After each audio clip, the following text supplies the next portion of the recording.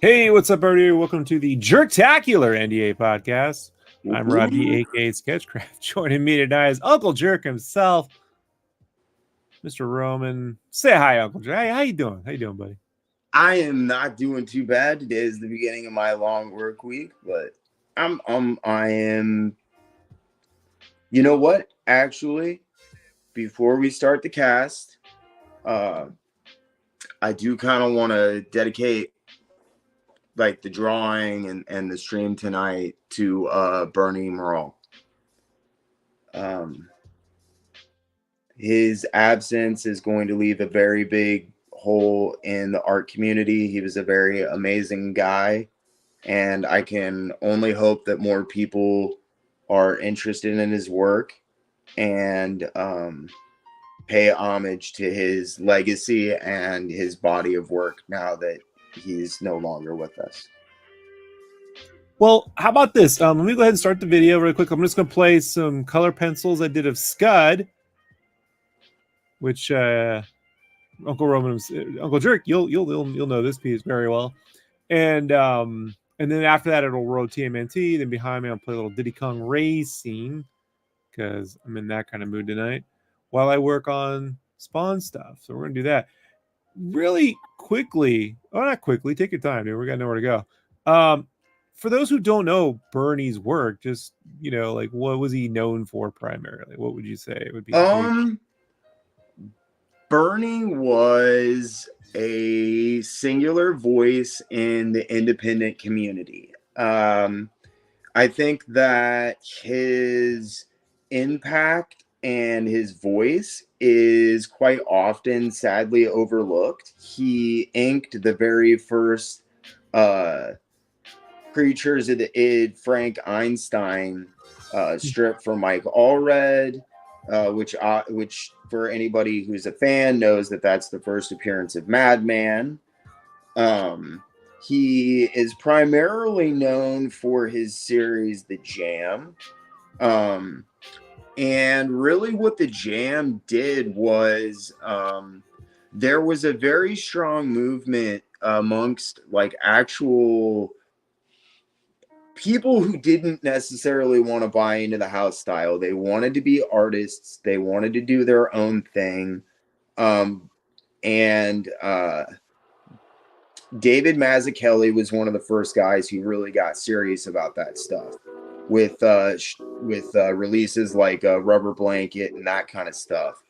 But Bernie Morrell really kind of bridged the gap for a lot of guys. The Jam did a crossover with Madman at one point, and he did innumerable independent and self-published stuff that I highly recommend people tracking down. If you're just getting into Bernie's stuff, I do recommend probably starting off with the Jam or maybe even the Jam Madman crossover. But I think probably primarily Bernie was known as like a singular voice in a time when I don't necessarily want to say like outsider art, because that doesn't, I think, accurately describe how talented, not to undercut those guys, but I don't think that accurately describes how amazing at storytelling and general illustration that Bernie Morrell was. He was I'm pretty sure he was Canadian as well. Just one of the few people that you will not find anybody who has a harsh word to say about. Bernie Morrell was a absolute pillar in the independent community for nigh on 30 years. He, however, never received the respect. It was like 20 years before the Jam, which is his it's just amazing, was ever collected, and his career simply never got to the point where he wanted it to. And unfortunately, this past week he chose to right take his own life. And I would highly recommend everybody out there just go out and pick up maybe a trade or something of Bernie's stuff. The Jam is a great place to start. Get his family some money and make it apparent to the industry that his legacy needs to be honored and preserved rather than forgotten, which is unfortunately what happened with much of his professional career. He was pivotal in the careers of guys like Hy Templeton and Mark Chiarello, and just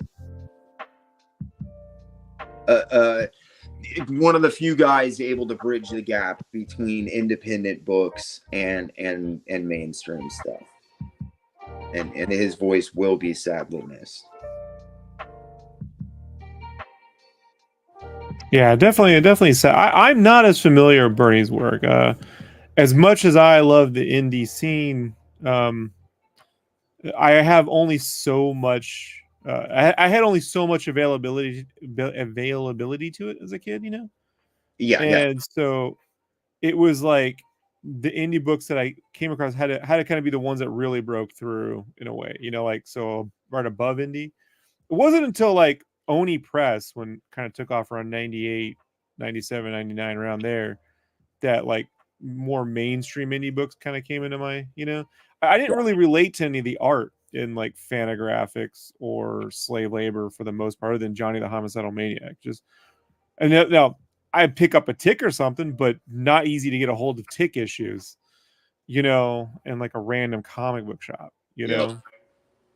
So some of the more esoteric stuff, or some of the even like Mazzucchelli's blanket book Rubber Blanket was not available. Well, Rubber Blanket was just not available anywhere. There's a reason copies of that book go for, you know, obscene amounts of money at this point. Which is why I used to get him confused with David Lapham in the 90s, you know? I can see that. Stray Bullets just felt like, oh yeah, the guy who did Batman Year One, right? And it's not the case, but you know, like at a cursory glance, you couldn't fault me for, you know, you would think a guy of that caliber would have taken further off after that book, you know.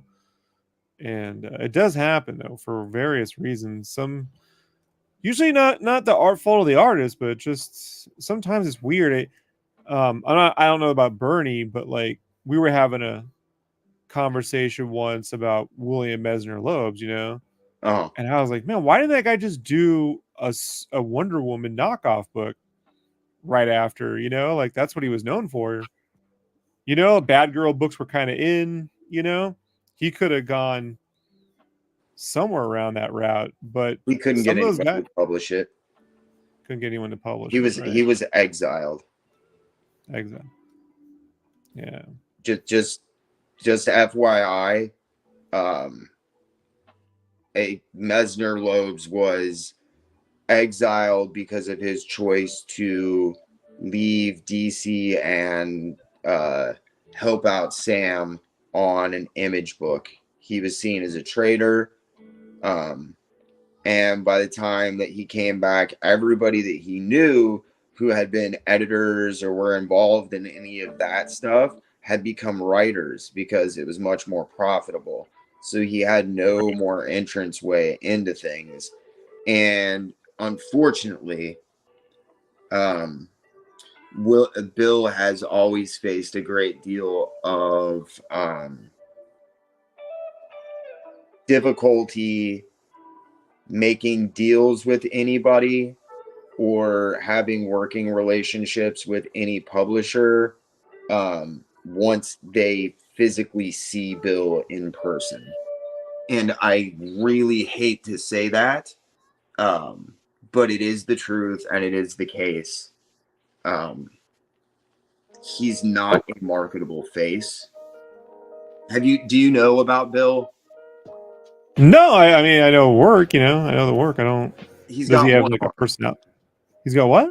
He's got one arm. He's got one arm. Well, Yeah, he was born with a massive tumor in his right shoulder that required surgery when he was a baby, and they amputated the entire arm just above the excuse me, just above the see, should have gotten into horror comics. He could have just walked around in like costume all the time. And you know as well as I do. I'm not making light of. I'm just saying that this industry is like showmanship, right? You know, like it's like here's I'll give you an example, right?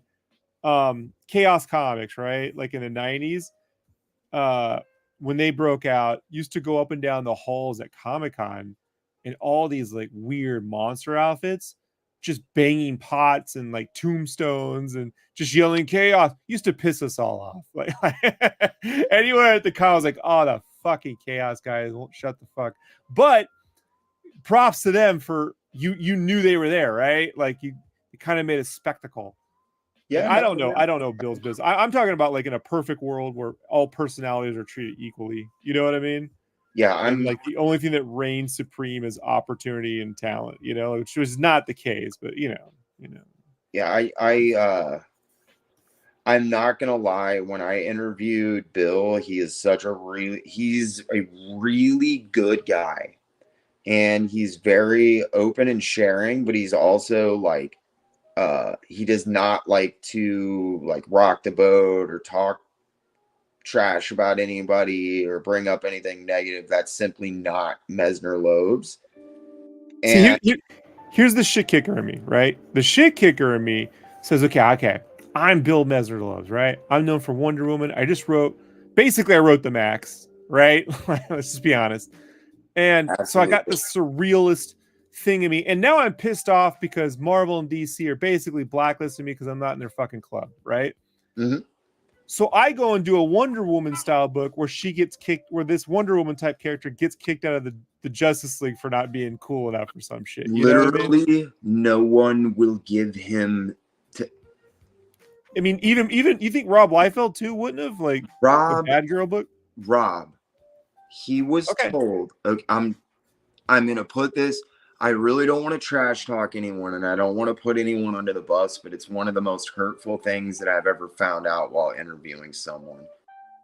During the height of the popularity of the Max, when he would be at the Image, even at the Image booths, Bill was not even politely asked, but he was told that he would not be at tables with the other artists, and that when there were photo opportunities that he was not to be involved because of the arm, because he quote unquote did not fit the image of Image Comics. He was older, he's missing an arm, and I find Bill Mesner Loebs' treatment, I can only describe it as deplorable and shameful. And I'll politely leave it at that. Do you think if like a Kickstarter had been around at that time, he could have just dodged a lot of that? Yep. You know? Yes. And to add and to make matters worse, Bill was trying to get stuff back on track, but he has a lot of health problems. Right. So he was basically living off of the residuals from the Max cartoon series. And there was a massive storm that decimated the home that he was living in. So him and his wife, Nadine, who's also like handy capable, they got a trailer, and the trailer was also ended up getting damaged in a storm. And Bill quickly ended up living in his car, working as a janitor, to live in the janitor's closet at a local church as a way to make ends meet, because he had been essentially blacklisted by every single person that he had ever worked with. Groth was done with him. Dave Sim and had, for whatever reason, decided that Bill was an enemy at that point. There was literally nowhere for and just I just sad. Just a real bummer of a show tonight. How about dude? I'm so happy he is working on a book right now. It's an autobiography, and Dave Sim is involved, and we do have him in A Place to Live. He's doing much better. So, how is his ability to write fiction? Does he still have all the faculties up in the head, or is he? I have not read it yet. My assumption would be that I do believe that his fiction writing days are over. Okay. I believe that Bill is probably just a little bit over that hill, unfortunately. But the autobiography, I think, is very much within his wheelhouse, and I think will turn out really, really good from what I've seen.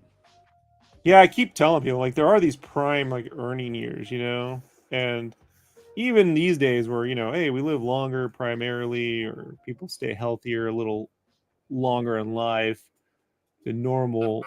Creatively, if you don't know how to age a certain way, you can just age out of certain creative endeavors, you know? Like, it is totally possible. Yeah, and you lose connections, and Right. stuff just happens, and I have struggled for a very long time.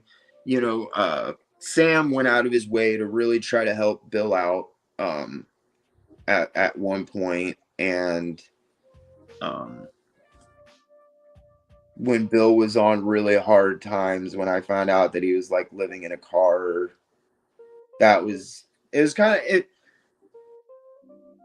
I don't know. It's hard for me with all of the money that goes around with the licensing for the Max, because that has been, you know, licensed since the 90s, since 1992, a year before it came out for film. And it's hard for me to know that Bill contributed so much to that series. And he does not fiscally profit off of it.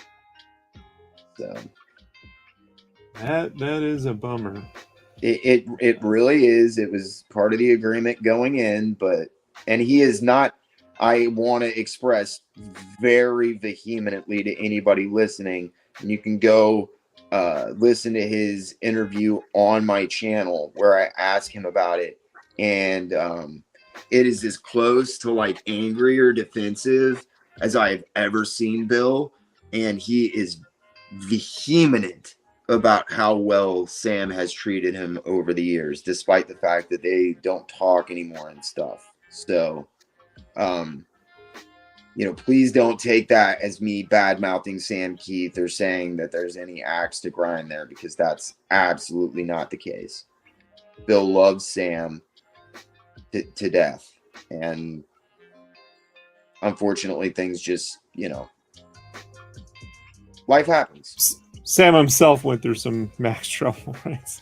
Yeah, that was unfair to say. That's the project that you would think, why is that getting all? Why does that have so much trouble? And you're like, you know, you just can't put your finger on some stuff sometimes, you know, like why that one?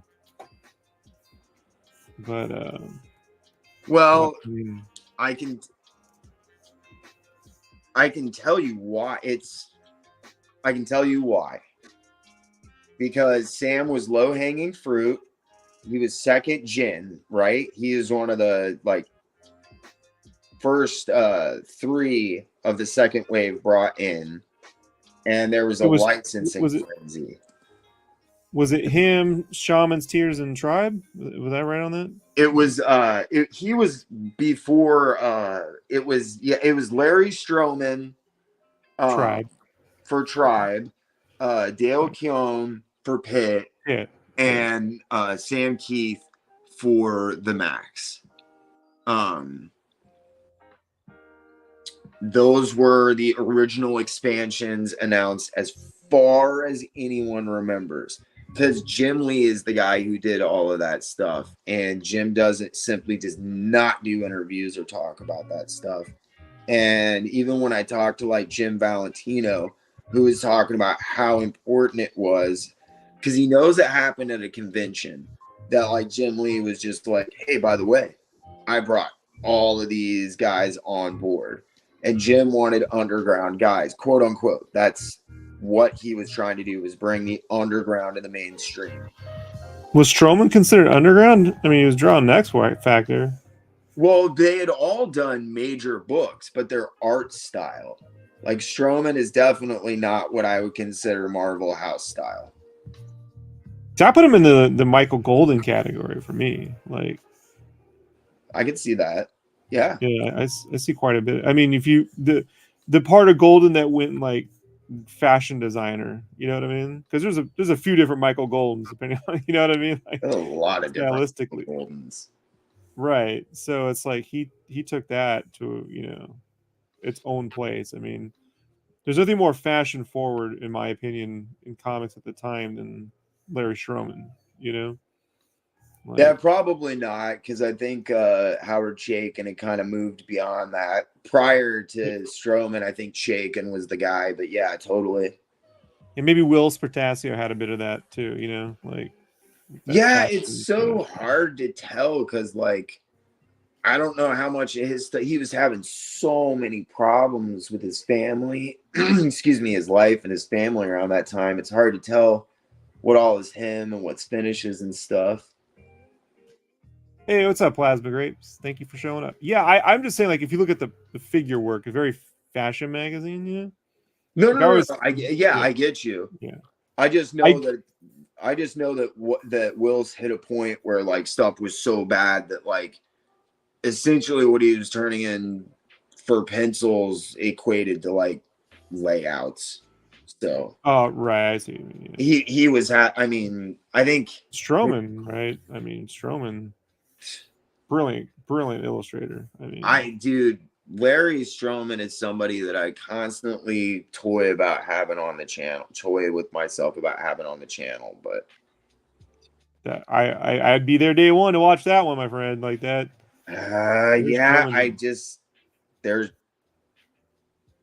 Do you follow him on Facebook? No, not on Facebook. Is he on Instagram? Or just Facebook? I don't think he's on Instagram. Follow him on Facebook. Follow him on Facebook, and you'll understand why I haven't had him on. Oh, really? Yeah. Oh no. Oh no. Oh man. Sometimes you just want to stick to the art, right? him and Trevor Von Eden both. Trevor Von who? Trevor Von Eden. Oh no way! Really? I probably know the work, man. You got to know the work. Yeah, that's dude. No, I'm saying, dude. Yeah, deep dive Trevor Von Eden. I think you would dig his stuff. Super cool. Really bringing that underground aesthetic into like mainstream DC comics on stuff, man. Ooh, I didn't buy a lot of Marvel DC, man. You know? No. Like, I know, but like I just didn't like what attracted me to Marvel or DC was the guys that eventually went to Image. And then every now and then someone would break through. Like I didn't like Kelly Jones's work because I didn't like the coloring at all. When I would see his black and white work at Comic-Con, just the inks, I was blown away. And I remember like as a kid going, like I bugged Julius Schwartz of all fucking people at the DC because he was just sitting there. I'm like, you work here? And this old guy goes, little bit, kid, you know? I'm like, hey, could you just print Kelly Jones's art in black and white? I don't know why they're coloring that stuff. They don't know what to do with it. Like, it doesn't look right. Yeah, I'll work on that. Whatever. I didn't know who Julius Schwartz was, man. You were right. You know? I just remember looking at his name, Julius Schwartz. That's a That's a name. That's a name from the 40s. And it was. And it was, of all people. Of all people. But you're not We're wrong. doing good, Plasma. We're doing good. We're doing good. So You're not wrong, man. They constantly trash his work with color. They don't necessarily do it so bad anymore, in my opinion, but no, I just think like the work is so made for black and white that either it needed someone like Steve Oliff or it needed like you know, the watercolor paint with the, you know, the Dark Knight it formula. needed, yeah, it needed Steve Oliff. And I don't mean necessarily like Steve personally to have done the colors, but like if Steve had been involved with like even, you know, planning out who was going to come at it and like really teaming somebody up, like, yeah.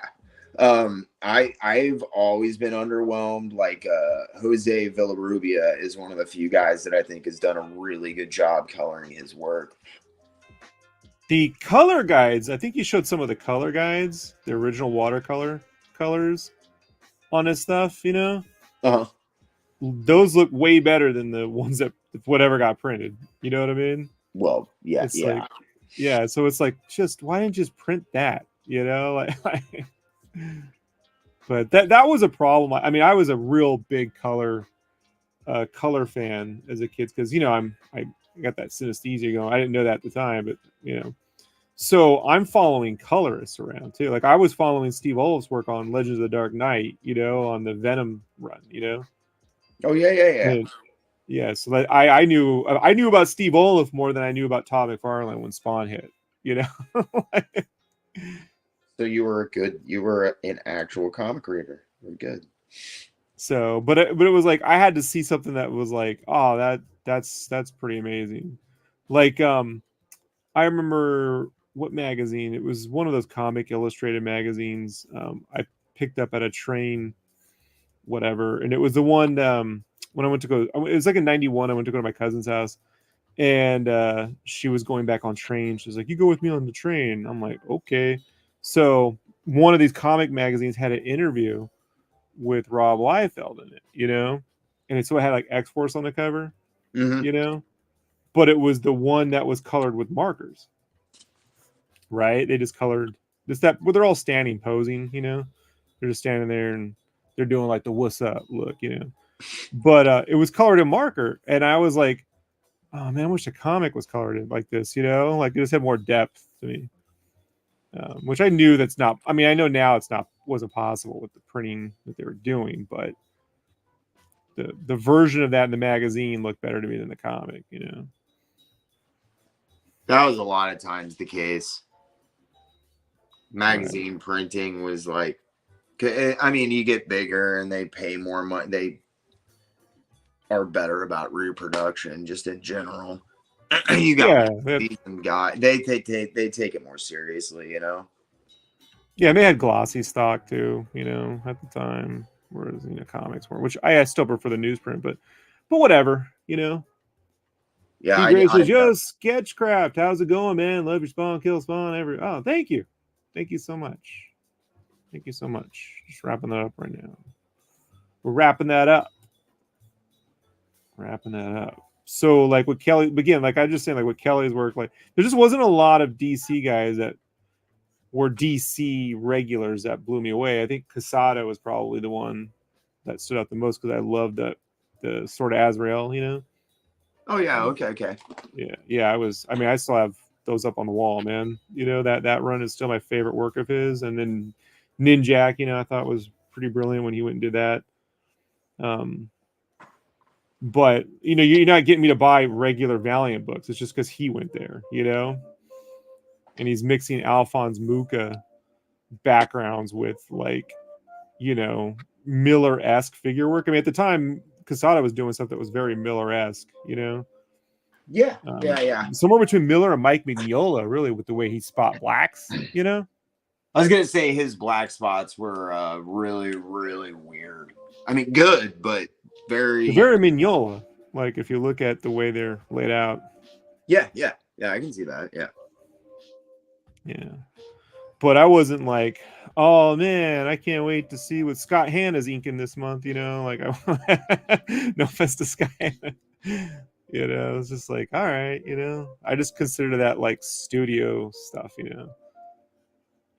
Oh, I basically universally despise the art in the Valiant books. So My favorite turtle artist on in Mirage, outside of, you know, Kevin Eastman, Peter Laird, you know, was Bodhi. Okay. You know, like the one where they go to like the Big Trouble Little China episode where they go to China with team up Bruce Lee and fight guys over using MSG and all that shit. You know, the food wars. Yep. Oh yeah, issues yeah. and stuff. So I was always like, why don't they get this guy to draw Hulk? You know, like, I know it's ridiculous for someone to say that, but that was literally my mentality at the time. You know. Hey man, I always like looked at the Michael Zulli issues and was like, how is this guy not doing fucking books everywhere? Yeah, I mean, honestly, he should have been doing a Marvel's Presents, right? Yes. Like, or Wolverine or something. He would have fit. Yeah. Yes. Yeah. I mean, when Silvestri leaves, get that guy. Like, yeah, it was a real shame Michael Zulli's career just kept getting piped the way that it did.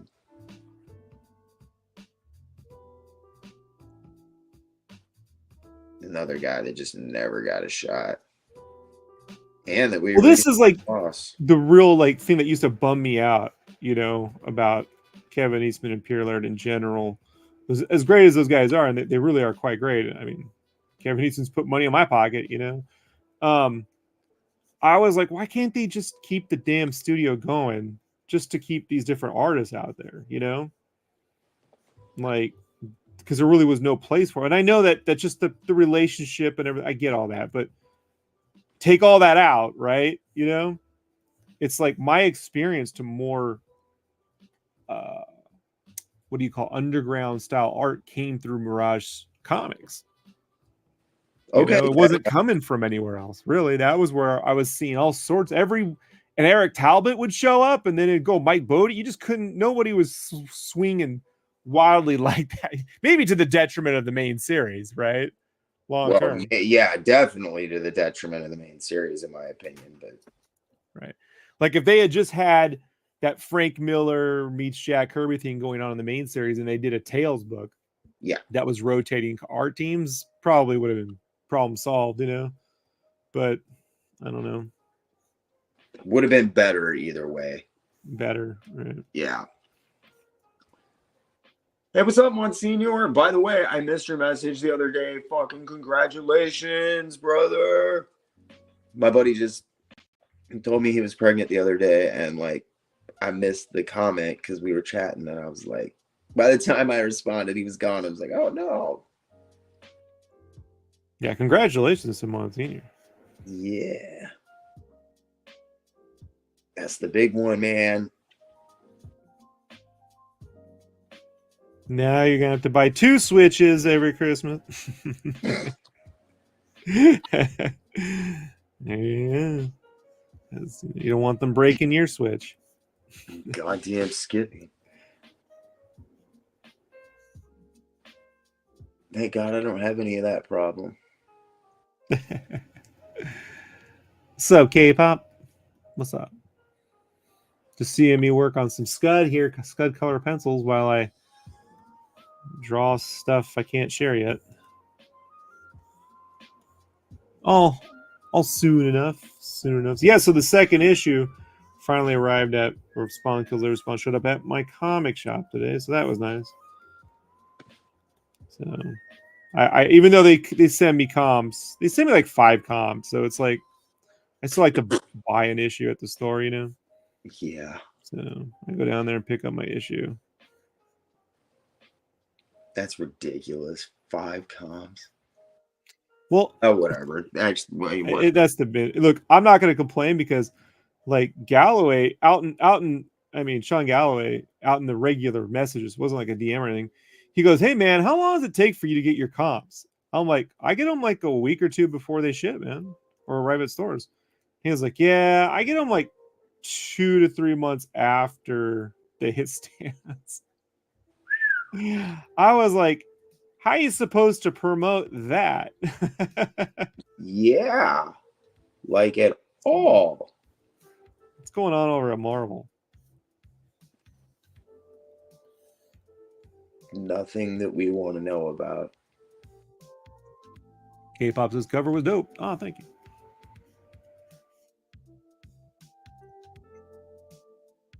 He had a problem because my writers really suggest he wanted a Days of Future Past homage and John Layman, and my characters are tiny, so it was like the Days of Future like you got the posters are a certain size. So either I do less posters and make the characters really big, or I keep the posters the same size and figure out something other than them like running away, you know? So I just like, well, since it's already a ridiculous premise anyway, I just drew a ridiculous gun. Like it's pretty ridiculous, you know, almost to the point where like kind of hard to see, but I'm like, yeah, people will look. I have a philosophy of let them hunt. They got nothing. They bought the thing. They're gonna want to look. You know, you got a whole month. You look at it. So, Controlled Chaos is the name of the game on that one.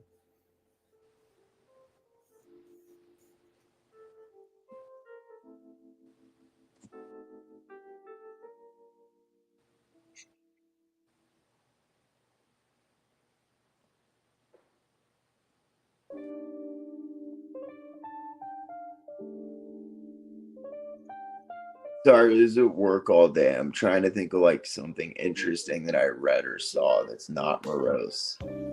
Don't even worry about it. I come up with random shit. We'll get you going. Like I have been doing this for for 12 years now, you know? Oh my god. And even like in 2010 or 11, like I'd stream for 9 hours at a time and just, you know, we can do this all night, random shit. So don't even worry about it, you know? I just always feel bad when I go mute. No. I'll, you know, I'll get there. Don't worry. So, yeah, don't worry, man. Believe me. When I worked in the art department, it was like I had to learn. Okay, they think I can't work and talk at the same time, so I got to shut up. But it's just not the case. No, it's not for you, man. I'm always jealous of that. I'm like, how the fuck does he work that well while I talk to you? And then I'm like, oh yeah, he spent years like professionally doing that. And like, yeah, you should probably cut yourself a break. I don't. You should be that fast. What is wrong with you? But potato cakes are back at Arby's. I saw that sign today on my way down to the comic shop. I was like, hey! Not for long. Limited time only. We're getting rid of them again, and we're jettisoning them, as far as I know, forever from the menu because they went over like donkey ass. It's just hash browns, right? Yeah, they're like super greasy hash browns that you can buy all fucking day long. Whoop, whoop. I know, it's so weird. I just like that crazy Heaven's Gate commercial they put out for it. I mean, that was like they put Noah Hawley in charge of their marketing. I was like that, or David Lynch, you know, like just go and like watch our fucking ad campaigns, bro. They're unhinged. Like see, oh yeah, like if you see lists of like the craziest ad campaigns and stuff, you'll always see like Ship My Pants by Target. That's a big one. Have you ever seen that one? You know, man, I'm not on TV, so no, I'm not either. I haven't had network television in 24 years. Yeah, since 2004. Like, yeah, dude, like, so like they did free shipping at one point, and the joke of the commercial is that like this old dude's like, oh my god, I shipped my pants. But he says it real fast. Right. Pants. And so like there's a little kid and a lady that come out and they're like, oh my god, can I ship my shirt? Yeah, you can. You can ship your shirt right now. in the store. Dude, it is hilarious. That's getting right back to the 90s style humor. I like it. It is. It had me rolling. Yeah. I don't advocate for many ad campaigns. I'll say that much. That shit had me rolling. I was used to working at this one t-shirt company called Mad Engine, so we had a lot of high-end licenses, right? Marble. Oh yeah, I know. Yeah, yeah. And when I left there, followed the art director to a new company called. They weren't new; they're a different company called Logotel, who were based in the East Coast, and they opened up a West Coast branch. And he was gonna start it up, so he wanted me with him. You know, it's kind of like a chef taking the sous chef, you know? Yeah. So I go there with him, and these people, they only had peanuts. That was the only real license they had, right? Snoopy and shit. And it was a holiday thing. Like, that did all their money with peanuts. So they were like, you know, everything else is, we're just trying to grow the business. I was like, okay, any new licenses? They're like, nah. So we had to do generics. You know, generics are just like humor teas that you see, you know? Mm-hmm. And for like men's. And so they're like, yeah, we're trying to grow our generics business because there's a company called Hybrid that was taking a lot of that business. And so they were like, yeah, we want to do generics. And so they gave us a list of things to try to develop humor for, like just subject material. So I get this list, and on the list says ninjas, right? And I'm like, the fuck am I supposed to do? Like, I love ninjas, but how am I supposed to make ninjas funny? Right? This is 2006 or 7, somewhere around there, right? And so I just wrote down on the paper, ninja, please, right? And my art director, who's black, looked at me and said, we're not doing that. I was like, look, I have to at least write it. It came to me, you know, like I had to put it down. I just feel an obligation to put every idea down on paper. You don't want to do it, you don't have to do it. I get it, you know? So he said no. 2 years later, Turtles, someone got the Turtles license with the classic 80s cartoon stuff, and guess what shirt they made? Yeah, you can go get that one, dude. There's a real license. It says Ninja Please. And I was like, because I remember when that hit, I sent him like, hey, look what's at Walmart. And he was like, son of a bitch. I'm like, I'm willing to bet. What happens a lot of times at t-shirts is when you do something that when they show their ideas, the sales reps, yeah, to the buyers, so that they can, even if that they don't have the piece or they can't sell a piece, they can they can show them it, so they can basically knock it off. And it's kind of like how they sort of grease each other's wheels or kick that, you know what I mean? Like, you'll hook me up next time kind of shit. So, and that's happened to me before in the past, but yeah, I was like, well, Turtles is doing it, so whatever. Dude, that's nuts. Yeah. I wouldn't expand. Dude, there's no shame in shirts, bro. I'm just telling you, anything will go. Truth. You know. Truth. They need stuff now, you know, not tomorrow, and they need it to sell. They're ruthless. That's so crazy, though. I know.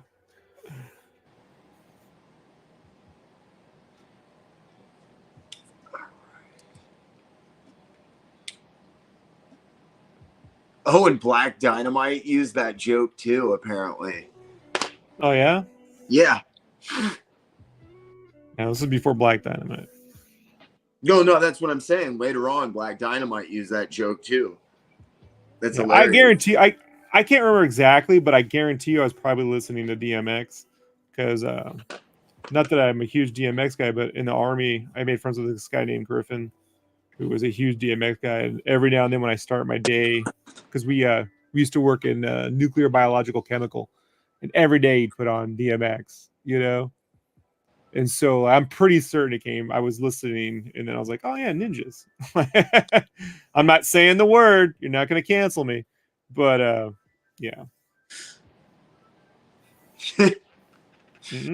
No cancel for Rob. Nope. No cancel for Rob. But yeah, Griffin was awesome. He's a good dude.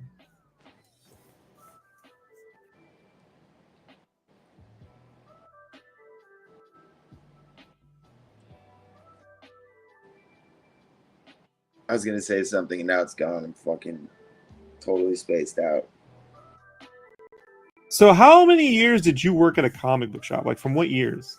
1992 until consistently until 1998, 90, end of 97, beginning of 98, right around there. I couldn't tell you, exactly. The entirety of the speculators market, right? It was just prior to the speculators market, then the boom of the speculators market, and then the crash. Yeah. Right. Because to me, the speculators market starts with the death of Superman. Like really, That's I guess yes. Image, but you know what I mean. I think like the death of Superman is the one that kicks it into like. That's it. No, that's it. I worked at a shop. Anybody who tells you any different is full of shit. Yeah, I never saw Image Comics selling for $75. Well, no. I like the argument you can make there is much simpler. You did not see Image Comics in the New York Times on the cover. You didn't see them on the news like you did see Death of Superman. Was Image on QVC at the time? Because I remember they had Mike Carlin and all those DC guys on there every freaking day hawking that Death of Superman stuff. I was gonna say I don't even think so. They might have been, but like, dude, the New York Times covered the fucking Death of Superman like it was a real story.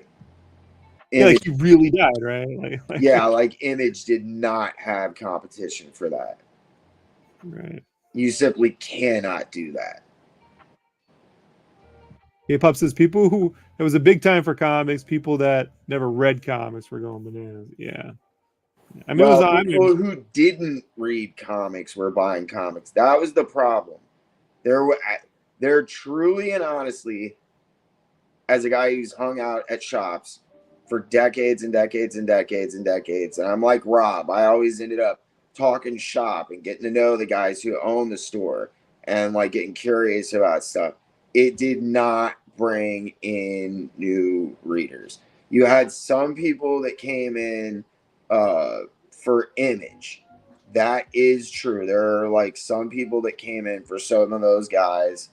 But mostly those were kids that were usually hooked on those guys because of their work for Marvel or DC. So they were just jumping over. They weren't new readers. They might not have bought as many books, but that Image boom did not last long. It imploded as well. So like the 90s just is not what people think it is. Rob's read the book Comic Book Wars by Dan Revive. And if you read that book, it becomes very, very clear that like the way that the speculators boom and like this influx of readers and blah, blah, blah, blah, blah has been painted for the last 3 decades is extraordinarily inaccurate. It was about market manipulation. It was about selling rights at the time.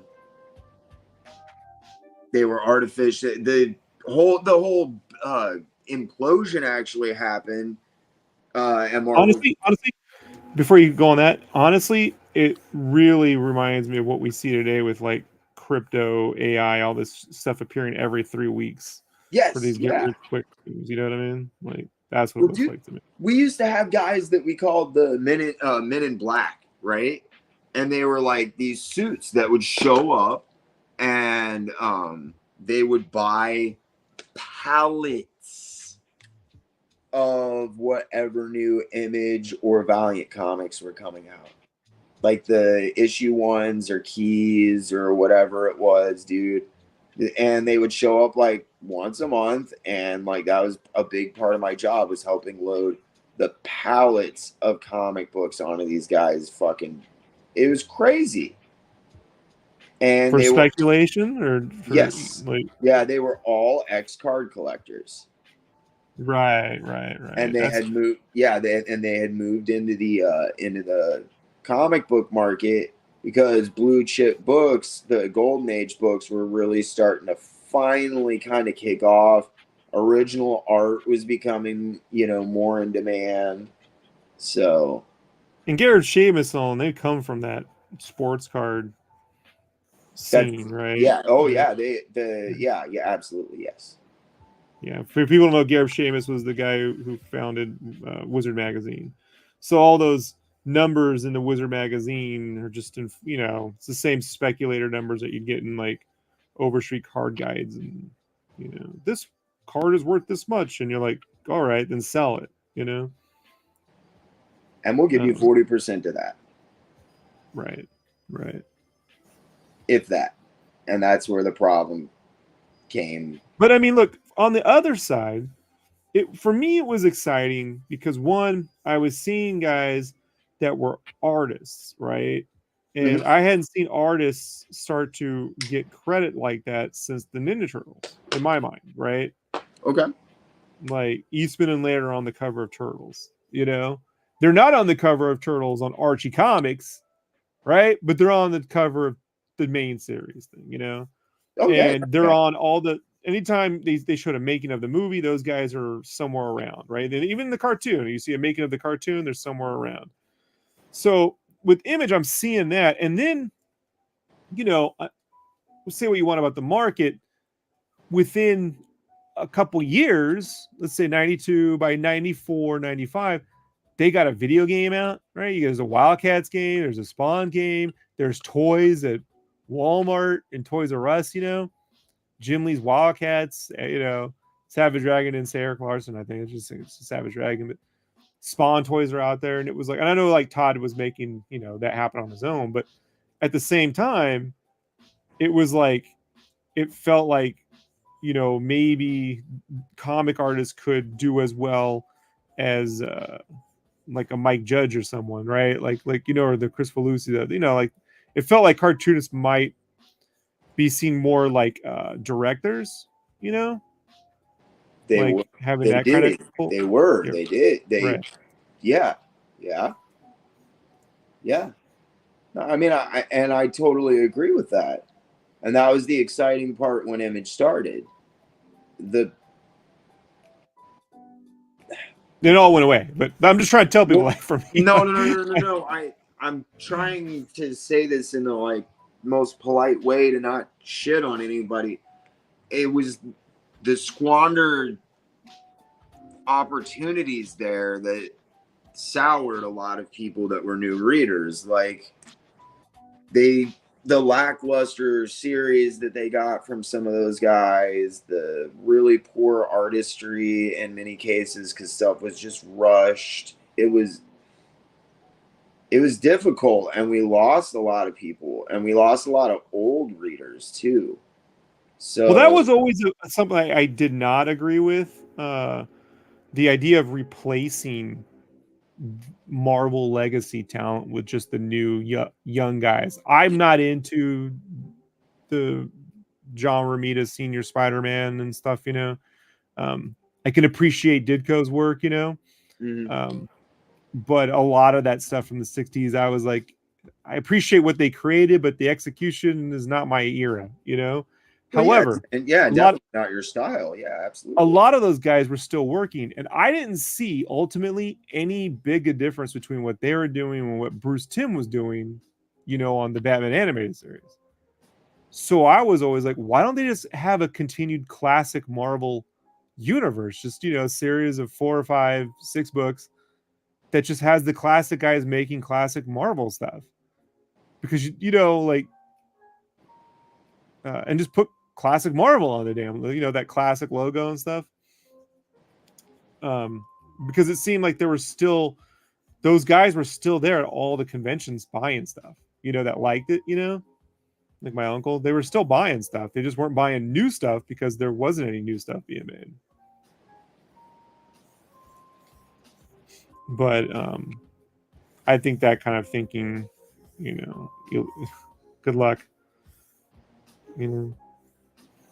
But guys, like, they had Herb Trimpe, he didn't need to lose his job. They could have sold a continued leg and just give better. I mean, Kurt Busiek could have been writing a legacy Marvel comic, you know, a classic Marvel, you know, universe, right? Should have been, yes. Even Chris Claremont could have continued whatever he wanted to do in X-Men in a classic, you know, Terry Austin and those guys. They didn't need to just like, well, you guys are out. Now we're bringing in fucking insert this kid who's going to disappear and, you know, whatever. Yeah. Yeah, absolutely, man. I mean, they were desperate to hype the company up. They were in many cases desperate to try to compete with the press that stuff like the death of Superman and Batman getting his back broken and stuff was getting. Like, how do you do that? You know?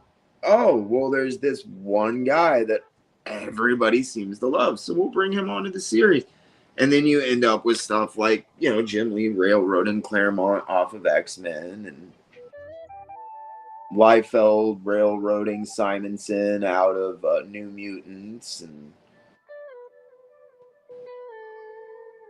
look, I'm going to be honest. New Mutants was not a fun read for a kid. Like you weren't buying that book, you know. Like you just weren't. Like I wasn't showing up to school with New Mutants, and look, I was reading even compared to the Sienkiewicz stuff was great, but whatever was going on at that fucking time was not. It just was like it was like whatever. If you say it's X, you know, sure. So I don't know about that, but I do think that they could have, in the way that they eventually had an Ultimate Universe. I think in the '90s they could have had a Classic Universe, and that would probably mitigate a lot of that problems they had with Clone Sagas and everything else, because you could have just been like, yeah, but we're still continuing the classic shit over here, you know. Just to say, Rob has publicly apologized because he railroaded Louise Simonson so bad, backstabbed her, and stole her job. I'm not saying the series was great. I'm saying that, like, I'm blaming the Marvel editorial allowed, you know, like Marvel allowed some really nasty stuff to happen behind the scenes. I'm not a huge fan of Bob Harris. I just want to be clear on that one. All right, Bob Harris was in charge. He was the one running the X books. So yeah. Rob Liefeld wasn't hiring himself, you know. No, he wasn't. Was so he Bob the guy Harris? going, and look, I'm the guy who told. Was he the guy Bob Harris around behind the back of the person who got him his job on the book, though? Yeah. So yeah, and I told Bob Harris to his face in the '90s that what I thought about this. I was a little shit talker. So that's awesome. That's why I did, dude. I was like, you're gonna get fucking fired. Ha ha ha. Like I was just laughing at him and shit, you know. So and he did, you know. But fucking A, dude. Yeah. So whatever. But as just a kid who liked cool things, I'm looking at New Mutants and I'm not seeing it at that time. And so, and not just that book, a lot of books. And so I would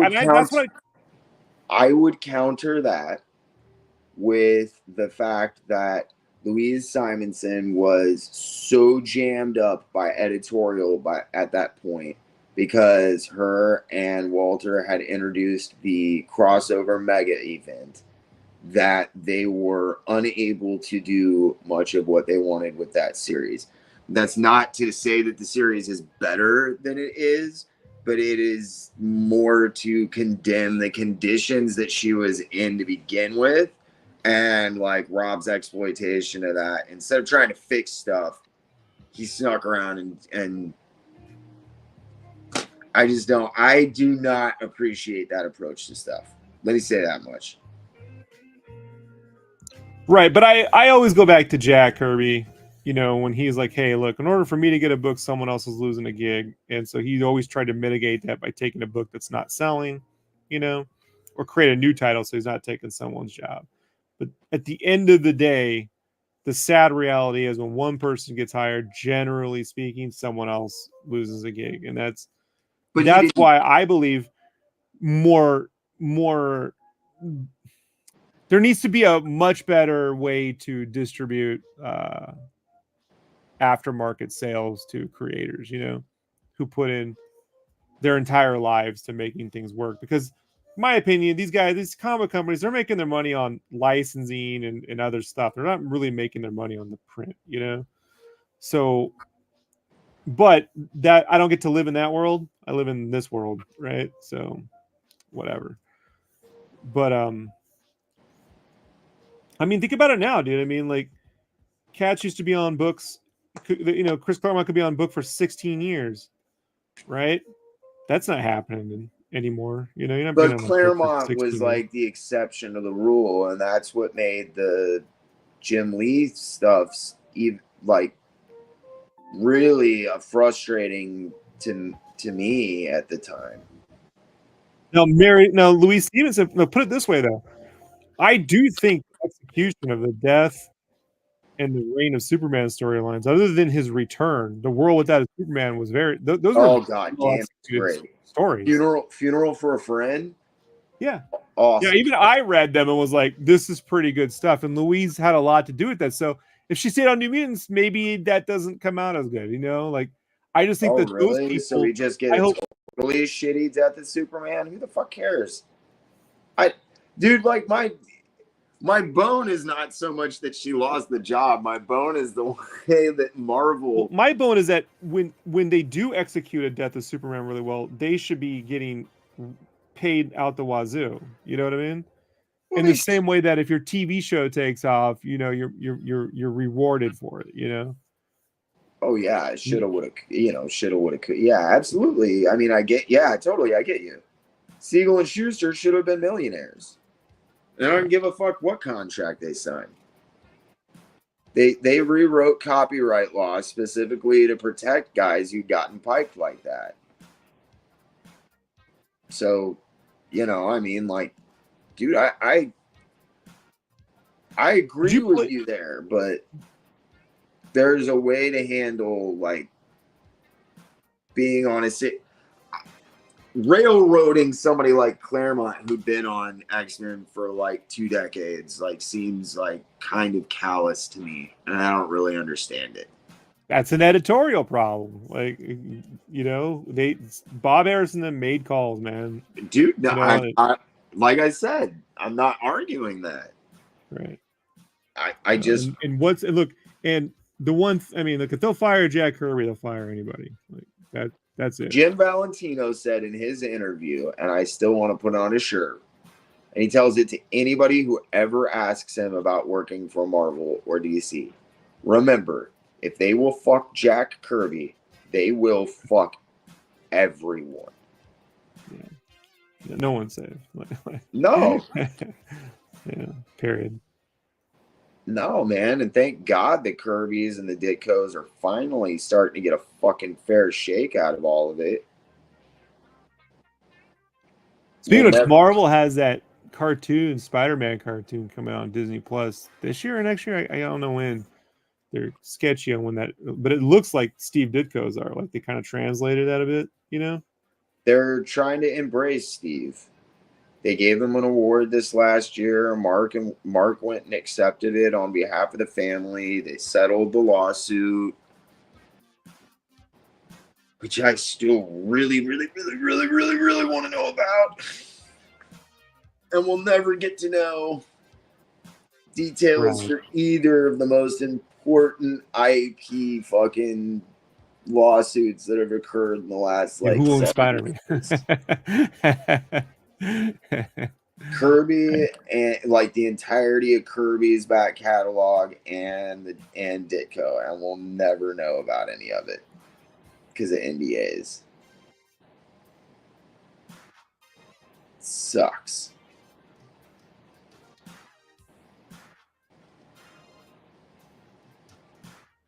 But he's getting credit, so yeah, I'm not going to kvetch too hard. Does he get credit on the Craven movie? I have no clue. You gonna go see the Craven movie just to check? Oh yeah, I definitely know. I haven't seen a movie since Endgame, and I am going to break that streak to go see Craven the Hunter. I mean, I haven't been this excited about a movie since they announced Morbin Time.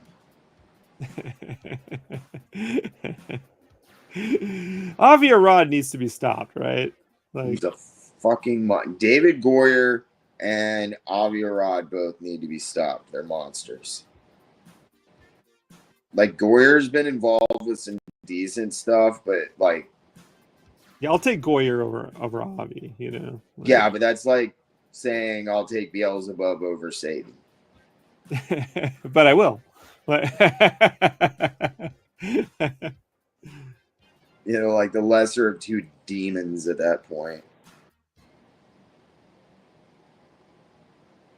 I don't want either one of them directing a Blade movie. You know what? If they gave Wesley Snipes a job, I wouldn't even care at this point. Sure, go ahead. Let those asshats direct it. Just give him a fucking job again. Can we please squash this shit? Let's bring back the Money Train, dude. Well, dude, like to win, you know. I love Money Train. Like I stand by that film, man. I put it on all the time.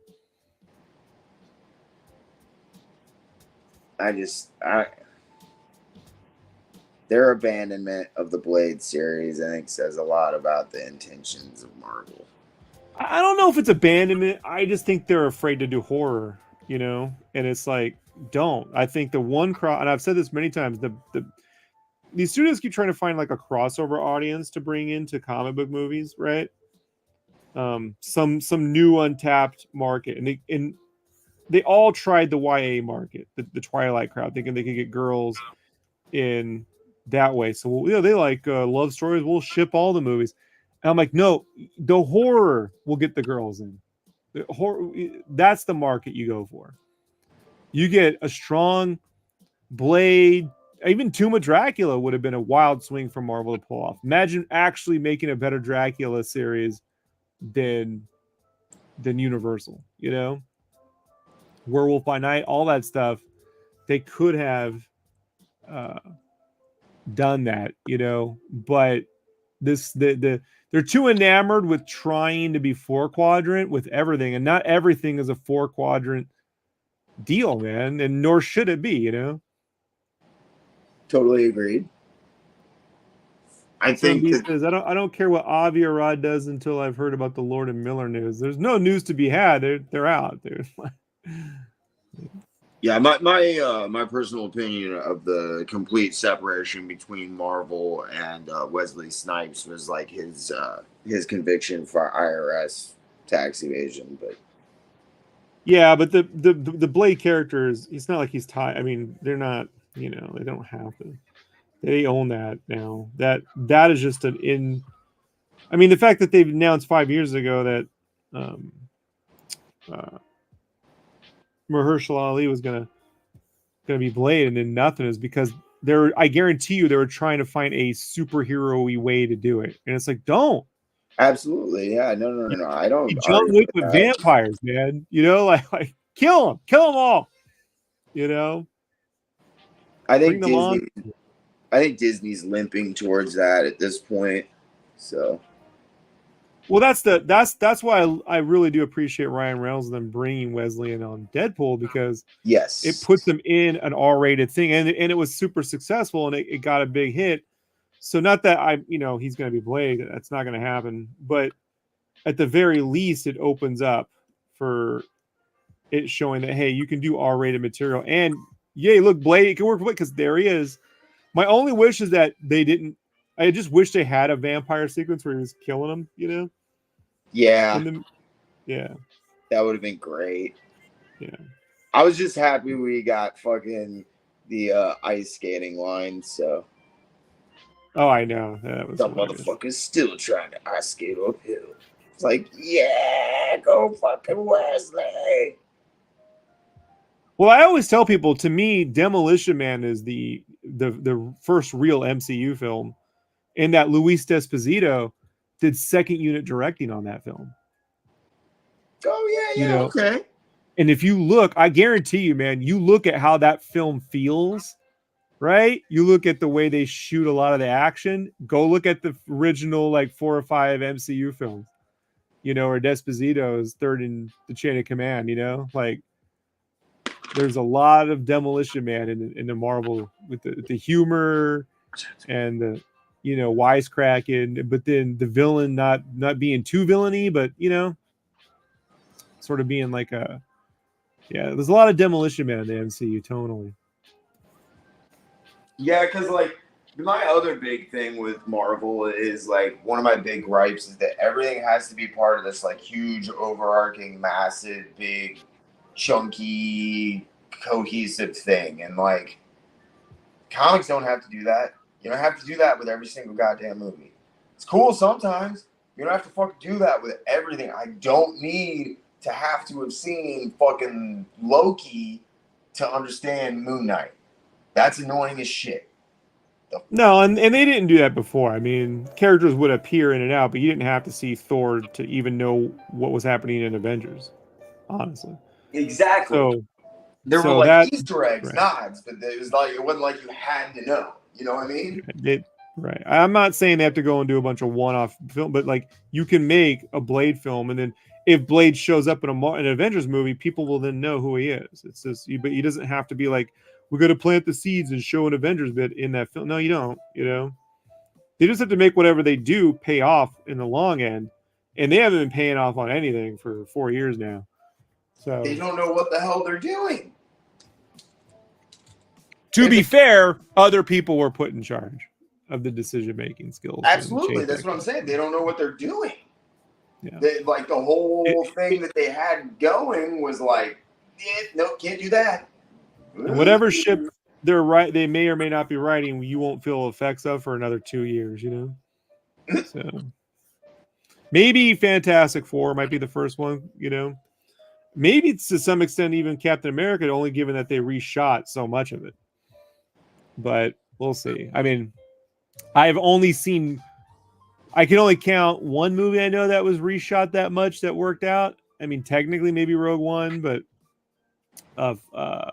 World War Z worked out, but that's rare, right?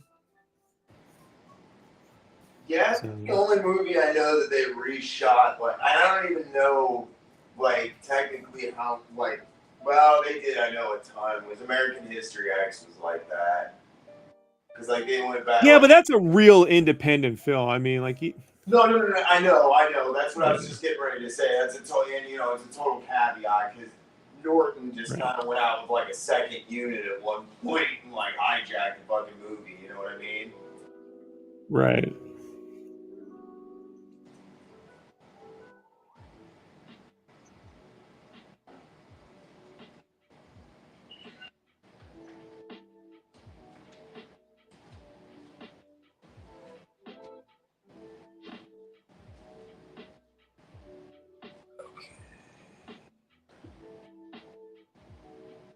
Oh, that's what I was looking for. It was my fucking brush pen reader. I mean, what are the odds we're ever going to get a cartoon that actually looks like the original Mirage Turtles? I mean, Turtles are the one thing that we've never had a version of the actual original Turtles in live action or in animation. Yeah, they show up in TMNT Forever. Yeah, I know, but that's not even them. It's like a parody version of them, really. Well, no, I mean, visual. They're all grimdark and shit. They weren't grimdark in the comic, Oh, yeah, no, I was just saying, that's as close as we got. Yeah, I was agreeing with you. Right. It's just funny because fans are always like, oh, I'm not watching this because it wasn't just like the comic. I'm like, hey, try being a Turtles fan. All right. Like a Mirage Studio Turtles fan. But like, why do you want, I mean, like, I want them to respect the source material, but why do you honestly want it to be just like the comic? You read it, then you would know everything that's going to happen at all times. No, but there was a tone that was somewhere between Big Trouble in Little China and like a hardcore Hong Kong kung fu action movie. The closest you kind of get to that tone is the first Turtles movie. That movie's awesome, and there's like, I love it. But then the studio goes too dark. Yeah, they go, it's too dark. Well, yeah, they dialed it back to a glorified fucking kids movie for that second one. Gee, like that took 30 seconds. I would say for every film since. Well, yeah, no, that's Yeah. what I mean. I mean, it was like they were like, "Whoa, no. We're fixing this.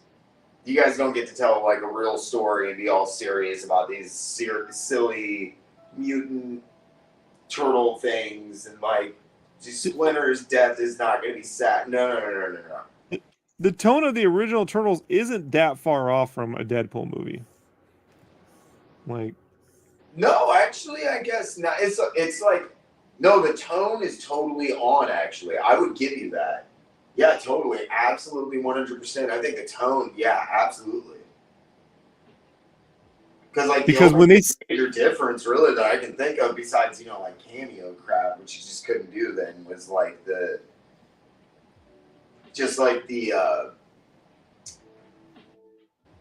weird fucking meta part. Yeah.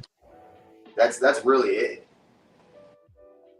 But there was weird meta jokes, like when they go into space and they're kind of making Star Trek riffs and pop culture riffs and stuff, you know? Oh yeah. It's just not as like it's not as Right. But they would talk to the camera. So there's a couple panels where they would look into the camera and make a joke, you know? Truth. I mean, I'd have to pull out the book but there are. I mean, you go look at there's a few ones where and you could say that's just the art, you know, it's just them drawing, but so it's not, but yeah, it's not full meta, but nor would I want it to be. But I'm just saying, like, that violent humor is kind of where the Mirage comics generally landed. Oh yeah, absolutely. Within moments of heartwarming, like Jim Henson moments, almost, right? Dude, putting labels and describing the original Teenage Mutant Ninja Turtles is very hard.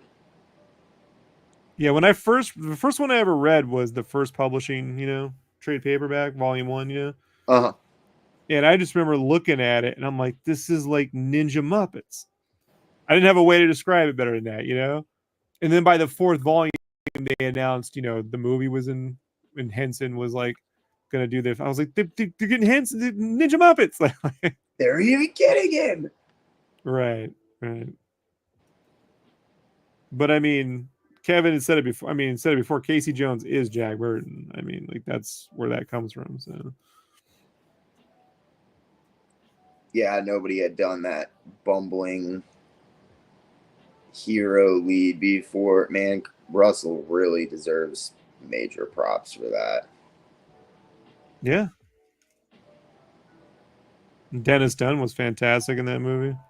Not to take anything away from anyone else in that movie, but like Russell really going to bat and like going to Carpenter and using his relationship with Carpenter to weaken Jack Burton even more and like downplay him as a centralized character was just super cool.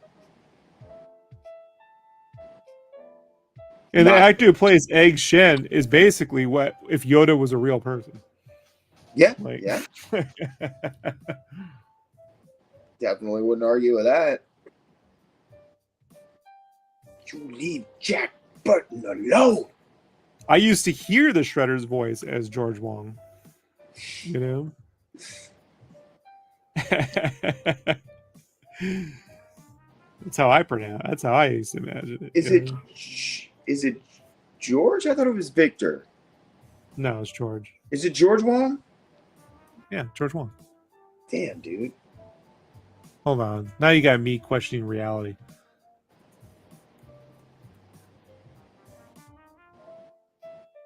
I just remember after he had that stroke and he would always come to Carpenter and beg him. No, Victor Wong. Sorry. I don't know why I call him George. No, yes. Yeah, Victor Wong. You got me right. Finally. I told you, man. I'm horrible with names. You got one. I trust you for the specifics. Yeah, Victor Wong.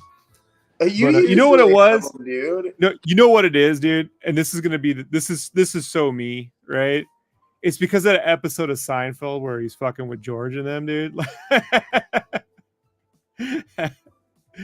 You know, about 10, 15 minutes. You know, like I guarantee you, I was thinking Costanza and Victor Wong, but yeah, whatever. Yeah, I love Victor Wong. You know, Lopan. Fan. Yeah, Lopan, dude. When I listen, because I always thought Ninja Magic, man, they would have Ninja Magic, you know. Lopan. No. That's not Lopan. Victor Wong is Eggshell. I was talking about Lopan. Okay, cool. I'm sorry. I was like, wait, yeah, what? George Hung. George. God damn it, dude. You guys. James Hong. Thank you. James Hong is his name because he was one of two James Hong and Victor Wong. Bear with me. You know what's super cool about him? He is in the 1954 Godzilla Raymond Burr version, and not as like a guy, but as one of the ADR guys. And him and one other guy do every single Asian overdub voice in that movie. They recorded him in like a day at this studio. He's got like the coolest career, right? James Oh Hong, my god. And he's so nice. Yeah, a buddy of mine, Shane R. Monroe, he's done this podcast since like 98. Used to be Retro Gaming Radio, now it's Passion Street Radio. He's a real classic gamer. He's one of those guys that was like helping with Maine when it first started. But he once, long story short, he once was James Hong's like chaperone for like 24 hours. And awesome. Told that story. Yeah, and he's just geeking out, you know, as a guy who grew, he's like 12 years older than me, so he was really in the 80s, you know, with that guy, you know, like. Yeah, I would be flipping out. I have a million questions I want to ask that guy. And he is just always so nice and so giving, and he's been doing conventions for so long. He's put up with so much crap. Really hard to upset. Yeah, if it were up to me, I would have cast Eggshan as Splinter and Lopan as Shredder, you know, like a long time ago. Not gonna fight you there.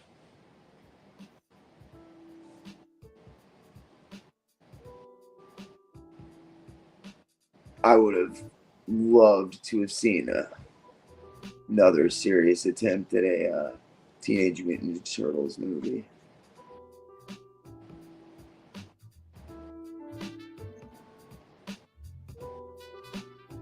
But they weren't having that shit.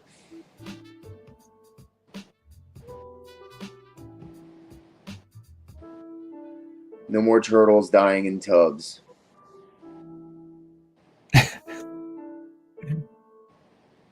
Didn't really die in a tub. But, yeah. Well, no, but he's like, they're all like, dude, he's fucking dying. He like almost gets beat to death and is in a fucking coma in a fucking tub. They almost beat Splinter to death. Like, yeah, man, they did that movie right. You ain't got to tell me I saw it opening night. I'll remember that shit forever.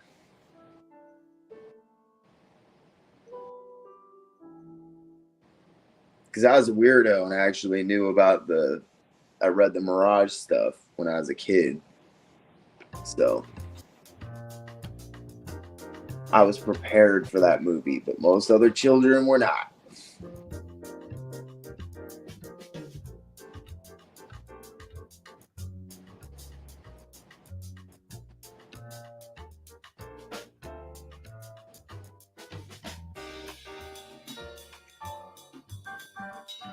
Do we enjoy some of the same movies?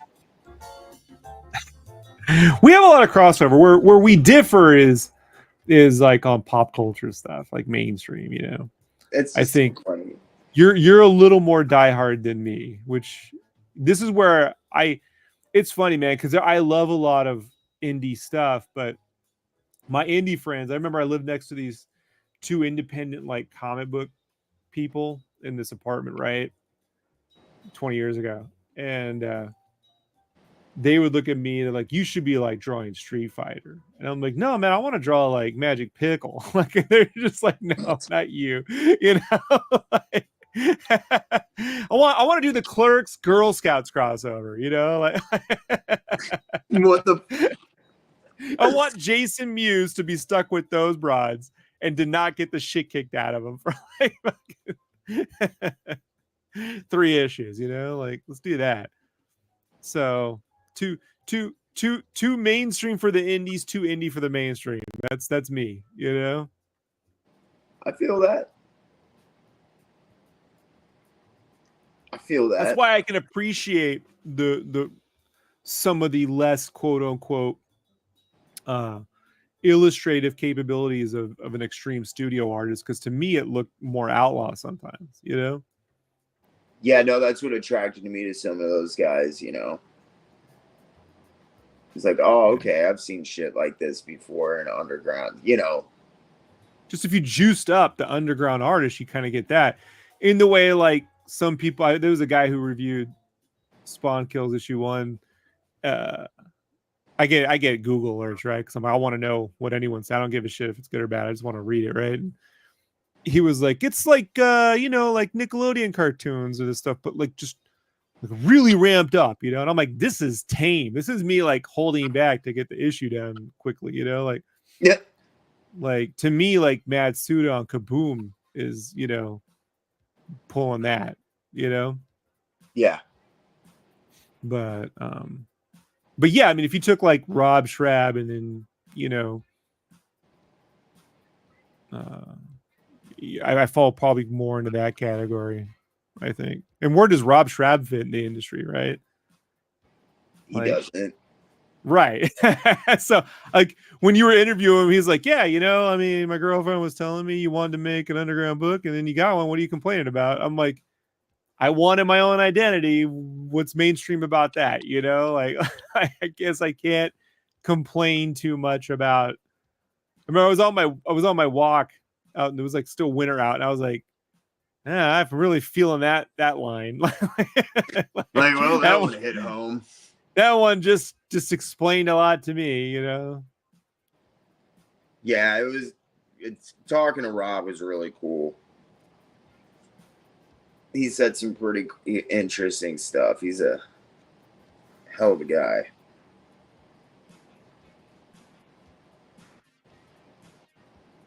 Because there was definitely no fitting in for him or Dan in the comic industry. Right. Which is ridiculous, you know. Goddamn ridiculous. Yeah, it's ridiculous. I mean, he's outselling fucking all the other indie guys and really putting his weight behind stuff and being intelligent about how he handles shit. And yeah, and it's a commercial looking character. You know, look, does the name Assassin spark commerciality? It did in the 90s. Like I take a little point of contention with it. I get the studios didn't want to put the word assassin in, but I'm like, that was like, again, there's this quirkiness to the 90s that I think people overlook, you know? oh yeah. And that's where like the Syphil and Ollie, the State, you know, you end with really movies like me. You end with movies like Six String Samurai, you know? Oh, hell yes. Right? Like movies like Bound, you know, that just don't those to me like speak more 90s than, you know, TGIF, you know, for me. So it's like I mean, that first Beavis and Butthead, I think, is just Scud fits right in with that sort of thing, just on a different level, you know. But whatever, dude. You know, as anything else, you know, these company decides they want to brand themselves in a certain way. We didn't have the term branding in the 90s, right? But we all knew what it was. There's a vision, there's an era. I mean, there's an alternate universe, right? There's an alternate universe where MTV goes more into animation and video pop-up interaction, you know, and they end up making a YouTube, like MTV Tube, right? Before YouTube. I can see you that. know, and where you make your own music videos and post them, or you know what I mean, where Beavis and Butthead are, you can watch videos and comment on them and stream them, like I could see how that could have happened if they stopped trying to be network television and were going more into whatever was trending amongst the old youngins, trying to find a way to bring MTV further into your house, or you into MTV or some way, but that obviously is not how things played out. So No, they lost their ass when they tried to expand their animation department. So it's a shame, because they done that right with proper merchandise, could have paid for everything. they to be fair, they did try really hard. There's the Max statues, the shirts, basically everything. But the fucking head was not going to move merchandise. Like, that's where I go, what were you doing with that one? Like, fun cartoon, like in an X-Files-y kind of way. But, you got to sell shirts, man.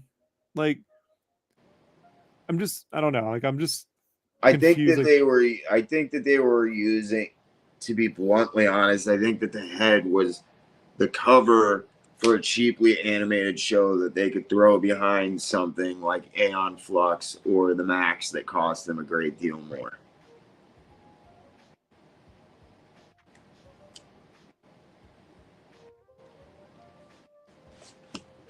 I think that was their main purpose for that show. I know. I'm just saying, you're animation. I get you. I just you got to make your money on the shirts and toys, and I'm like, what?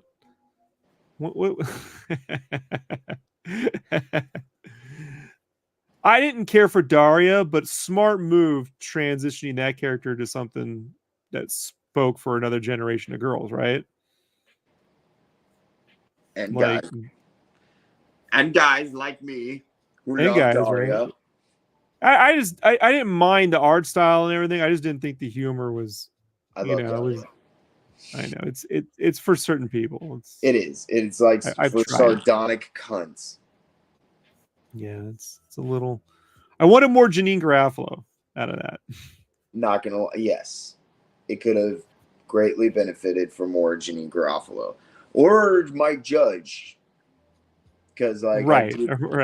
I do kind of have an axe to grind with MTV over Daria. Period. Like, that shit don't sit right with me that they just hijacked that character. Yeah.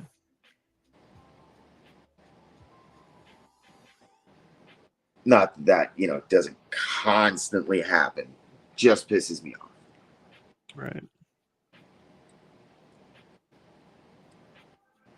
Because it seems like it's constantly happening to Mike Judge more than a lot of other guys out. It's crazy. Yeah, but it's not about that. Is he does find a way to make things that will sell lunchboxes, and quote unquote, like King of the Hill, right? Like, he can do that, and that's what pays the bills for animation, is the merchandise. Oh yeah, absolutely. You get the King of the Hill license today, you're gonna make your money back, on shirts. Yeah, I wish they fucking would put out more.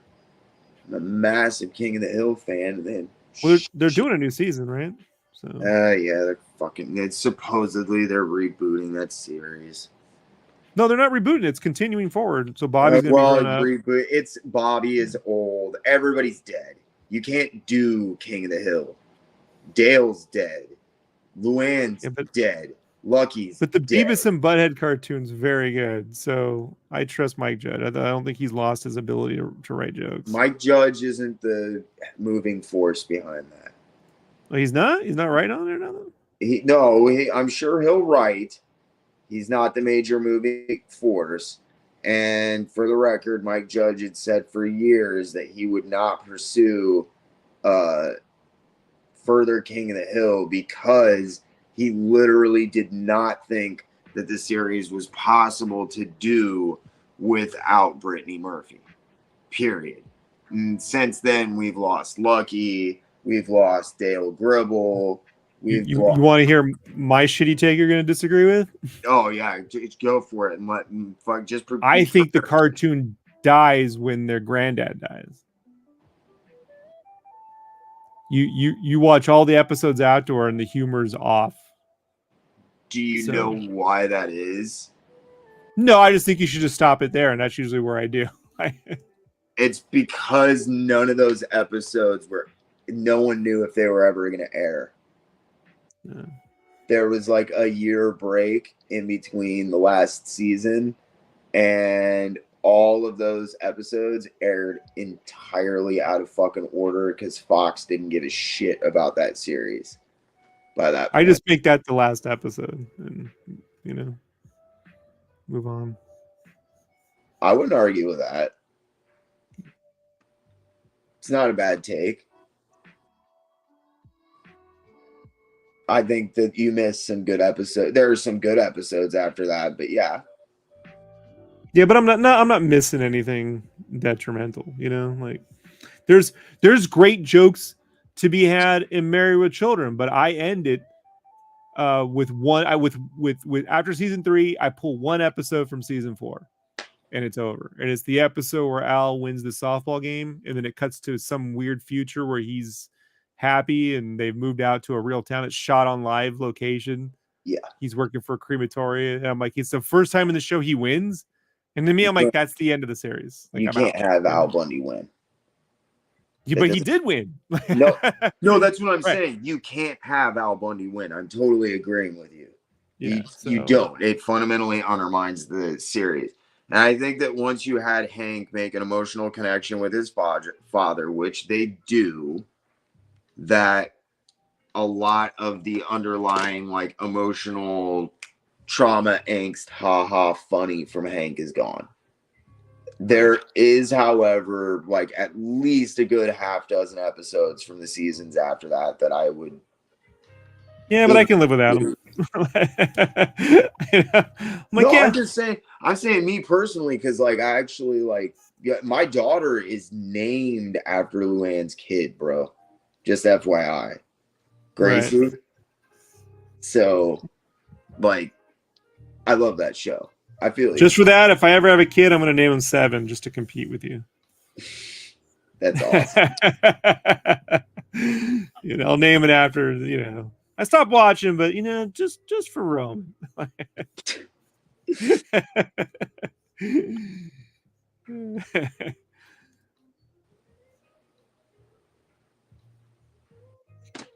But I mean, yeah, Brittany Murphy. Oh yeah, I mean, as far as the but version goes, but he made a cartoon that you can sell. That to this day you can sell it. You could, yeah. It's never been properly utilized, but absolutely. Right. I mean, now, man, if I was in charge of Kingsford Grill and I wanted to like bump up the sales, I would sign a licensing deal with like, I know he's like propane. I'm propane. You got to get some other guy on the show who hates propane. How we didn't end up with like, because like Kingsford was really big doing weird ads during that period, if you remember, with the charcoal. Like how we didn't end up with like a Hank Hill Kingsford tie-in, I don't know. I'll tell you how. No, this I actually know why. So anytime I went to a t-shirt company and they was like, okay, we want to hear suggestions for licenses, put them in the pile, I always go Kingsford Grill. Right?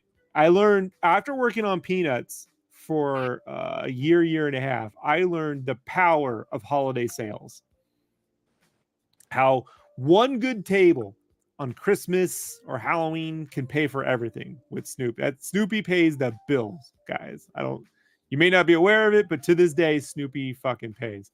And so my take was Kingsford Grill, you put it right up every 4th of July with them sack of fucking brick charcoal bricks, right? We're going to move 1 million Kingsford shirts, dude. Right on Blue Heather. Sells itself. Kingsford, King of the Grill, blah, blah, blah, blah, blah. And finally, my art director, who went with me to like different places, he finally gets tired of it. He's like, I'm Rob's right. We got to get that Kingsford fuck. So he digs into it, right? They don't have a traditional licensing department. They don't have anything. And they have no interest in building one. So they had no way to make a deal. Huh. Yep. That is utterly bizarre. Yeah. And I'm like, well, then let's just do one, because I wanted Kingsford, and at the time I wanted Sriracha, and they didn't do either one. They listened. Well, we all know where Sriracha went, you know? Just put it on the Red Heather, guys. It'll sell. Well, you know, it was Red Heather that and Blue Heather for Kingsford. I'm like, we're going to move them. But yeah, they don't have a licensing department, and they have no interest in it. So that's really, really weird. Yep. Like, bizarre to me.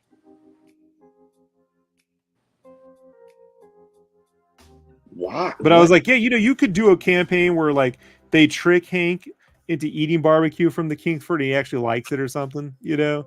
And the way that Butterfinger, Simpsons made the Butterfinger sell shit, you know? Yup. Like there's ways you can do that, you know, that don't betray, you know, either one. Yeah. And like, they definitely would have been very open to that after a couple of seasons, because I know they needed leverage for pushback on Fox. So Yeah. That's a shame.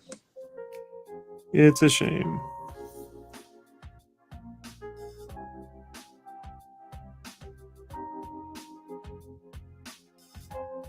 Yeah, it's got me so curious. Why the fuck would you not have a licensing department?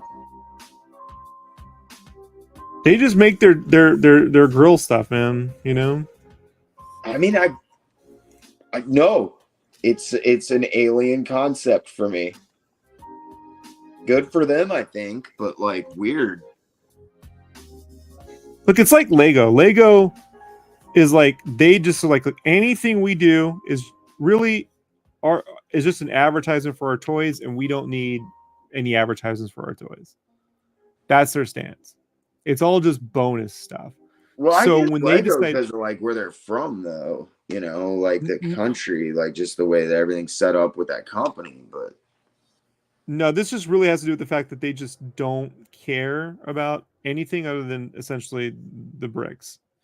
So when they make a new something, they throw away the old thing because that's what they do with the toys, and they don't care how well something. So case in point, Ninjago was like their number 2 selling thing at this company. How is that, right? Mm-hmm. And Ninjago shirts and stuff. And one day Lego goes, yeah, we're scrapping that. We're doing like it was something like Redikai. It wasn't that, it was something else, but it was just a new version, you know, with animals and shit. And the company's looking at the bottom line like, what? You know, because you can't just sell off stock. Everything then goes into like, it has to be destroyed, you know? Mm-hmm. And you have to eat the cost. It's part of the, like, it's a ruthless deal, those Legos people. And so, many meetings were had over this. Lawyers came in, and you know, like you could just see the suits all showing up one day, and we all quietly go up to the art department, like, okay. And Lego was like, look, it's really simple. We'll pull everything. We'll make sure you never get the light. You know what I mean? Yeah. If you don't play ball, we don't care. Yeah, but that has more to do with like the guys that are running Lego and their entire philosophy. It's weird and hardline and fucked, and I don't quite understand it. But yeah, no, I've seen that's their culture. So what I'm trying to say though is the culture at some of these companies that have, like at Kingsford, is that they don't care about this. You know what I mean? They care about grill. But Lego isn't an American company like that. It's just strange that Kingsford is such an American company and isn't like that. It's weird. I mean, you'd be surprised. You'd be surprised, even in American companies, you come across this quite often, you know. Yeah, I would be. That's I mean, I got put on The Office when it first hit, right? And we had the sole license for the Office, the American version. And the only other place they could sell Office stuff was the NBC store, right? Uh-huh. And so the only thing we could sell was the damn logo shirt, right? Which, hey, look, I'm fine. That logo shirt pays for everything. Just keep it in the stores. Who cares? But this company was like, we want to put stuff in other stores. We want to put stuff in Spencer's. We want to put stuff in Hot Topic. We want to put stuff in Zoomies. We want to put stuff in Old Navy. And that logo shirt is already, those places want like their own thing. They don't like sharing, Yeah. product. So there's only so many logo treatments on shirts you can do before they're like, no, we want to see something different. So they get dumped on my lap. So I immediately go, can I get a budget for freelance? And they're like, yeah. So I go on to DeviantArt and find the best cartoonist I can find. Right.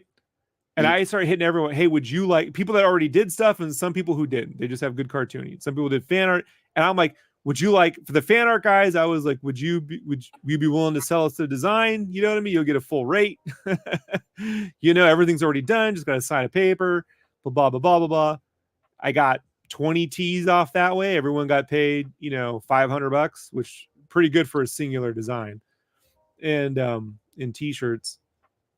And then the guys I commissioned one guy.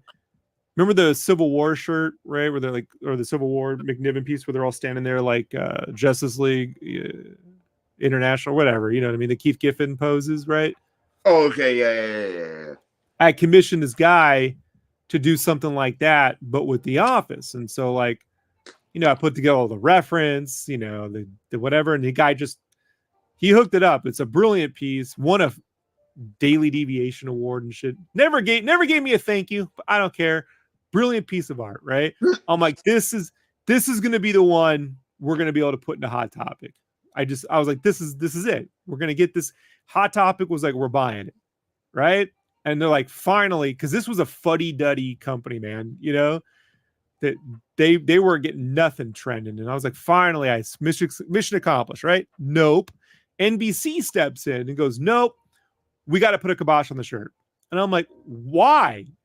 And they're like, well, because of the actors' contracts, we have to get every one of these guys to sign off on their likenesses. Yeah. I'm like, could you tell me that before you tell me to go do stuff? like that's usually info you get before.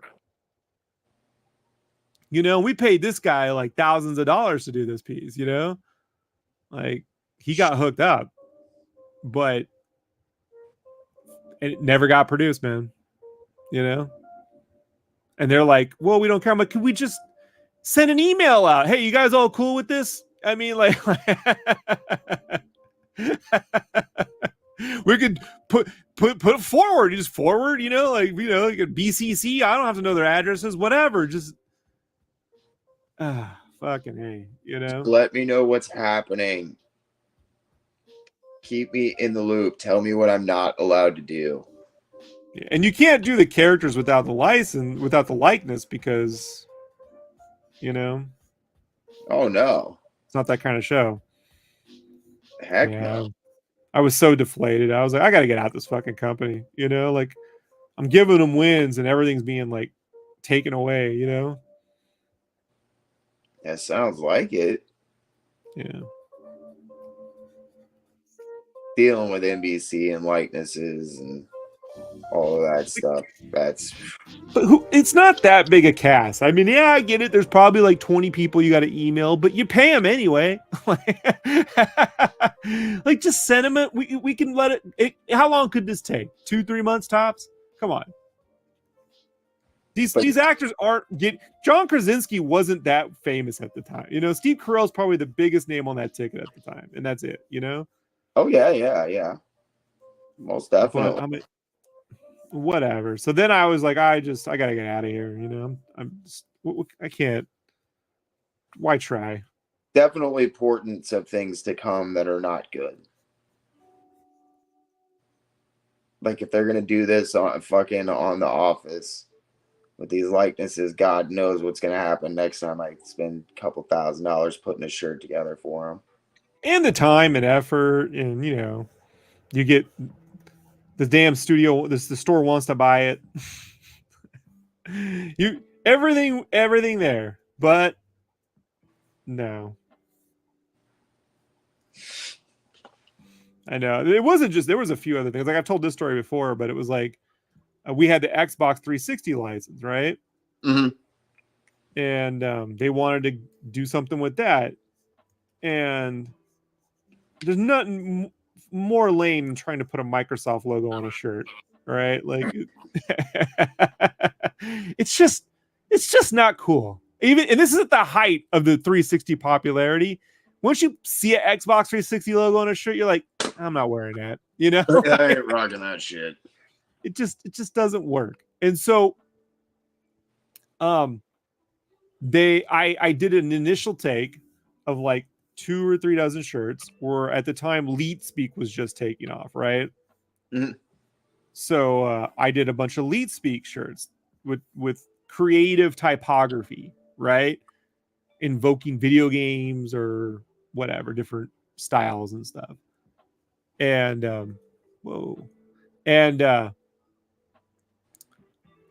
I sent that off for an initial look at, and Microsoft responded, do not put any verbiage that isn't pre-approved on a shirt concerning our brand.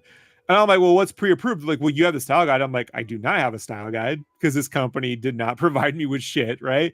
And so they're like, we'll get you the style guide. So they give me the style guide. There's only 2 slogans you can put on the shirt. One of them says only on Xbox 360, and the other one was like it's all about something or some useless shit, right? But so I was like, all right, only on Xbox 360. So now I'm mad, right? Because I'm like, they're just setting me up to fail. So I put the red ring of death on a shirt, and I put only on Xbox 360. Whoa. And yeah, sent the shirt off, you know. Spencer's immediately wants the shirt, right? Oh my God. I'm like, solved, right? Probably just made them $1 million. Fucking Microsoft, all hands phone call 2 days later from Microsoft. Right? Rob, could you come in the office? I'm like, oh man, what I do now? You know, because I don't do anything, man. I just try to make people money, right? Like why am I in trouble? So I get dragged in the office, you know, like the principal's room on this call, and they were livid. You know, what is this? What do you know? And they were like, you're antagonizing the licensors. I'm like, look, it just cost them $1 billion. I thought maybe they make a few bucks back. Like, look, if you're gonna buy a system, get the shirt too. You know.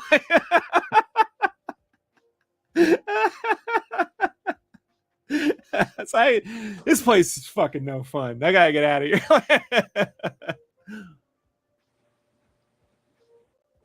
But I mean, it is a clever move, right? You lean into it, you know. Well, yeah, and companies, I think a lot of companies have learned that over the last like 10 years with viral marketing and that kind of shit. But yeah, totally.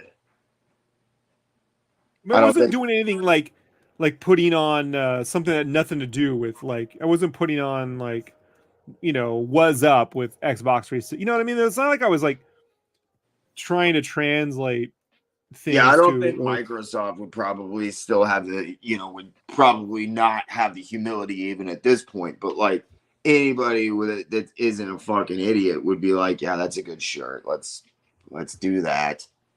Go on, Rob. You've got it sold? All right. Well, we'll take that one on the chin. Maybe next time talk to us, okay? Yeah, can you just I need to keep the rent here, guys. You know what I mean? Like, we got a studio to run. My job, and not just my job, everyone in there, they didn't know how to have fun at that company. You know, like, they just didn't understand any of it. They didn't understand artistic things, and they didn't understand fun. And it was like everything was so corporate. The most I can like describe it to you was, you ever see that movie 500 Days of Summer? Oh yeah, yeah. When he's working at the card company. Yeah. Yeah, like that, you know? It's kind of like that. Just a blast then. Yeah, just like, oh, great. What stupid shit am I going to have to fucking hear about today? You know?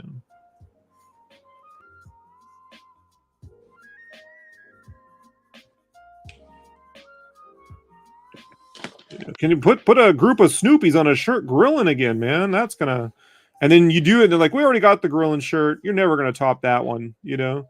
I'm like, I don't want to do your stupid grilling shirt. Yeah, I gotta be told I'm not as good as your stupid Snoopy grilling shirt. Okay, all right. Thanks, guys. That's awesome. Yeah, Not only does yeah. that help my morale, but like it makes me feel great as a person and artistically juiced up. I just really want to do great work for you right now. Yeah. I guarantee you that 360 shirt would have outsold Snoopy Grill. Like, Fucking right. That shit would have been like epic, legendary shirt, bro. And that Office shirt would probably still be selling, you know. But it really was well illustrated. The guy really did a phenomenal job. Dude, if it was good, I have no doubt, man. That show is. Hold on, I'm gonna see if I can find that because I think it's DeviantArt still up. Give me 1 second. I'll put a link to it. The art he did.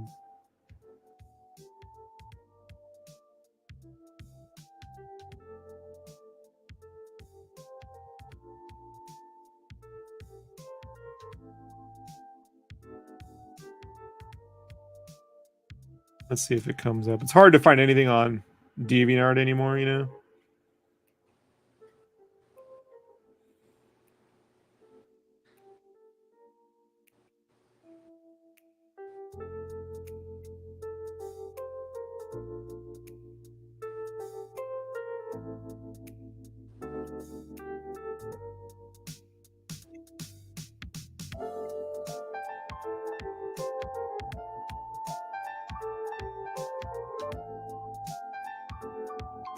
Yeah, he might have deleted his channel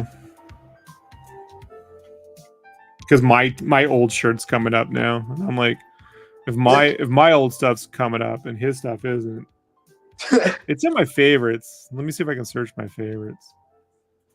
Can you still search favorites? You can. Office. Yeah, he must have deleted his channel.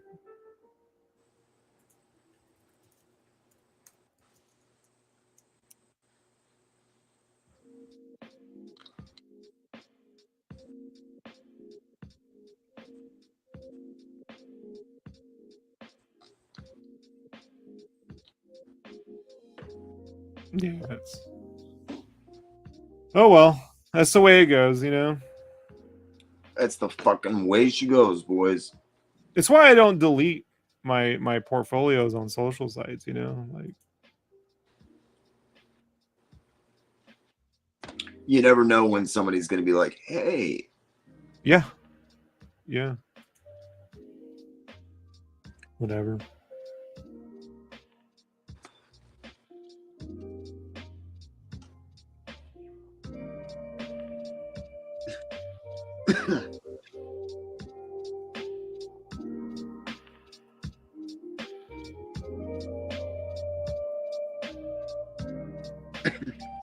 Are you looking? Some B asks, are you looking forward to Beetlejuice 2? How about you, Roman? Looking forward to. I don't know if that's the right word. Will I see it? Yes. You'll see it when it comes to like streaming or something, though, right? You're not gonna I think my buddy wants to. I think my buddy Carl wants to take me, so I might even see it in the theater. See, Roman. If we lived in the same town, I would just take you to the movies that my wife won't go see with me, like horror movies and shit. You know. God damn it, Rob! Don't make me leave my wife and come with me, because this is like I would see Alien Romulus, even only if I had someone to go see it with. I don't feel like watching it by myself, like, you know. Exactly. Right. And I can't afford it. And Carl's like, I don't want to go see it alone. I'm like, well, I would go with you. Right. I think there's a big part of me that wants Beetlejuice to be to work. Genius name, right? It's not just a genius name. I'm so happy that they brought back all like the cast. I really appreciate The ones that aren't in jail.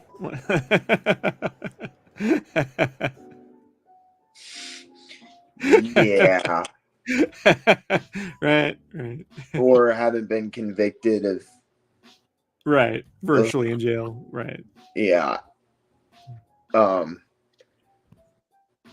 Jeffrey Jones, man, did he used to be one of my favorite actors. Anyway, but yeah, I really do. I like Jenny Ortega a lot. There's just something about her I enjoy. I don't know what it is. Like, I know she's kind of like one of those trendy, like stylish actresses right now, but I really like her. She reminds me of that Garofalo kind of humor, you know? Yeah, she's spunky. She reminds me kind of like Aubrey Plaza. Yeah. Not Who quite. I would put in that Garofalo territory. She took Garofalo to an even different level, man. Like, I love all. Yeah, I'm talking about like Garofalo, like in Cable Guy. You know what I mean? Like that one. You know, where it's just like this. Like if she had just had better roles, you know what I mean? Like, I mean, it's not her fault, really. I mean, the industry is what it is. But yeah, I'm with you. Absolutely. They was poisoned against Garofalo from the onset, simply because of her sex and the era in which she worked. Right. But yeah, I like them. I think Jenny Ortega has the it factor, right? I think that's I just like her acting. Even when I see her in movies that I don't like, I like her. And did you see the last Scream movie? I did. I haven't seen any of them. Is it good? But you haven't seen any of them? I've only watched the first 3 and I stopped there. Like, I'm kind of like, I like the first one and a bit of the second, you know. But was there stuff that I really enjoyed about it? Yes. Overall, did I think it was a mess? Yeah. It falls into that. I know I'm getting older and I don't necessarily understand the way that they handle like quote unquote non-sequel sequels now, the requels and stuff. So I get that I'm a little bit out of the loop and I might not. But all like horror sequels are technically requels, right? Like every Friday the 13th was sort of a reboot in a way, you know? Like yes, they are. They totally are. Yes. I'm just saying, in a traditional horror film sense, if you grew up with the slasher films of the 70s, you know, in the early 80s, they were all none of them were really sequels to one. I mean, House 2 is not even in the same franchise. It should have been called its own fight. I mean, House 2 isn't even a horror movie. There are big exceptions to that. And there are franchises that, as that became problematic and more prevalent, they leaned away from that. Like Freddy Krueger, for example, they realized by part 5, we've really fucking screwed the pooch on moving away from some of this stuff. We have to get back to some of this stuff. But the new Nightmare concept was pretty genius, right? Where the actors are real, you know, and then what if they really encountered a supernatural element? I mean, admittedly, I do think that Nightmare on Elm Street is like, out of all of those old 80s horror franchises, it is without a doubt the best.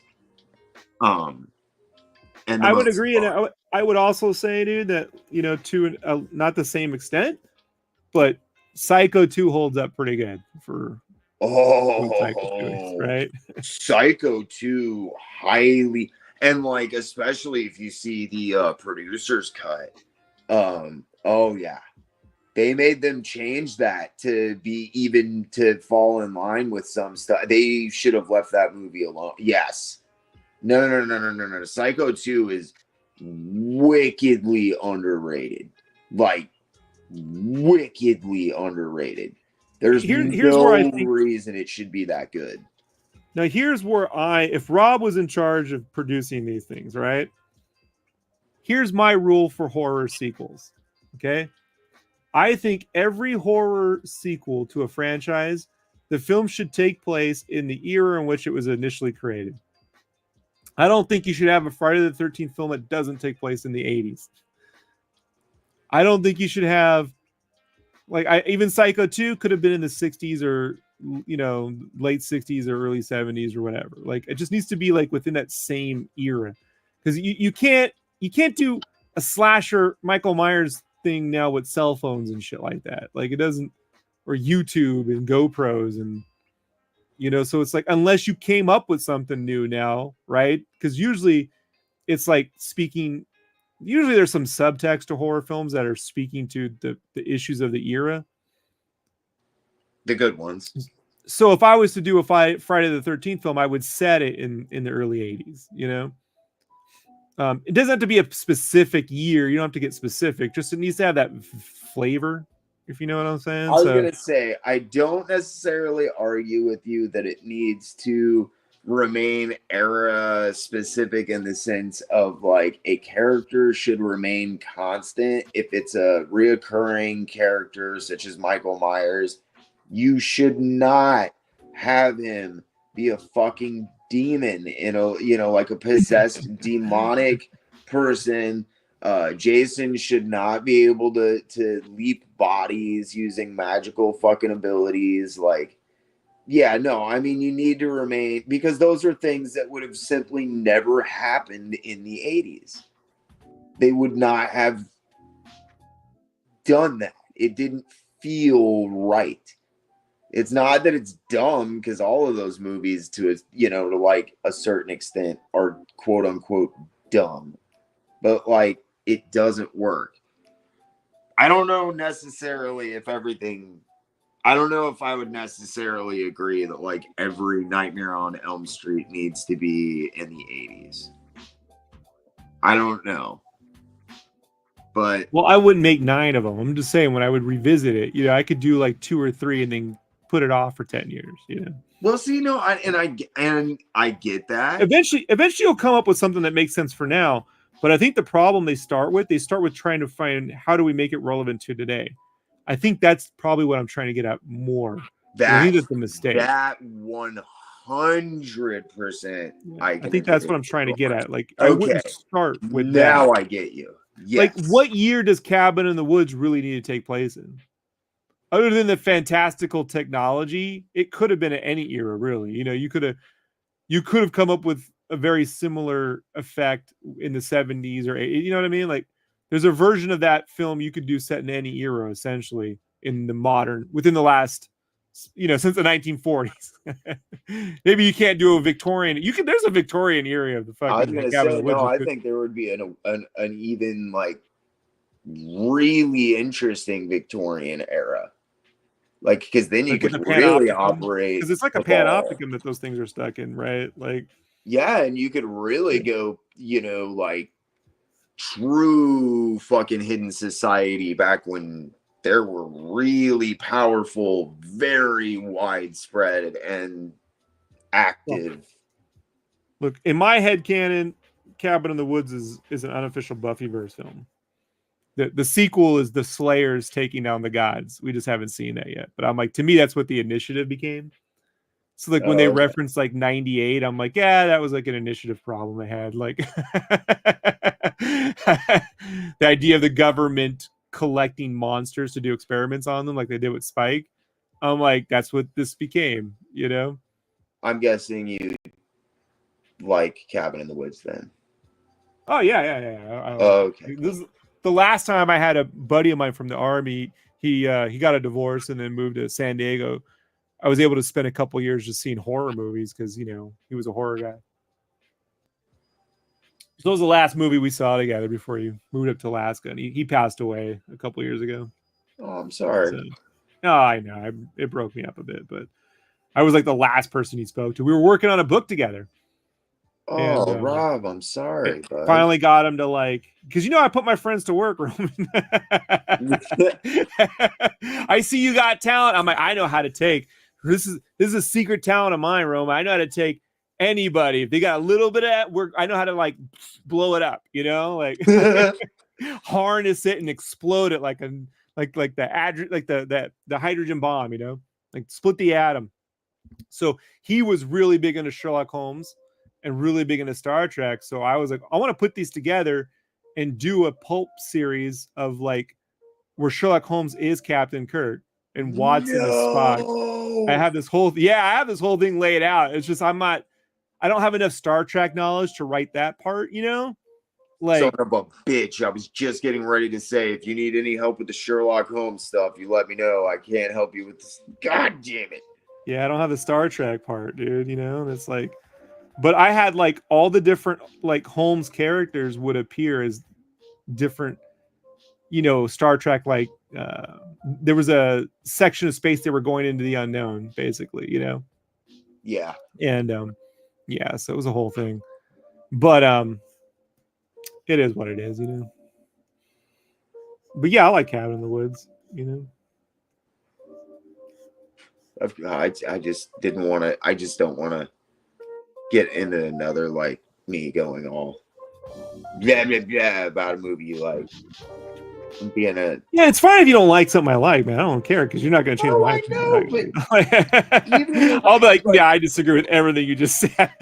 No, but if I had something constructive to say, cool. If I want to have a conversation about it, that's fine. But like, just for me, like, it sucks when I like something and like someone else doesn't like it, which is totally fine with me, but they just fucking rag on it mercilessly. And they're like, oh, that's fucking hilarious. Like, dude, I get it. You don't like it. I kind of do. So maybe like, let's just talk about something else. Or the parts about it you like. I'm more used to people not liking the things I like. It's kind of rare people do like the stuff I like. See, like, I'm in that camp too. I'm fucking weirdo. So I'm kind of used to it. But no, man, look, if I had a chance to make a horror movie, and I made Cabin in the Woods, there wouldn't be a night I went to sleep not proud of myself. You can't say that wasn't a good indie horror film. Yes, I can. That was not a good indie horror film. That had something to say and had a No, I'm sorry. I just had to say that. And they put Sigourney Weaver in a movie. Come on, man. Dude, I fucking love Sigourney. I was just getting ready to say that. I was like, anybody who will give Sigourney Weaver like acting roles now, or well, I guess Jesus. Why I go see those? Hey, man, one of the many reasons I go see the Avatar films, my friend. Yeah, I can't. She played the most convincing 16-year-old girl I've ever seen a 7-year-old woman do pull off. And that's all her. Yeah, good. Enjoy it. And make sure she gets her money, so that I don't have to. One of the biggest gripes of my childhood was seeing Ghostbusters 2 after Aliens. Because I was like, Dana Barrett should have been the new Ghostbusters. Should have been Louis fucking Tully. I can see Louis Tully taking over the business, like in terms of doing their books and shit, Yeah. But being a new Ghostbuster should have been Dana Barrett. Like, yeah, but she was a chick. You couldn't do that. People are gonna think you're being serious, Roman. You better be careful about that. Well, oh my God, please never take that shit seriously. I was raised by my mother and my little sister, and the rampant sexism is fucking kills me. The amount of shit they got because Ripley wasn't a fucking useless character and fucking Alien, and Aliens just fucking upsets me. Now, if I had any complaint about Alien 2, and it's only one, and it's pretty petty, but it's just they gave her the classic what every mom perm had in the mid 80s. Yes. I liked her hair in the first one better. Oh my god, dude. Yeah, the perm, the short perm. I was like, can we not do? There's other hairstyles in the 80s. Like, it wasn't the only one. Well, like, yeah, that can give me the undies back from part 1. Those are my only 2 complaints. I hear you, but that's the 70s right there. You know what I mean? I'm just saying, give me the fucking undies. God damn it. You poonham. You kind of get them in the beginning though, right? When they're all in the kind of, but they're not right. There. They're not those like. They're not like the. They made her specifically wear underwear that were like 9 sizes too small in that first one, and I know the hip. Oh my god! Yeah, the dazed and confused underwears. Oh, dude, the Parker Posies, as I would come to call them in the 90s. Man, you say dazed and confused, and I'm like, ooh, fucking Phoebe Cates, damn. Take me back. Phoebe Cates was in Dazed and Confused. That's Fast Times, right? Oh, you're right, dude. I'm totally fucking spaced, and yeah, you're totally right. Yeah. Yeah, you got me on Victor Wong, and I got you on Phoebe Cates. Yeah, see, there we go. Even. Everybody gets one. Everybody gets one.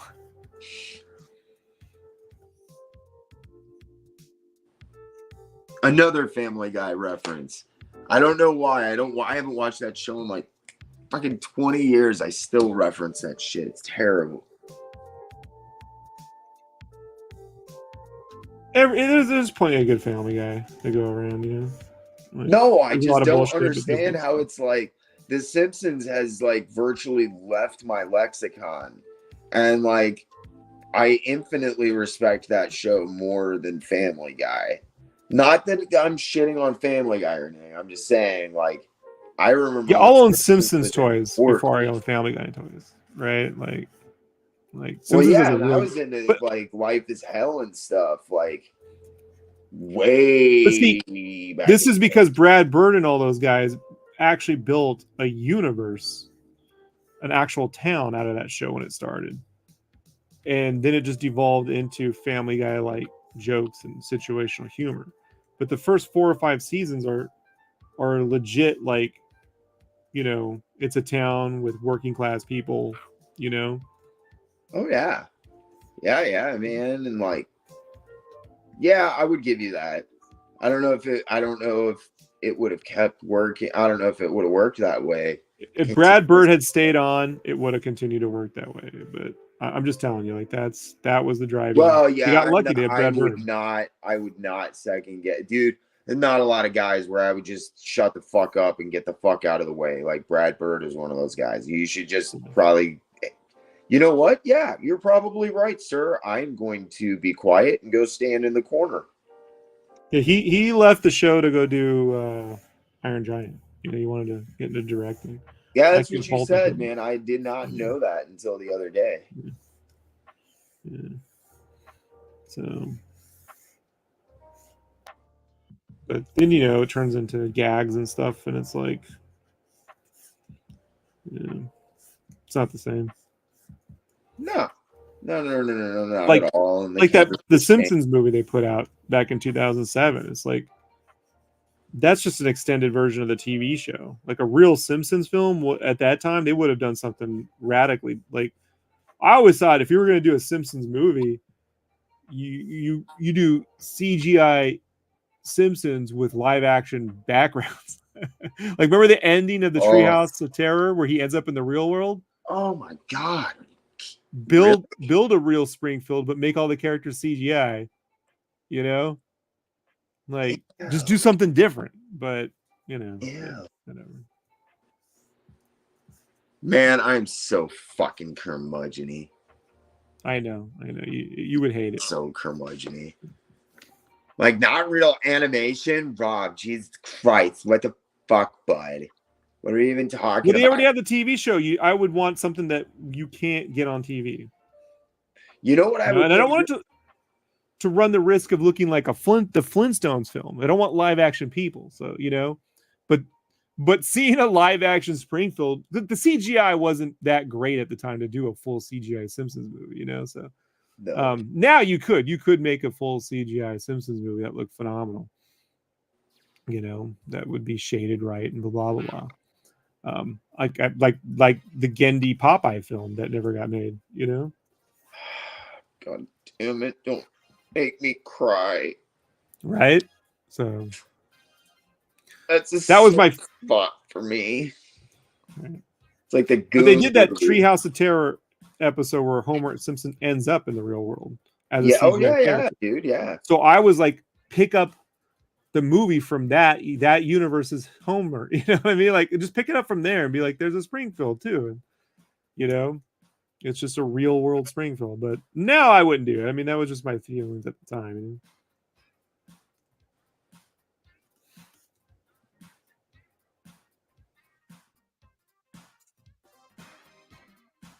Yeah, Simpsons is a fucking.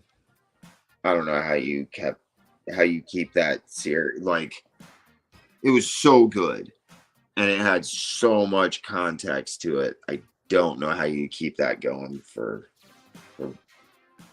long, really. They really hit a point where they built it up to just an amazing fucking point, and it fell so hard so fast. Right, but design-wise, it's one of the best designed anything ever. Matt Groening's an absolute genius. Yeah. I mean, you know, I knew that looking at his Life is Hell self-published zines, because I had a buddy that would go up to LA and he bought records for the local record shop back when you had to, like, imports were really hard to get. So he would go up there to get import records and then bring them back and sell them here in town. And Matt Groening, like, that's where he self-distributed all of his original Life is Hell self-published mini comics. So I was seeing those like when I was really young. I'm crazy. Did you buy the Bongo stuff? Oh yeah. Yeah, I bought a lot of it, not all of it, but yeah, I bought it regularly, I would say. Some of it I skipped. I wasn't really necessarily into the like the Simpsons title. You know what I mean? Like, I didn't really. No, when they would do like Radioactive Man or that, I was just getting ready to say. Like when Baton Lash and Tone Rodriguez were doing that, like, I think 4 or 5 year run on Radioactive Man, dude, what a good book. That's what I was hoping. Like, I mean, they should have just launched with the Bartman comic. You know, of Bart having Bartman adventures. Like, that would have been the comic I picked up if they had launched with that, you know. The last thing I wanted was Simpsons episodes in a comic book form. I wanted all the weirder. Well, they did, actually, technically. I know, but not a regular series and shit. You know what I mean? Like Bartman? Yeah, but it wasn't like the launch thing. It was just, you know, Simpsons the comics and blah blah blah blah. No, it was no. They went from the magazine, and then they did Bartman, Itchy and Scratchy, Krusty, and those fucking bombed.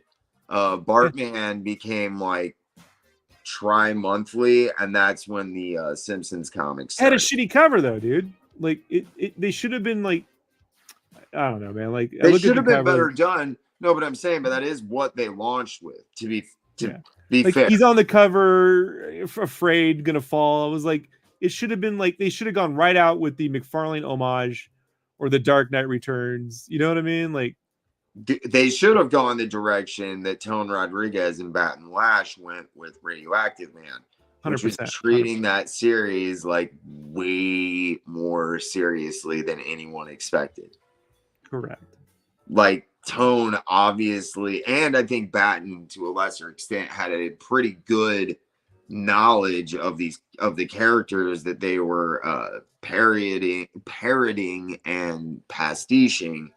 So like he would make really cool callbacks to stuff that you were like, dude, you actually read the fucking comic. That's so cool. Like you're not making fun of us, you're laughing with us. But And that's always like been my philosophy. Always laugh. Always have fun, but don't make fun. Right. and Radioactive Man 100% succeeded in that. Unfortunately, they didn't choose to lead with Radioactive Man. They did choose to lead with stuff like Bartman, and like Itchy and Scratchy and Krusty are just absolutely ludicrous choices, in my opinion, for like what you want to like. One-offs. You do one a summer, like an annual. You know what I mean? You know what I mean? Yeah, like yeah. Itchy You don't and make Scratchy, a series out of it, right? Itchy and Scratchy is funny because of the Charlie Chaplin idea of pain. Like it's only funny if you see someone get hit in the head with an anvil from 50 feet away. If you're 2 feet away from them, it's disgusting and just terrible. And like in the Itchy and Scratchy comic, it wasn't 15 seconds of fleeting violence. It was like page after page after page of horrific mutilation. And like even Bill Morrison has said, like, I have no clue why we did that book. Is a terrible idea. I loved it, but no one else wanted to read it with me. Like it doesn't bother me, but for like kids, you know what I mean, that would be like picking it up like off of the Simpsons. I think it put a lot of them off. I would have loved to have given that to some kids. That would have been like Banky and Chasing Amy. Here, read this, kid. Like exactly, dude. Yeah, I was gonna say, hey, you fucking warping some kids' minds there, dude. This shit's hilarious. Whatever, Jason Lee, whatever. I get him and Mallrat too mixed up. Same fucking characters. Oh yeah, yeah. Whatever. Yeah, I was gonna say I didn't even catch you because I fucking there were. If it wasn't for the ending of Mallrats where he says he got a TV show, it would have been the same character. I still think it is. He just fucked up the TV show and just ended up like that anyway. Yeah, it's the View Askew universe. Yeah. Go where you want to go.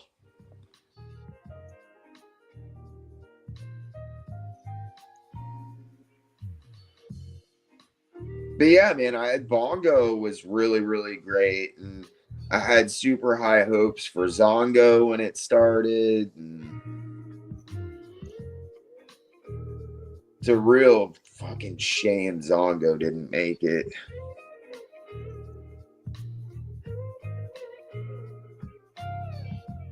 I would have loved. Jonesy says Friday the 13th, the 2009 film by Marcus Nispel, was a good film and modern film that they managed to relate to sexualized, focused college people who are slaughtered on a cabin trip. Did you see that?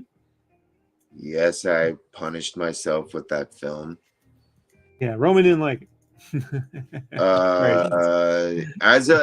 Let me caveat that by saying, as a film, not a pitiful horror film.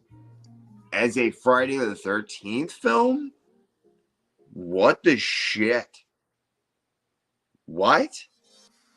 No, don't rationalize Jason to me. Stop.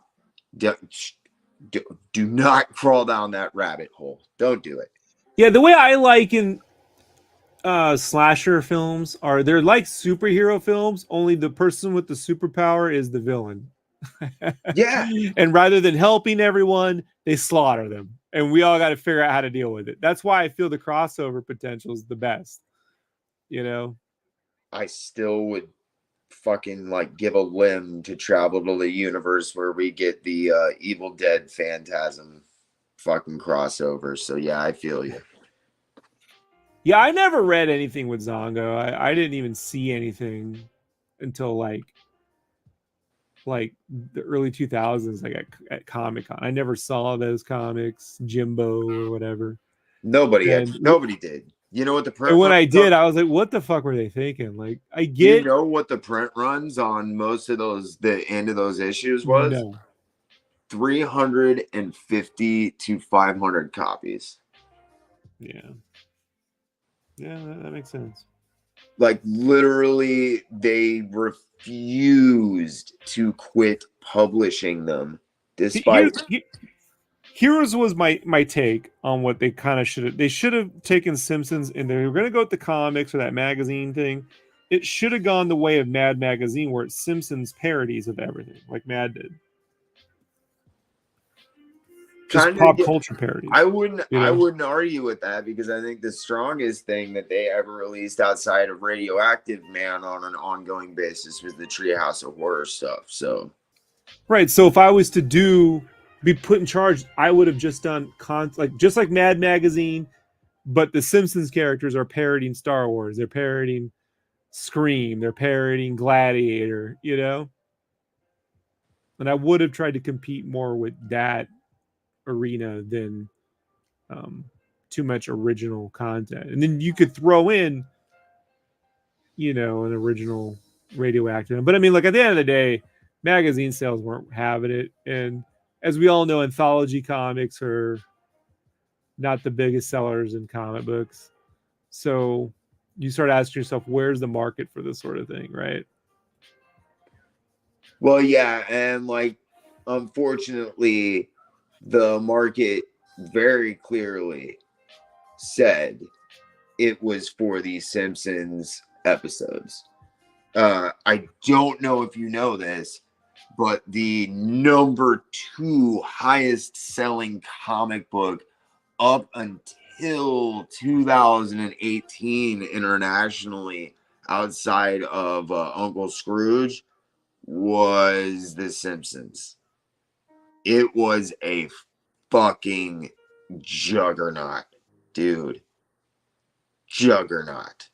They still had like 350 to 450,000 copy print runs going on in the But they were also getting in the grocery stores with that too, right? So like no, that was direct market.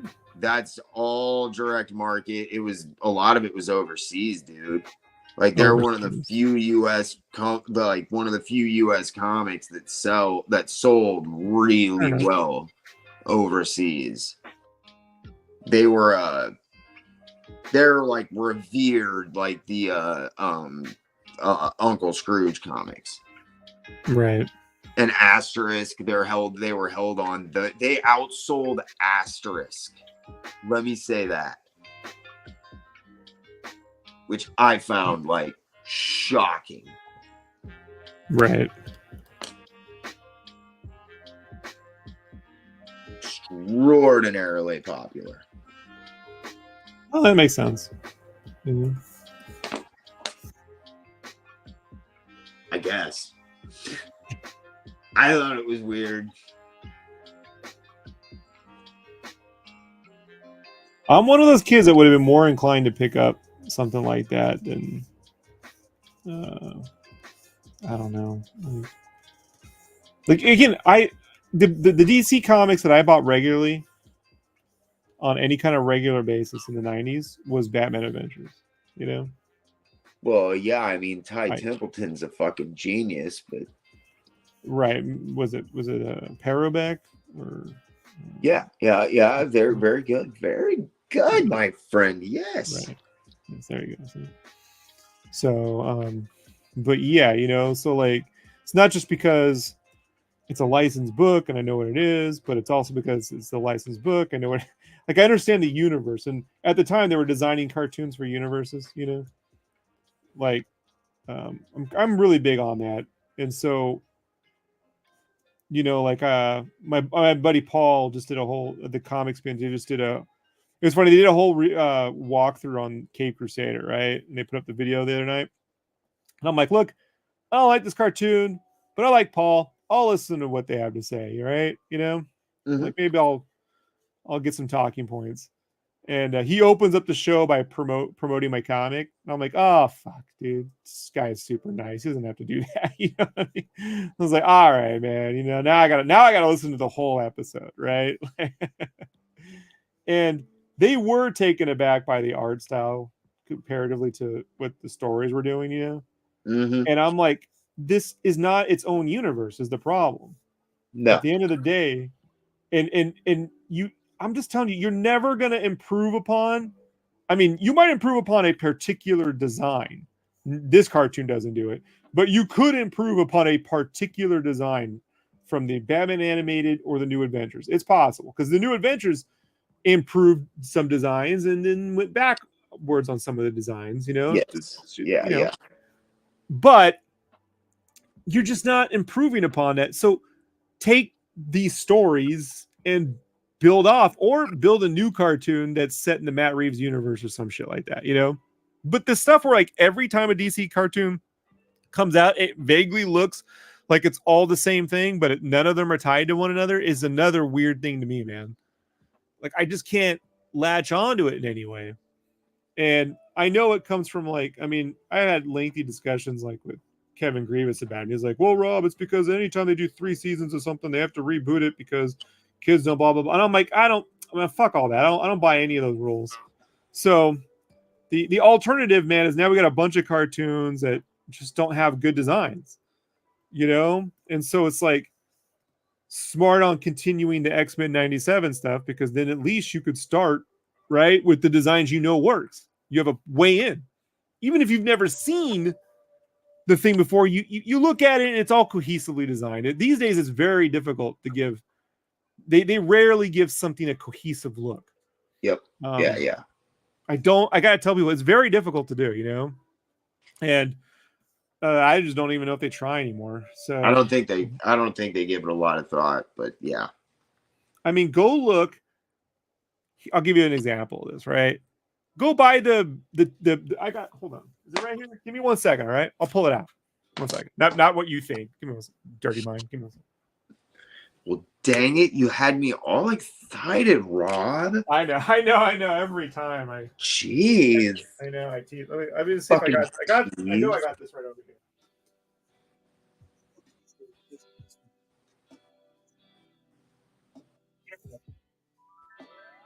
All right. You're going to like this one, Roman. I'm going to win some points. All right. You ready for this one? Go get the Big Book of Tick. Yeah. Right. Okay? Go get the Big Book of Tick. The Blue Mighty Justice, right? The Mighty Blue Justice, the Tick book. The level of all this, the way all these characters were designed in animation, you know? Yeah. The consistency of everything, the world building, all the notes, little wooden boy. Dude. You know, and the Simpsons had a really good book too, a big Simpsons book, you know? Yeah, that was about the same size at the time. Yeah.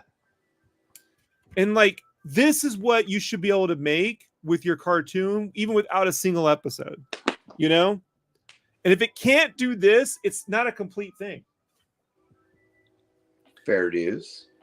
And so like, I look at like the Crusader and I'm like, this needs a radically different art style. And I don't get why it's set in the 40s. It doesn't need to be, you know? Like, well, it doesn't make any sense. It's obviously not fucking set in the 40s. It just looks and acts like it's set in the fucking 40s for no goddamn discern. Yeah.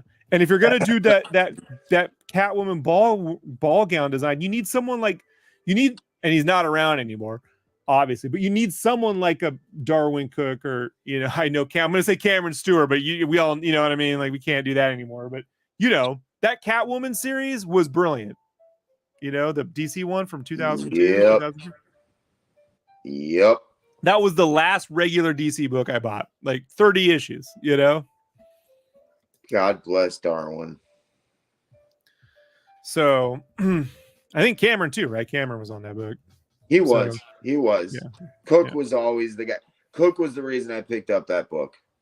Yeah. I will not lie. But I mean, it was the animated series with more serious stuff, you know? Well, yeah, it was an updated version of the character that made sense, that didn't, Yeah, it was a non-derivative version of Catwoman for the first time. But imagine if they had taken the new adventures and the Batman 89, the Batman animated series stuff, made something that's in between. I know why they don't. I can tell you why Bruce Timm and them don't. They've never said it, but I guarantee you they'd give this bullshit excuse. It's because, well, we know it already happens because of Batman Beyond. I'm like, say Batman Beyond was the alternate universe then. You know? Yeah. Just say Batman Beyond didn't need to be tied to the animated series. You know, it's just that's the alternate universe. And let's just continue forward from 97 and just do more realistic stories. Or not realistic, but if you want to do darker stories or different, fine. But it's the better. You're not beating that look with the red skies and the mixed media background. Hire Gendy Tartakovsky, get Bill Ray on them backgrounds. Like, oh my God. You know, Glenn Murakami probably still has some really great designs left in him, you know? I don't know. I'm sure there's a No, go ahead. I'm sure there's a grip of new people out there, you know, but I don't know. Like it's not like I think everything from the 90s is great, but there were design principles that have long since been abandoned, you know? There's a reason that they keep going back to a lot of those designs. And the same thing in the 80s. There was a very brief period where there was people that had a new voice and talent and a knack for tasteful adaptations and redesigns of characters. That's the reason why, like, Brown and Tan Wolverine, Punk Storm, Black Suit Spider-Man have stuck around. Right. And then in the 90s, you got an extension of that, which was like a cohesion of that kind of redesign.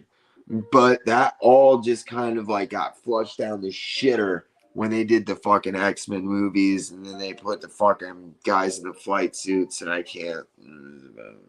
I like the Quitley version of that. You know? You do. I do. I think he did a good job translating that. Yeah. Shouldn't have had to.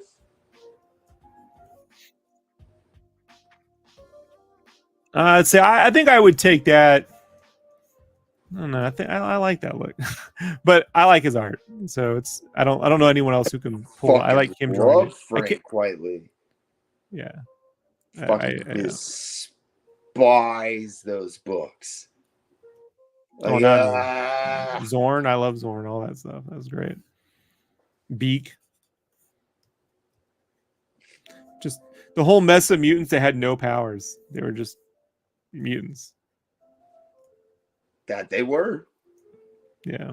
And yeah.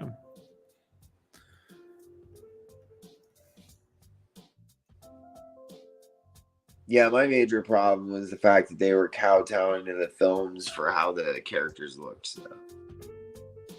I would have loved it if the films had big yellow X's, but they didn't have those for another several years. It was pinstriping, you know? They didn't have shit. The Magneto helmet was the closest thing we got, right? Yeah, I was gonna say, dude, like how long did we have to wait for Wolverine to get his mask? Well, the first image Bryan Singer ever took to promote that movie was the Magneto helmet. Because he was definitely into that, you know? Even though he forbid the comics from his set. Yeah, I know. Well, no one reading X-Men. No one I've ever reading an X-Men movie. No one I've ever met who knows Bryan Singer's been able to explain Bryan Singer. So, you know. Have you ever? What was okay? I'm trying to remember the movie with Viper with the Viper alcohol, Street Trash. Have you ever seen? You've seen Street Trash, right?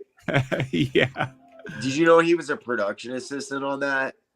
Yeah, really? He was a PA? Yes. In 87, he was a PA. Huh. Yeah. So, like, it was his first movie ever. And his first big job was, you remember whenever dude gets his dick cut off and they play like catch with it out in the Junkyard.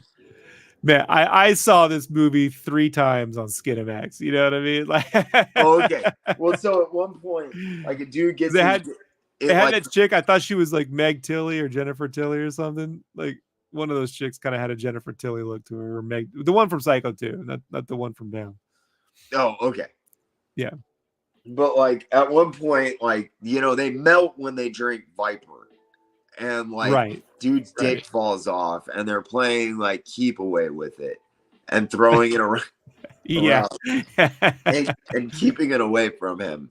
And like Bryan Singer, there's an interview with him that's hilarious. He had to drive around in his car with like probably 100 or 150 dildos of like all different sizes, and he would just like pull up to stop signs, and there'd just be boxes of dildos everywhere.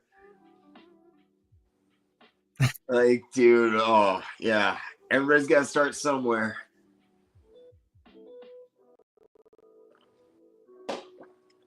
Yeah, Christopher McQuarrie has done some really good lengthy interviews on Jeff Goldsmith's Q&A podcast, and he's reposted because he used to be something else, creative screenwriting, and then he turned it to the Q&A, and he's since reposted the interviews. They're lengthy. He goes on for 4 hours. You know, a lot of it's like what his career went like after the Oscars with Way of the Gun, and then after everything went down the tubes, and all those years he spent between Way of the Gun and Valkyrie, right? But when he gets to talking about working with Brian, they went to high school together, you know? Oh, So he's yeah. known Bryan Singer. Yeah, he's just known Bryan Singer since they were kids, you know? It's like his relationship is just totally, he's like, yeah, you're never telling Brian what to do, you know? You know, but he's like, you get an opportunity, he'll give you one, and you just gotta like go with it, you know? Yeah, apparently back then you could. Yeah, McQuarrie, you know, he used to work at a movie theater as a security guard, right? Uh-huh. And because it was a really rough part of town, so he used to have to sit into he'd sit and watch the movies, you know, over and over and over. He had to be in the room, but what he would do is, because that obviously would get boring very quick, is he would gauge the audience reaction to everything, and so that's how he started developing his writing, was based on like how audiences reacted. So he'd see multiple audiences reacting to the same jokes 100 different ways. Interesting. Yeah. That's some fairly invaluable insight. Yep. It's funny the like kind of weird stuff like that with, you know, like Tarantino working in the Video archives. yeah, you know. Yeah. You get access to all of this stuff.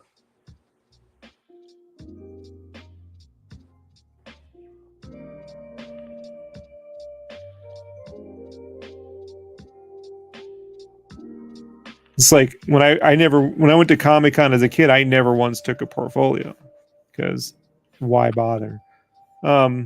What I would do, since I was a kid, is I would just stand at the front of the line and watch all the portfolio reads. And editors would love it. They'd go, oh, yeah. They do. And so, you know, it added another level of like anxiety to these poor artists. And there used to be long lines for portfolios. It was a regular thing at con. Oh yeah, absolutely. Yeah. That was like one of the main reasons a lot of people went to cons, dude. Even that's the whole reason why I was going to cons, when I was like, I would set up a booth eventually in the 2000s, and I would just set it up for not to sell, to get my stuff seen. I would go to LA all the time. I'd go to any convention in LA because that's where producers went. You know, that's how I got my game job at Play magazine. You know, I almost got a job drawing the Star Wars Clone Wars comic. They were like, can you draw in the Clone Wars style? I'm like, oh, I can, but I won't. Ha ha ha. Like, I wanted to do my own animated version. I'll make it look animated, but I'm not drawing like that, you know? Yeah. I know. They looked at me like I was like, I stand by it. My version would have looked better. Would have looked way better. But that's not the assignment, you know? But no, that's how I got a ton of work, man, that way, you know? And then that all goes away by 2010 or 11. That You know.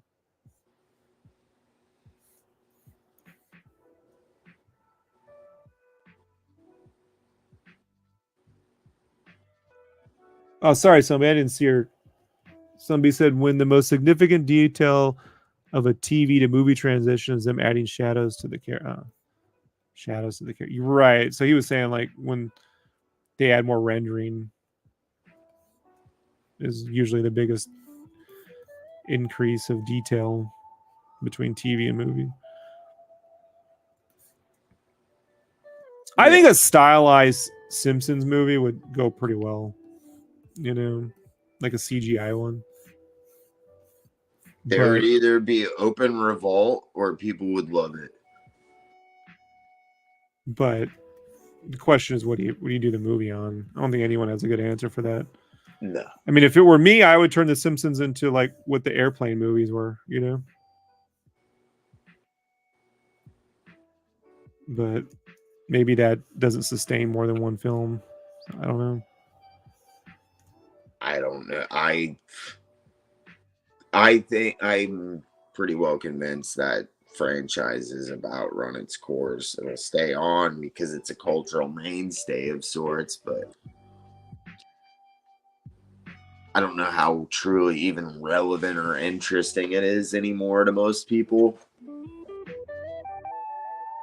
You know, if you come out with the trailer and make every fucking person laugh, it's relevant.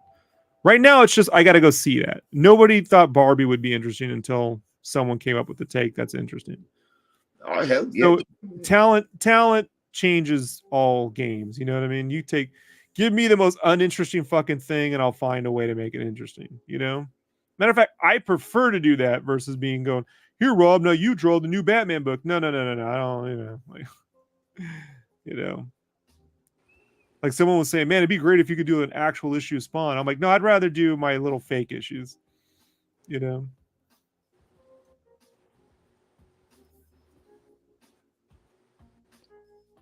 I'm always interested in trying to get the person. I don't mean to cut you off. What were you gonna say? No. I was gonna say, yeah, I feel you. I don't think I'd be very interested in seeing you do an issue of Spawn. I would love to see you get like carte blanche to do something in the Spawn universe, but that's just not. That didn't seem like your style. I don't know. I just can't see you having fun on that. Right. I bring fun, so I don't really know, how that's going to line up. You know what I mean? Like, here's a random issue of like Scorched or Gunslinger Spawn because whoever couldn't meet their deadlines. That just doesn't seem like Rob to me.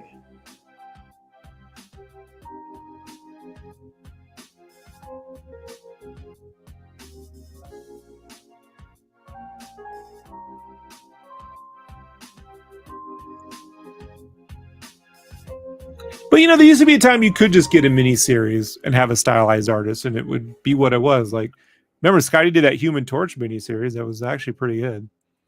Oh yeah. I think that was his. Oh yeah. Oh yeah. Yes. Yeah. Highly underrated, that one, my friend. Highly underrated. And undercollected. Heart is pissed to find the trades on that. Or it was the last time I looked.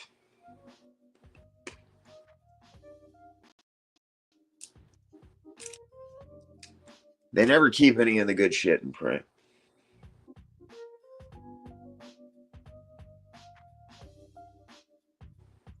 Sold quite a few t-shirts though. Did it? Because they had a trendy and the art would look great on a shirt, man. Oh yeah, dude. That was when Scotty was on fire. He was hitting his clip with that style that I loved so much. Ah man, there's so much potential. And that's when I say you can see the Maglia.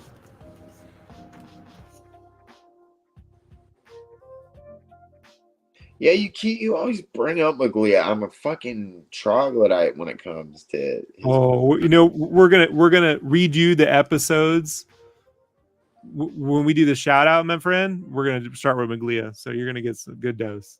good. So, I'm very interested. yeah. I love learning about that shit.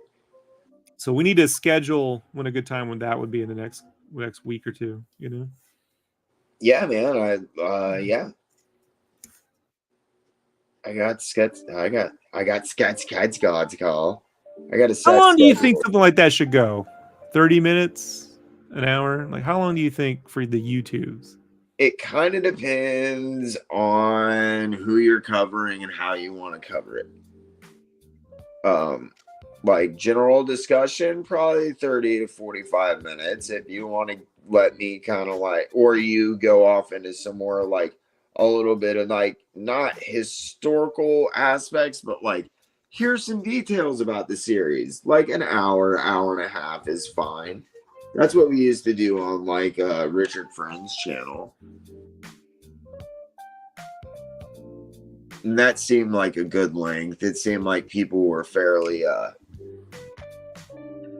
you know, Look at Jonesy. Rob gets the offer to do work on the world's coolest franchise, laughs and gives him the cold shoulder and wonders why he's not working for Dark Horse and pushing out glossy paper left and right. Oh no, I know why I'm not working at Dark Horse.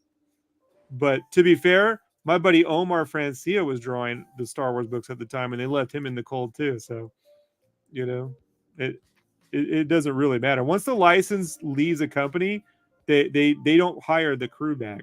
They give it to their friends. Omar Francia, if you don't know who Omar is, he's probably one of the best traditional styled illustrators. He can do 3D, he can do a monthly book. He has one of the best like hands. I'd say somewhere between like a little bit of a Terry Dodson, Adam Hughes, a little bit in there, you know. mm-hmm. But he can do 3D. I mean, he would do giant space battles. He can do gouache painting. So no. I just wanted to do something closer to. I wanted to have more of a street feel than a licensed book feel, you know, and that wasn't the assignment. So all I had to do was say yes, and I was like, no, because I know how much work a comic takes, Jonesy, and living in Southern California, I wasn't going to get paid. How much you figure they were paying? $125 a page for a kid's Clone Wars book, you know, like it maybe 150. I'll say 150 a page. I was making. How much was I making doing t-shirts? I was making $60,000 a year at the time doing t-shirts. So if I wasn't going to get to do the version that I put on paper that they were looking at, I didn't see the point. They were looking at my Clone Wars art that I did, you know? So they look at what I do and go, oh, can you do this other thing? Well, yeah, but I'm not gonna. That's exactly the mentality you have to have with guys from LA, as far as I'm concerned.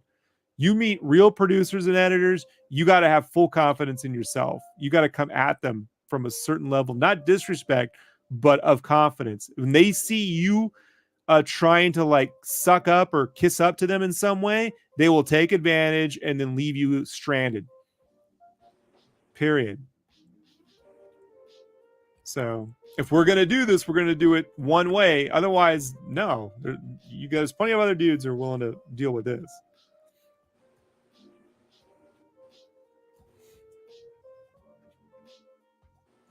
And that's why it's difficult for folks. I think when they meet like someone who has that kind of confidence, like, oh man, you must be full of yourself. Like, no, I know what it takes to get this across the line. You know, so you got one of two ways. You can either do it being their little lackey, or you can do it being a person they're going to because you bring something to the table. Yup. That's it. But ain't much else to it. Yeah. The only thing I ever wonder about with my career is how did I continually work for companies that were always going out of business? Like you're right, they get into video game magazines, they get into video game graphic novels, they get into the recession. Every time I turn around, you know what I mean? It was like, oh, this is a once in a generational event. That's every fucking 12 months. There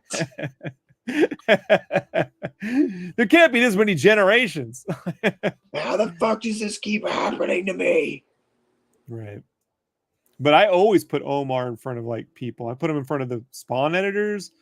I'm always trying to hook Omar up, dude. You know, because that guy, right? I think Omar right now should be drawing Justice League or something. He can pull it off. You know, and he's done DC Marvel work, but I don't know how that. This guy, dude. So he was from Argentina, right? Mm-hmm. And he was drawing a Batman book at the time for them, something. And these guys raided his apartment, like criminals, broke in and held him at gunpoint.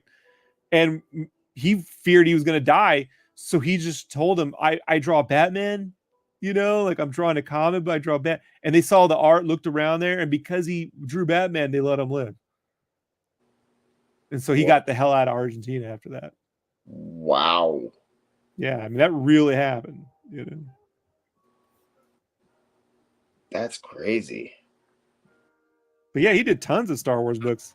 He ain't working there no more. What's that excuse, Jonesy? Outlived his usefulness. No, they switch clubs, you know. That's what I mean. He outlived his usefulness. The new guys moved into town and no longer. And that's how the business. That's really how the business goes. So, like I said, if it's so hard to do comics, my philosophy is if you're gonna do them, either do them for yourself or do them your way so that you get noticed. The minute you become part of the pack, you're just easily replaceable.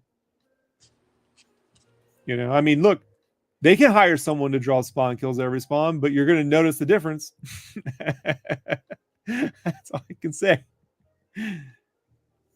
You're gonna be able to tell. Yeah, that ain't no shit. They ain't pulling no other Rob Duanis out of their fucking ass.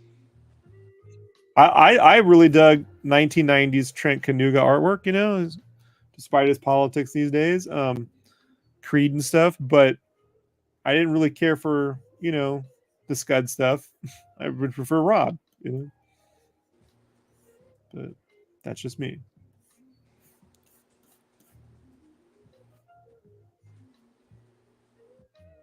Wait, I would have had more appreciation for those Clone Wars books if the backgrounds were as good as Bill Ray's art.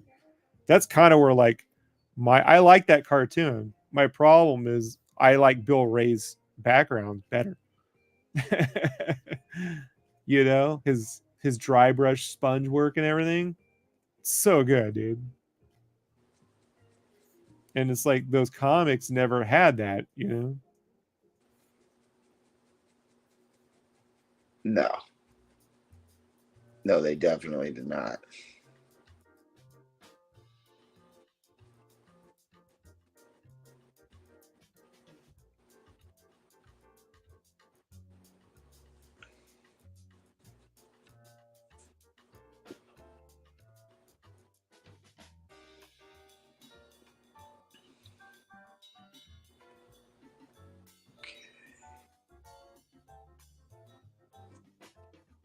But I got to tell you, man, I took that Richie Rich gig, and that hurt my career a bit.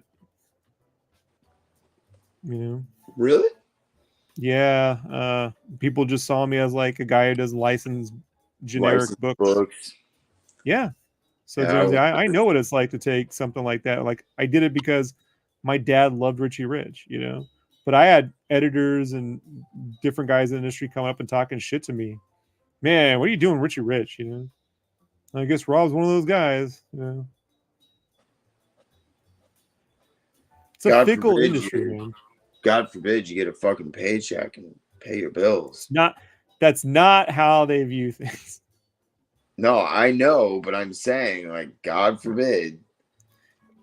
I've learned it's better to do nothing than the wrong thing. Trust me on this one.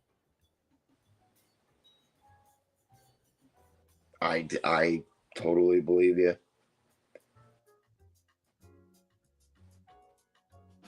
Because then at least nobody has anything to shit on and fucking throw in your face.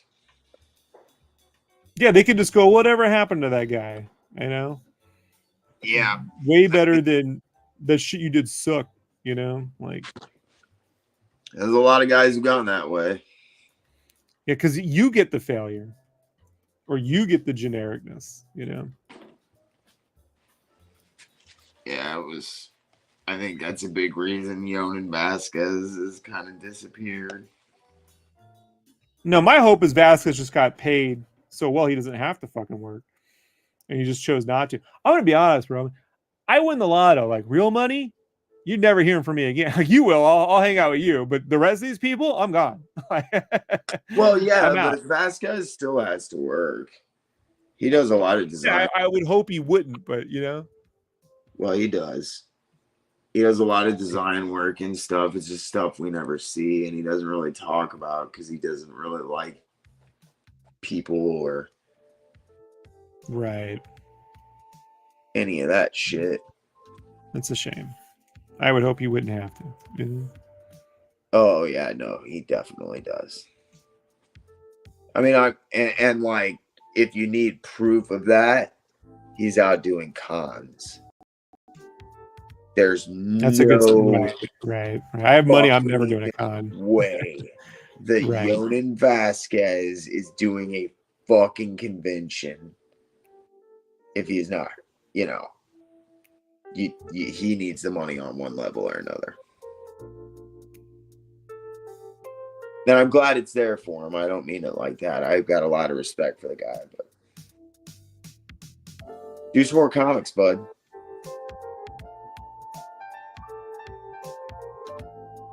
Or at least agree to draw in fucking commissions. Did you see that Donnie versus Raph short he wrote? Yes. Isn't that the best Turtles since the original Turtles? Like, fucking awesome. It is. It's the best. This when Shredder goes, "This is the stupidest thing I have ever seen." It's so good, and it's so awesome that it just makes me like really sad that he doesn't do anything. Yeah, I want Yonan Vasquez in charge of Turtles. You know?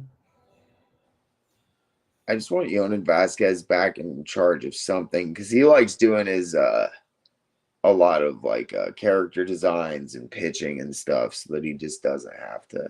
Yeah, can we make a Spawn kills every Spawn cartoon and just put him in charge of it? Oh my god, yes. I greenlight that now. You can talk to how great the fuck you would that be to the people who go, "Oh, it's just Invader Zim and Spawn." Well, then we got the Invader Zim guy, motherfucker. Now what? It's like you wish you thought of putting Invader Zim and Spawn, fucking haters. That's I came up with that. Not you can blame me for that one, you know. I think there should be more Yonan Vasquez stuff, you know. I'm that guy. There should. Insanely talented. I hadn't laughed at anything as hard as when I read Filler Bunny for the first time or Squee, you know, like I was like, this is genius, you know. The premise of Filler Bunny just is priceless. Yeah, Johnny was actually the least interesting character with the coolest artwork compared to all the stuff he invented, you know. I think he was a cool character. I think he had the most potential, but he was the least interesting. Right. Turned out to be, you know. Yeah, I think, or at least the maybe not Johnny had the most potential, but the series had the most potential. Great name. Like if he could revisit that, you know, and just like reinvent it, I think it, you know, great name. Great series, in my opinion. Yeah, I think that you could take that. That needs a treasury size with all that. You want to talk about? He has details, but they're all words. Like even to this day, I'm like, man, this is really hard to read. You know, I need a giant size version of this. Yeah, I have yet to figure out why there's not been a trillion versions of collected volumes of that. And I think that's just more profitable to keep reprinting it in single issues.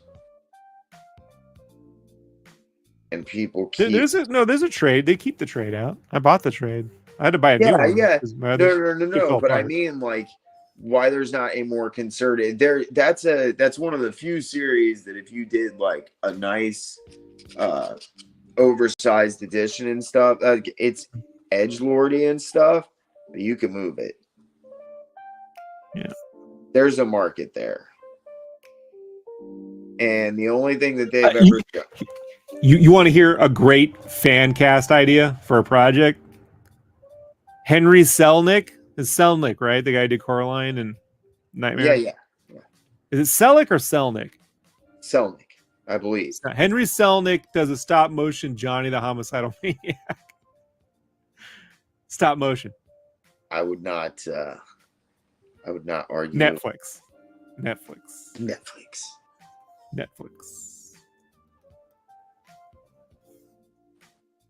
No, that would be cool. I could see that.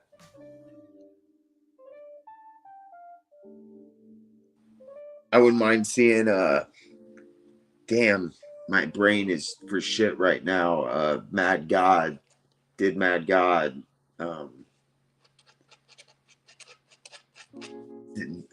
it. Keep wanting to say Greg Nicotero, and that's not it. God. Have you seen Mad God? Mad God. The comic book? No, the stop motion. Yeah. Phil Tippett. Phil Tippett, thank you. Yeah. We covered that on the Star Wars cast. We're big Phil Tippett fans. Did you watch Poker Face? The series with Natasha Lyonne? No. Yeah, so Ryan Johnson kind of like spearheaded it, but it's got multiple writers and directors, but it's like a Columbo. She literally is doing Columbo. She's doing the same voice and the whole bit.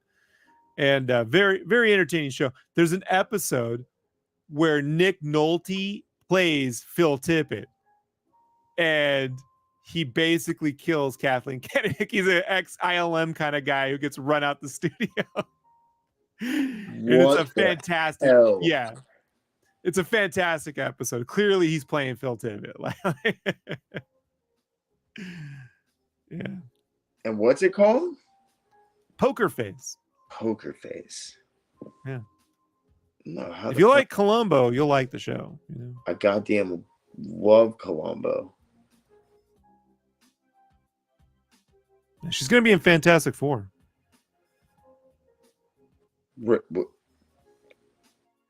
Natasha Lyonne? Yeah, I think she's playing. Remember the Thing's girlfriend? Yes. Fuck yeah. Yeah, I think she's playing that. Alicia? Yeah. Dude, do not sleep on this movie, my friend. I'm telling you right now. But I will. I won't go see it. But, you know. You would if we were in the same town. I'd make you go. I got a seat right here for you, buddy. I was going to say, I got no money to go see it. And I won't. But I just can't see making an exception for it. Unfortunately. Despite how good it is, I didn't even get to see the Spider-Verse movies at the theater.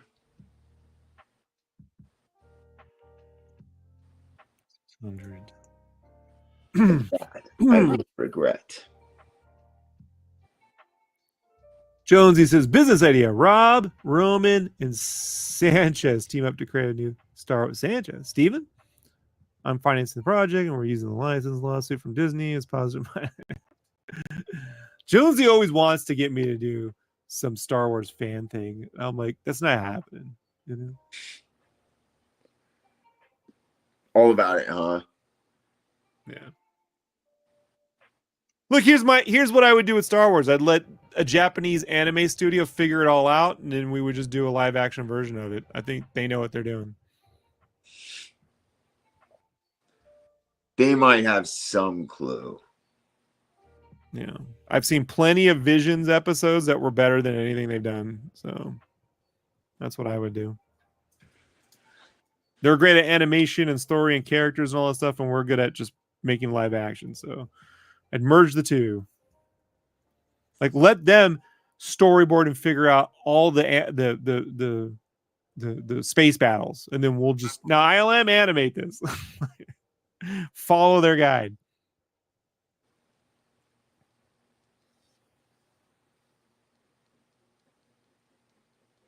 Good luck getting anyone to cooperate over that shit these days.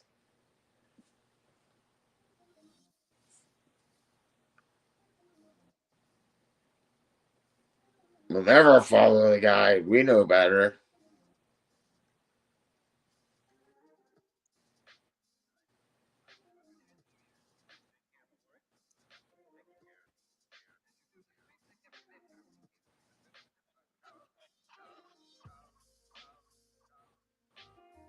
What the fuck is this?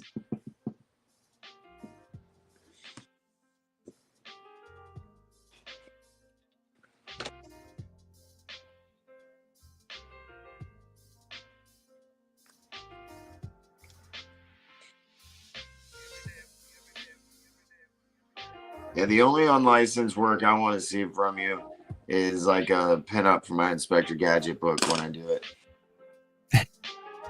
Dude, I gotta tell you, when it comes to Gadget, I'm a huge fan of the intro. Like, whoever animated that should have animated a whole series. Like, it's so good. You know, one of my biggest supporters on the channel, Mike Dolan, he's a Canadian buddy of mine. I was talking to him about how much I loved fucking Inspector Gadget at one point. He was like, "Oh, dude, both my uncles worked on that show," and like he shared a style guide and like the entire character Bible and all of that shit. It was super cool looking at it. Like, yeah, those designs are really quite timeless. They really, really are, man. And I came up with this like really fucking crazy idea for a just off the wall Inspector Gadget story called "This Morality Will Self-Destruct," where like it's hard boiled in Sin City crossed with fucking Inspector Gadget. It would be a fun book. Yeah, the only guy I've ever seen that can do that Sin City look well and still draw like badass shit was Shelby Robertson. He has that book Ragetality, and he recently did a whole thing in that kind of death blow Sin City thing, and it's very good. Oh yeah, I mean his more bulky. Nah, yeah, I wouldn't want it to look like that black and white Sin City. Just the line work of like Miller back. That kind of right. I figured. I'm just saying, when it comes to the Sin City look, guys, go check out Shelby Robertson's Ragetality. That shit is fucking super dope, dude. This new one he did, I was like, Shelby, that might be your best work ever. Like, I don't know. It's all like traditionally inked, It's so good. He always does that, and he always is blowing me away, man. Doing something new. Great. I have a Ragetality pinup I was gonna do, and I sent it to him. I got it all laid out color wise and design, and set up ready just to draw it. And then right when I was going to draw it, I got a DM about the Popeye cover. Oh. And I was like, so as soon as I'm done with Spawn 5, I'm gonna do the Ragetality thing, But as soon as I'm done, yeah, because I had just enough space to do one extra thing before going on to issue 5, And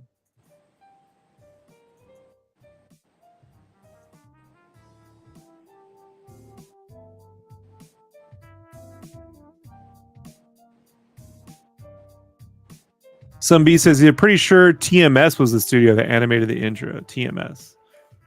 They did like the Heathcliff opening's great too. The animation on that. Heathcliff and the Junkyard Cats or whatever they were called. Yeah. Yeah, the intro, the quality of animation on that, on the intros were so good. Then the damn cartoon starts. You're like, what happened? Dude, that's like seeing the Japanese intro to the X-Men the animated series, and you're like, Holy shit. The Japanese one, I know. Why does this series not literally look looks like Jim Lee's art come to life, right? it is so depressing. I remember seeing that and being like, "What? Why doesn't it look like that?"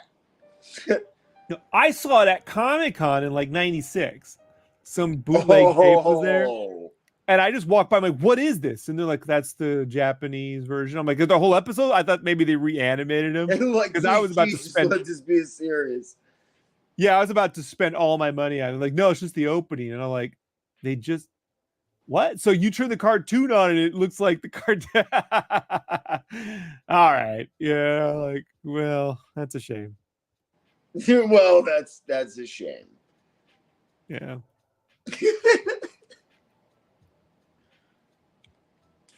Yeah, I was uncompromising. No, as you should have been on that show. I love X-Men the animated series. I really, really do. But Bad animation. oh my god. Yeah. I mean, it was well known to be pretty bad animation even at the time. It's not. Oh, well, they had to recall the entire first episode because it was so poorly animated. And, as the series went on, Shuki Levy kept pocketing more and more money that was supposed to be going to animators and outsourcing to Korea. And is that stuff in the book that just came out? I don't know. I've not read it. I really want to, but dude, I have been so fucking broke. I literally haven't been able to afford research material. So maybe for Christmas, huh? Maybe old Uncle Sketchcraft and Uncle Jerk a little Christmas present. That would be awesome. Because I really do like. I've really for a long time I've wanted to do something where I could talk about that and Pride of the X-Men because if I send you one, we got to do an episode. Oh, I'm all down. I'm shit. Yeah. Hell yes. Because I'd rather you be, because you'll be able to keep track of all the facts. I'll just be bewildered with the art. Like, I'll be like, this fucking design. Look at this shit. Like, what the fuck were they thinking? Yeah. Except for Rogue and Storm, who still I maintain look absolutely stunning. I know. The problem was I had Children of the Atom, the video game, to look at, and I'm looking at the cartoon, and I'm looking at the Capcom game. I'm looking at the cartoon. Those are the two. Yeah. Those are the two. Storm and Rogue, I thought, did very fucking well. There's a majesty about the animated series Storm that I really, really like. I won't lie. Most of that series looks like donkey shit to me.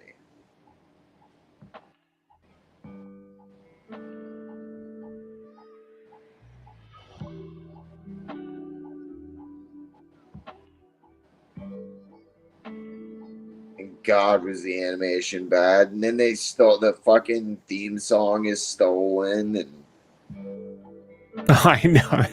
Hey, they bought that one back though. They got paid. Well, yet now, like whatever, 30 years later, after he got busted, at least they got paid. They didn't cheap out and just make a new song to not pay him. How about that? Right? They would not. They couldn't have done that. There would have been fucking rebellion, dude. But you know there's a bean counter somewhere trying to make that happen. There was a room full of them going. There's no way that we are even admitting that is the same song, let alone fucking paying for it. And like, if Perlmutter, like, nah.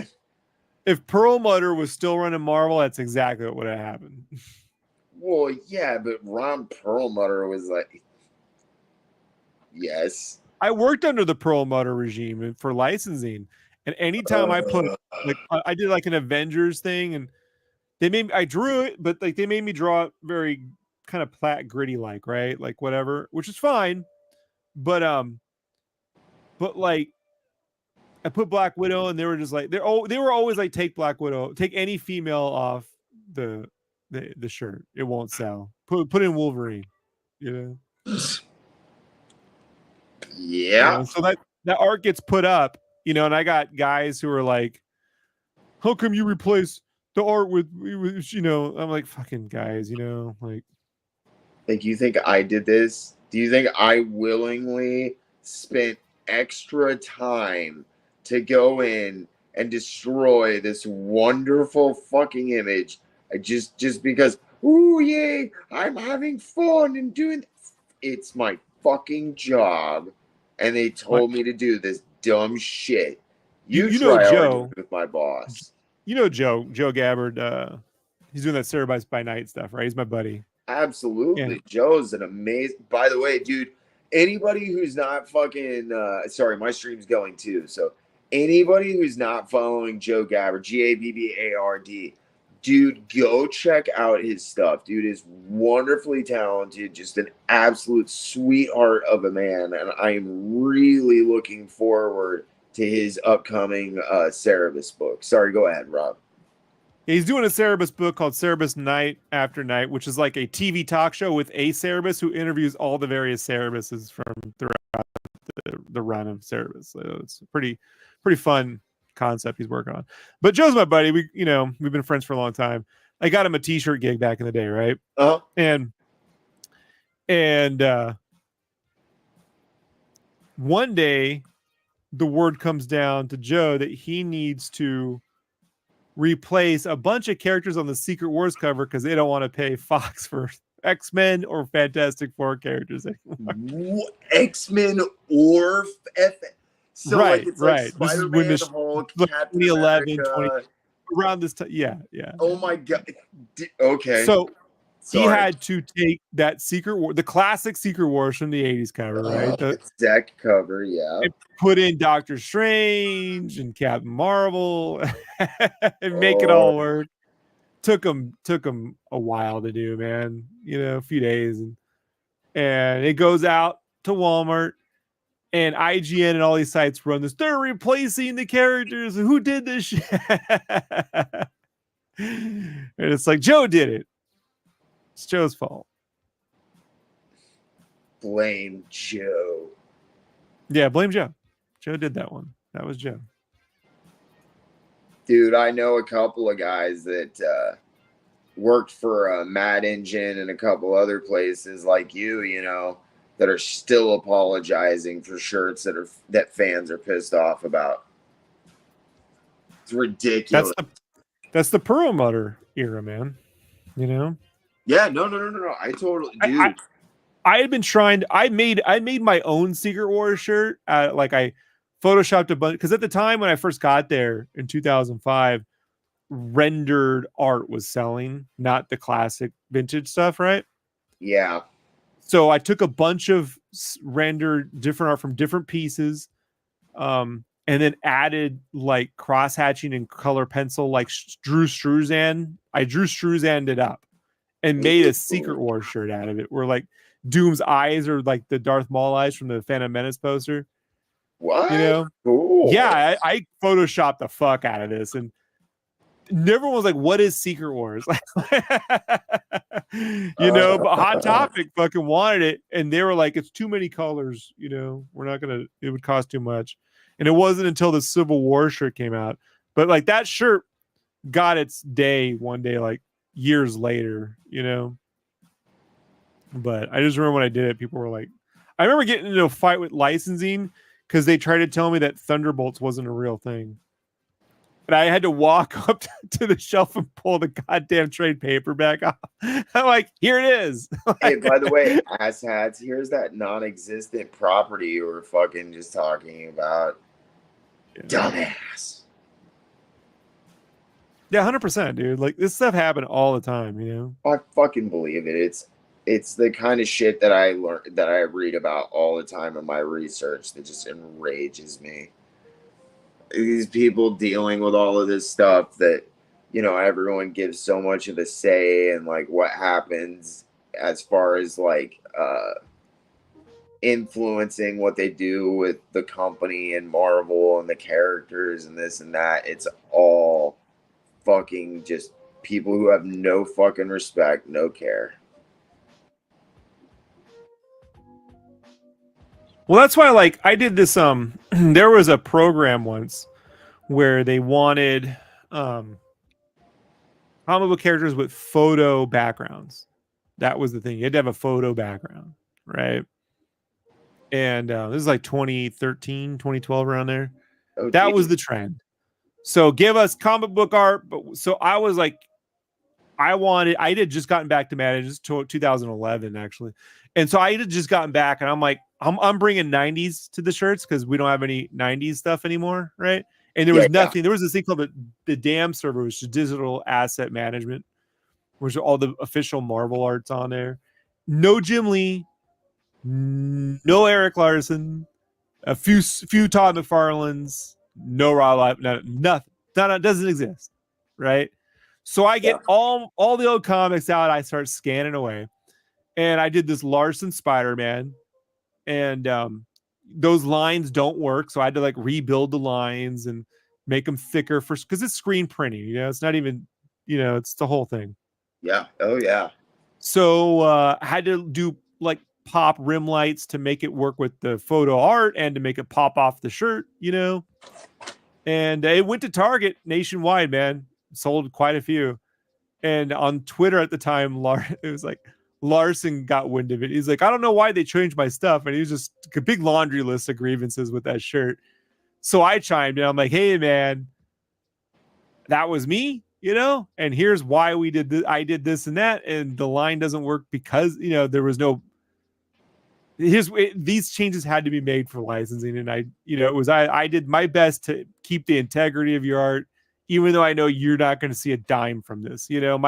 My goal with it was to get people saying there's an Eric Larson t-shirt out, and hope to God that translates to him in some meaningful way, like I can't do anything about that, but I wasn't changing your art to change your art or fix anything. I was trying to keep it as stable as it could be, like I know Weapon Prime does that stuff they do now, but like even then there's still translations. Well, yeah, and that's not official. And I know it's not official, but even then, even when they have no rules, there's still translation. Like, in his defense for Prime, the only stuff he changes is stuff that like where he has to replace certain parts of an image or something. Parts of it off.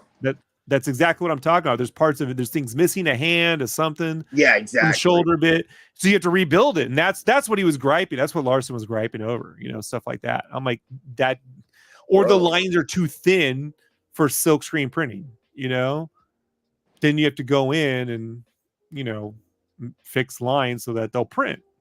Yeah. Oh yeah, dude. I mean, like, of course. Yeah. Yeah. A lot of guys don't get, they're not going to understand as much as they would say, like, oh, I understand comics, and you have this like wonderful understanding of comics and their printing process and stuff.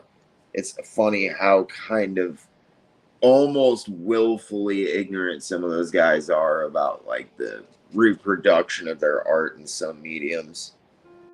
Which is so funny on some level to me because I actually owned a silkscreen Savage Dragon shirt I bought from Larson at the 94 Comic-Con. They did them like the CK shirts. It was like on an olive green with a back print on the front. It was like a dragon logo. And it was long sleeve. And spent all my money on that one shirt. I think it was like $20, which is pretty expensive for a shirt in 1994, Fucking right. So, yeah, my buddy stole that one. He stole that. And then in the army, it was when we were in the army together, he stole it. And then he walks in my room one day and he had cut the sleeves off. Oh, make it a workout shirt. Yeah, I honestly, dude, we were childhood friends, but that kind of ended our friendship. Like, I had a really hard time forgiving him for that one because to this day I've gone to eBay every year, can't find them. You know what I mean? Oh, that is bullshit. He must have just done those shirts for San Diego. and never did them again. Man, that's a shame. And getting a good T-shirt, a vintage shirt, like my hard. God. Not only is it's just impossible to find them anymore, let alone afford them. Holy Christ. My brother Jeremy, he's in a band called the UAPs. His other side hustle is vintage like pro wrestling shirts, Oh, cool. Yeah, he does a good side business on that, and he's got tons of them, dude. And just like, I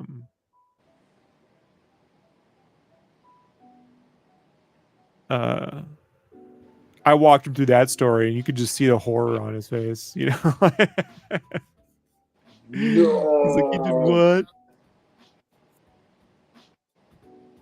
Like, yep, that's how you end a friendship. Yeah. It was tough to walk back that one. Well, it's just like the disrespect there, man. That's just like, what the fuck? Really? What? Yeah. I still have my Heroes Reborn shirt from '97. I got at Comic-Con though. It's the Liefeld one where like they're all posing like Captain America, Iron Man, and Thor. Like that vertical pose. Yeah. It's on white. Yeah, silk screen, the vintage, still got it. So it's held up. And as soon as I lose 20 more pounds, I'll be able to fit it. I'm working on it. There. I'm working. I'm almost there. Another year.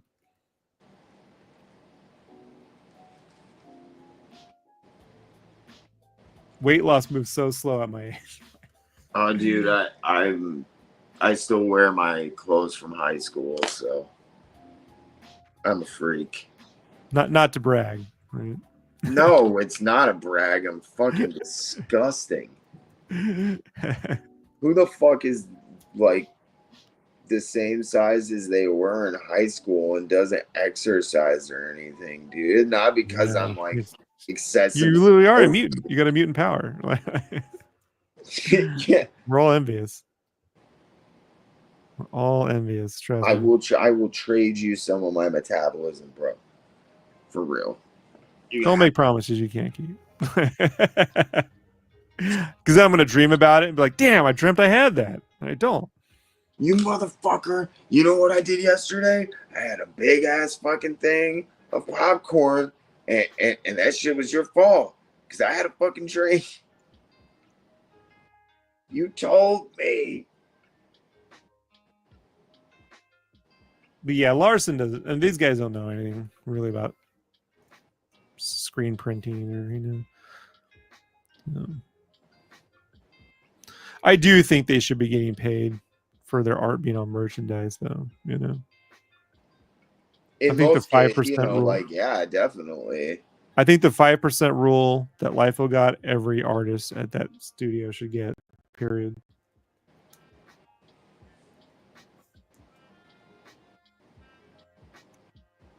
What was the 5% rule? It was the deal he got. He gets 5% of anything with Deadpool, all the characters he sold to them. Oh, does he still? To this day, yeah, forever. Yeah, that's cool. He's actually spoken up about that. I wasn't able to. Michael Golden has some sort of agreement going on with Marvel, but he won't talk about it for Rogue. So, and it's weird because they don't pay royalties, so it's like super weird how stuff works there. Yeah. It's always impossible to get good details.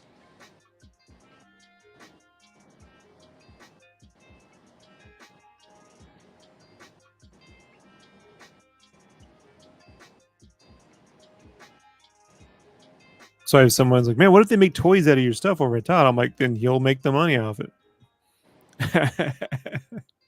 Don't get paid derivatives, Nope. That's how it works. Yeah, well then why never try? Well, then you end up in a situation where I'm like, well, now I got an opportunity to, to try. Like no one else will. Then we all get you know, some shit luck in life, and it's like you got to find your way how to make the most out of, you know, everything. Oh yeah, absolutely. So like we're in the age where artists don't get paid for certain things, but that doesn't mean not applying myself doesn't help. So it's like, you know, Fair dues. to be fair, I mean, that's why Todd, you know, according to Liefeld, didn't add new characters into Spider-Man because he's like, oh, they're gonna get your characters, bud. You know, they're gonna, you know, and he was Oh like, well, fuck, yeah. they're gonna pay me, you know. And I mean, had Todd done more original characters and sold them, maybe, you know. But I mean, he's making more off his own shit. But hey, man, I would 5% on your shit for life. And then, you know what I mean? That's not a bad deal. Shit, no. Not on something like Deadpool, especially. Yeah. You hit one home run and you end up like Sam Keith. Right. Kind of like able to wander in and out of doing whatever the shit you want and acting completely fucking psychotic and erratic in everyone's eyes. Eh, whatever. What are they gonna do? Take my royalty checks? Fuck you.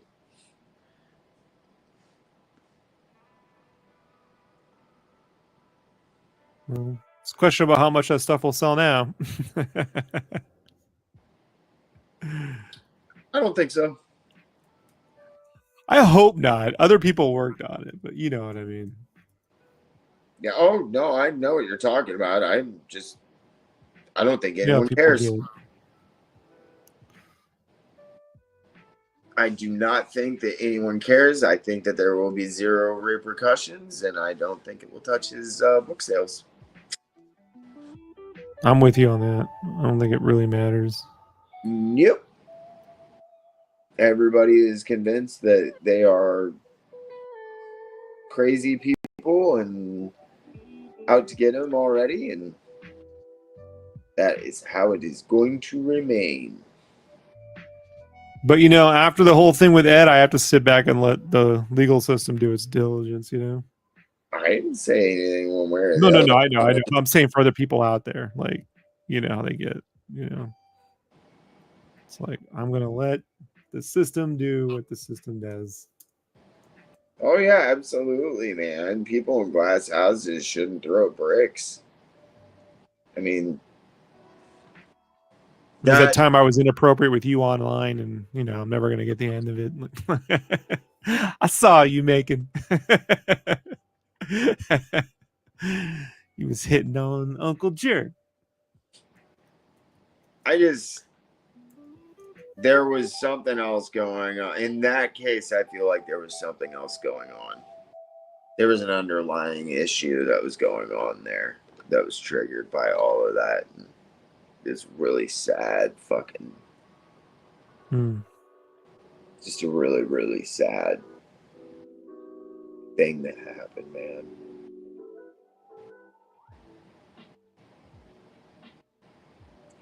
He was an important force in comic books. And I honestly don't think that would have changed despite all of the kibitching and yelling and moaning, pissing and bitching.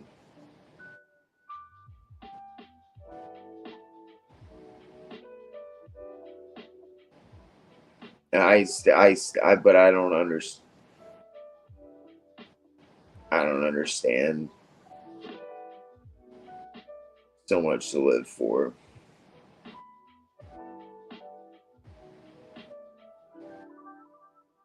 Oh yeah, 100%, dude. Ed should be here today. Like, yeah. I wanted them to make fun of my book. That's the whole reason I put them in there. I told that to my editor and John, and like, what do you mean make fun of it? I'm like, don't you know what those guys do? Like, it's kayfabe, guys. One of them's a good guy, one of them's the heel. They were gonna shit on it. Like, that's what I was gonna look. That's what I was looking forward to. It's what I wanted, man. Yes. this doesn't look fun to draw at all. Like, you know, like that, those lines, you know? Yeah, sadly missed voice. And when it came out, it just ended up being like a tribute, you know? And I was like, well, at least no one took offense to it. I was afraid they think that someone thought I might be trying to cash in, you know? Oh yeah, yeah. Oh yeah, I hadn't even thought about that. I usually Yeah, try to avoid it just so I don't hurt people's feelings because so many people are still so raw about it, you know? It's such a complex, crazy thing, and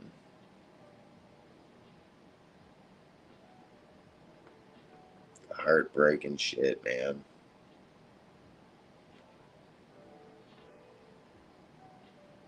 We've lost so many people.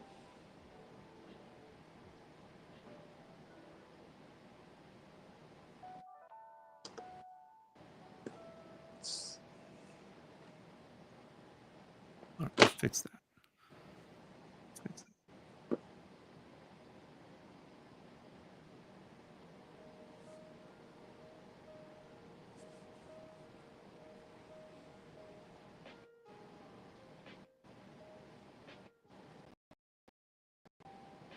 I have this process for processing my files when I'm done with the page. Mm-hmm. And sometimes I inadvertently delete a layer while I'm doing it. And so Oh, it's like, because I add like white splats and textures to black, you know, and sometimes when I'm up-resing and converting and blah, blah, blah, all this processing shit, I lose a file somewhere and I'm like, or I'll have to go back and add that back in. Like when I get done, let me just finish the file first. It's a little tedious to like prep the file. This is closer to like my t-shirt work where everything in t-shirts, when you're done, you have to turn in a file that's, you can't have layer effects. Everything has to be tangible and threshold, you know? oh yeah. Yeah. I've never designed like a legit shirt or looked into it, so. Classically, yeah, everything would be threshold and then everything would be spot Pantoned out too. So you need to get the Pantone swatch and, you know. Oh, okay. You know, like here, that's not the case, but I am using a bitmap, like a threshold to all the lines. That's why it's funny. Like I've seen some of my friend digital artists, they see the files and they're like, oh, everything's so jaggy. I'm like, wait till you see it print. It's like, how is it so sharp? I'm like, yeah, no alias edges. You know, it's all sharp. So when it prints, guess what it prints? Print sharp. Like Sharp. right now, there's so much of that dry brush, Clip Studio paint, natural media look. Every book prints super soft. Like so many books look soft, and so it's like I'm going back. I do it the old way. They used to bitmap all this stuff, but there's some real benefit to that because I can create different effects that you can't do anymore, and they're all tangible, real hard edges when I get done. But all my thresholding occurs through adjustment layers. So when I get done, I basically screen capture the file, paste into a new file, and separate it, and then paste it back in, separated. So this can get a little tedious, but it's exactly like how I used to have to do t-shirts. So, and then you just relayer that and set it all up. But you know, every now and then you lose something because you know you just forget. Well, yeah, I can imagine keeping track of all of that's can get a little bit laborious to say the least. Yeah. But it's necessary for my colorist, so everything's layered out, you know? So if I have raindrops, everything's layered. If I have splats, all the splats are layered, which means all my splatters on the black and white, it's a giant mess, but in color, they're all colorized. Do you know what I mean? They're all tonalized and they're trapped and shit. So comes out looking pretty. Comes out looking pretty. If you tried to do this traditionally, you'd be hosed.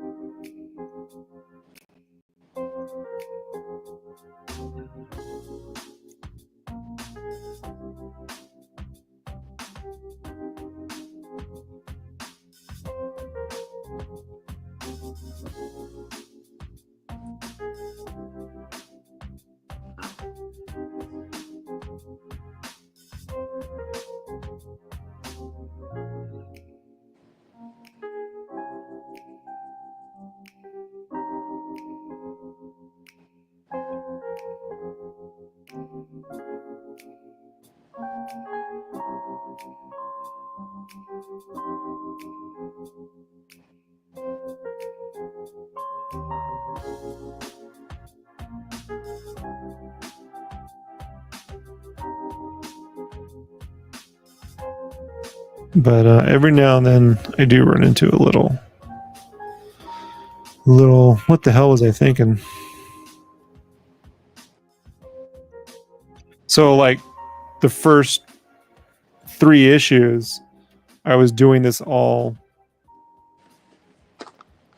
I was doing all of my all of this process when I'd get through halfway through an issue. So I'd do all 10 pages like in a day. Oh, But that was not good. dude, Like that's brutal.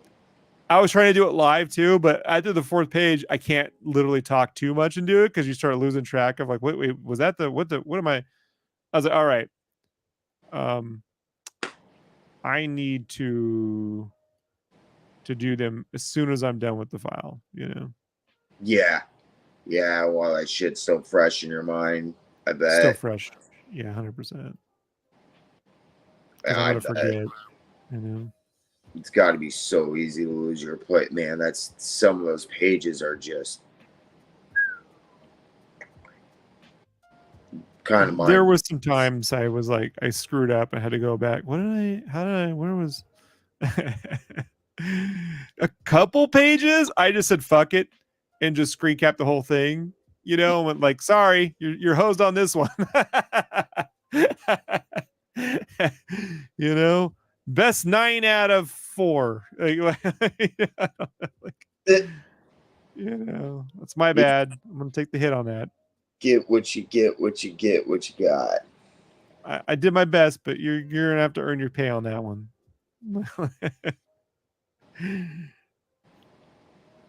So sorry. Sure, Rob Liefeld. Come on now.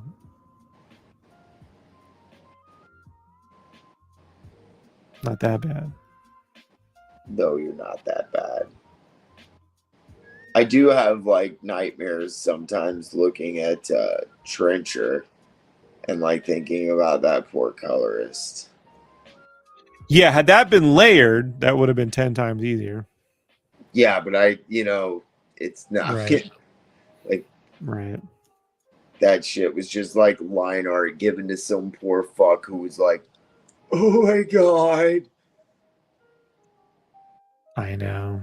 You know what that should have been done? That should have been hand colored. Absolutely. With markers. I stand by Chaos Comics. Go look at their first like year's worth of issues, a year or two. Those were all colored with markers, you know? And printed. Like printed the markers. So should have been done with markers. Interesting. I'll have to go back and check on the paper. You could have done a color guide and then gone in and done a cleaner version, you know, in the same amount of time it took them to do the digital, and it would have looked better. Yeah, that's not hard to believe.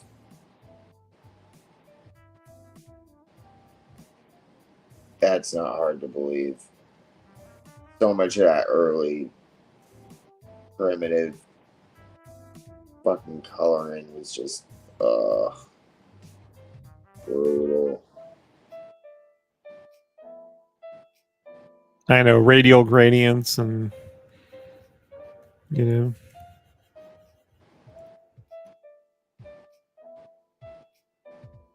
The guys like Digital Chameleon and stuff were just like, I would see their names and sometimes put comics back on the shelf.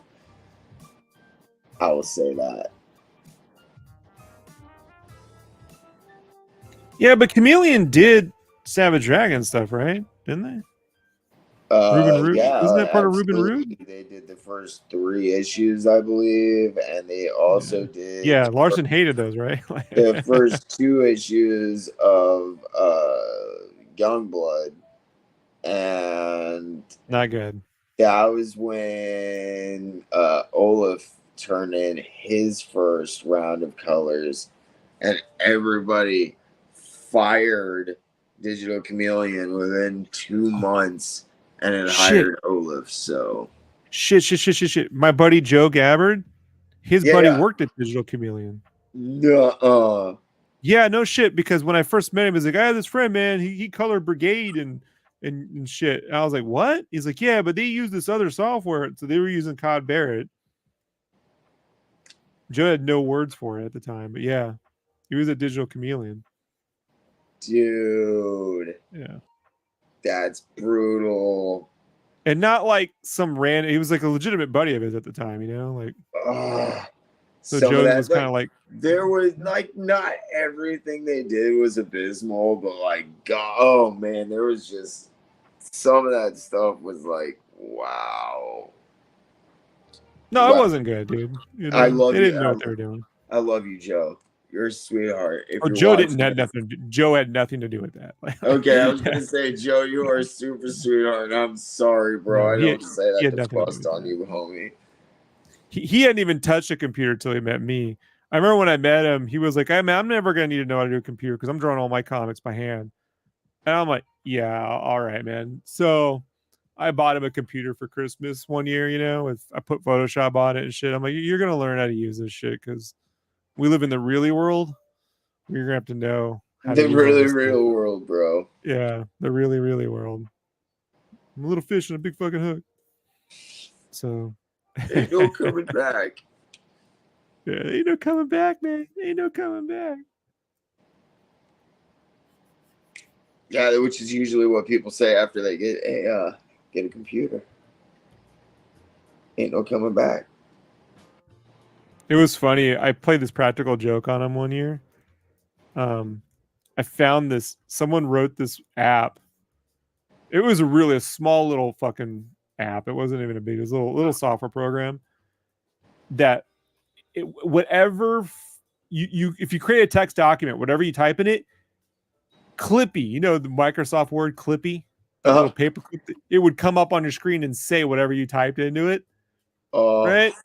And you could like install it on someone's computer and they would never know where it is, kind of thing.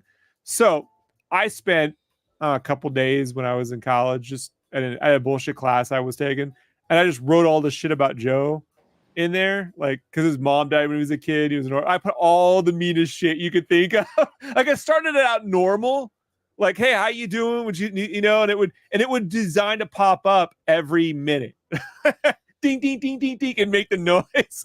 And so I'm sitting there one day and we shared an apartment and he goes, "Hey man, I think I got a virus." And I was like, "You got a virus?" He's like, "Yeah, man, you check this out." And he's like, "It's saying all this stuff about my mom. Like, how does it know this stuff?" Like, and I just watched him freak out for like an hour, dude. It was the best. Ding, ding, ding, ding, ding. That's fucking brutal, dude. Yeah, that was super fun. Shit. And like 2 people in the audience get that because they even know what we're talking about. Right. And that audience was just for me and my buddy who was over, a friend of ours was over. So I was just having fun. Like it was just so I could watch him. Like It's just for me. It's just for my fucking personal. Yeah, Miami. Thank you. You know, it was funny though. Well, I bet.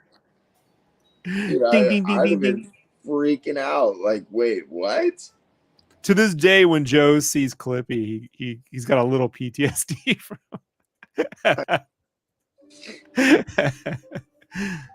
I scarred him. Ding, ding, ding, ding, ding.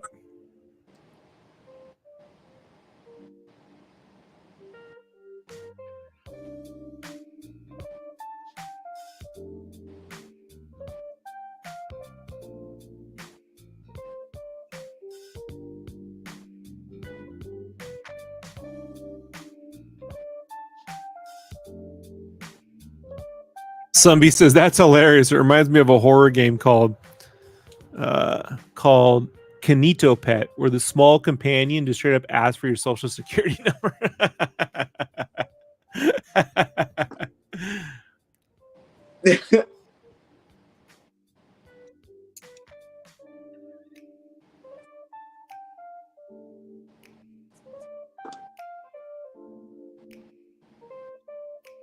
The 2% of the time that worked. How That's all it takes. Stuff around. That's how they make their money. Damn Skippy.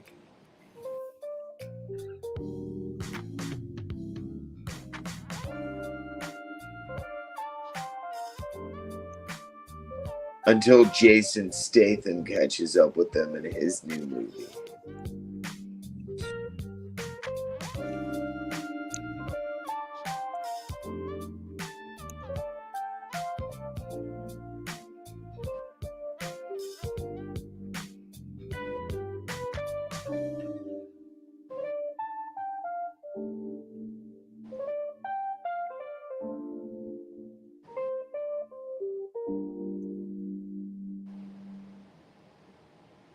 I like Jason Statham's cameo in Collateral. Which The Tom Cruise Michael Mann movie with Jamie Foxx. Where Tom Cruise plays a hitman. Oh, that would be why. Okay, yeah. Good movie, man. He's got a cameo in the opening. I was gonna say I might have to check it out. I am super kind of 50-50 on Tom Cruise movies. That is an excellent film. Michael Mann's best movie after Heat. Mann's fucking great in my book. He's, well, at least when he's on. He's not always necessarily on. No, but that's a great movie. It sounds really familiar, but I can't. Man, I think I might even have that on the hard drive. Or, I mean, streaming service on my computer.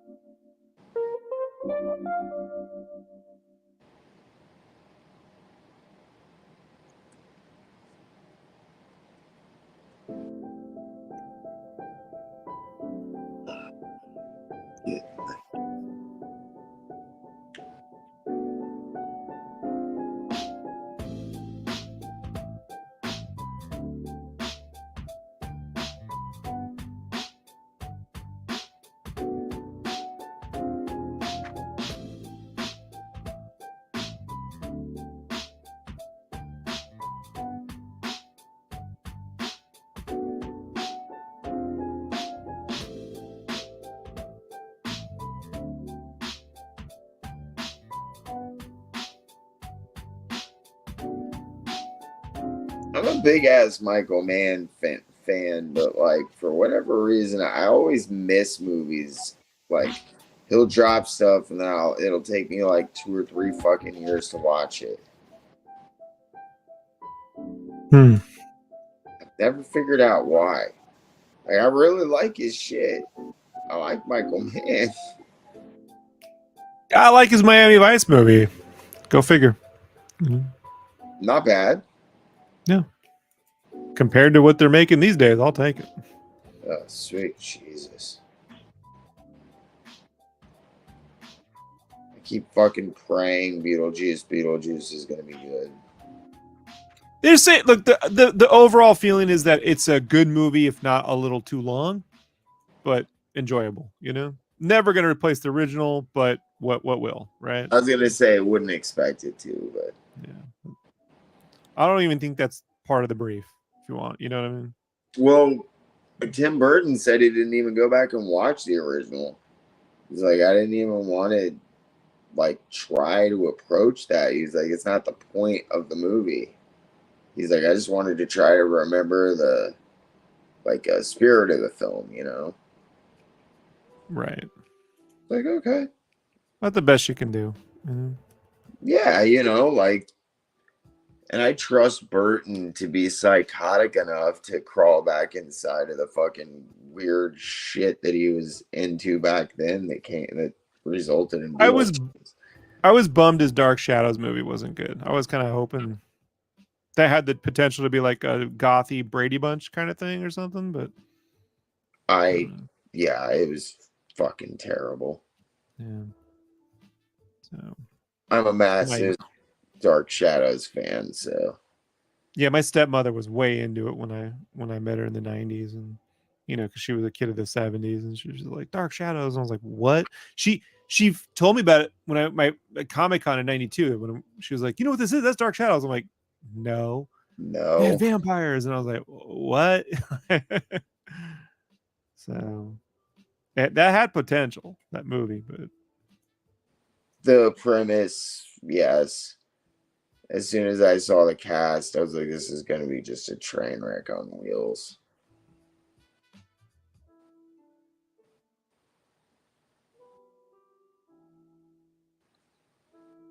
And you can kind of tell where Tim Burton's head is by his casting a lot of times. that's true.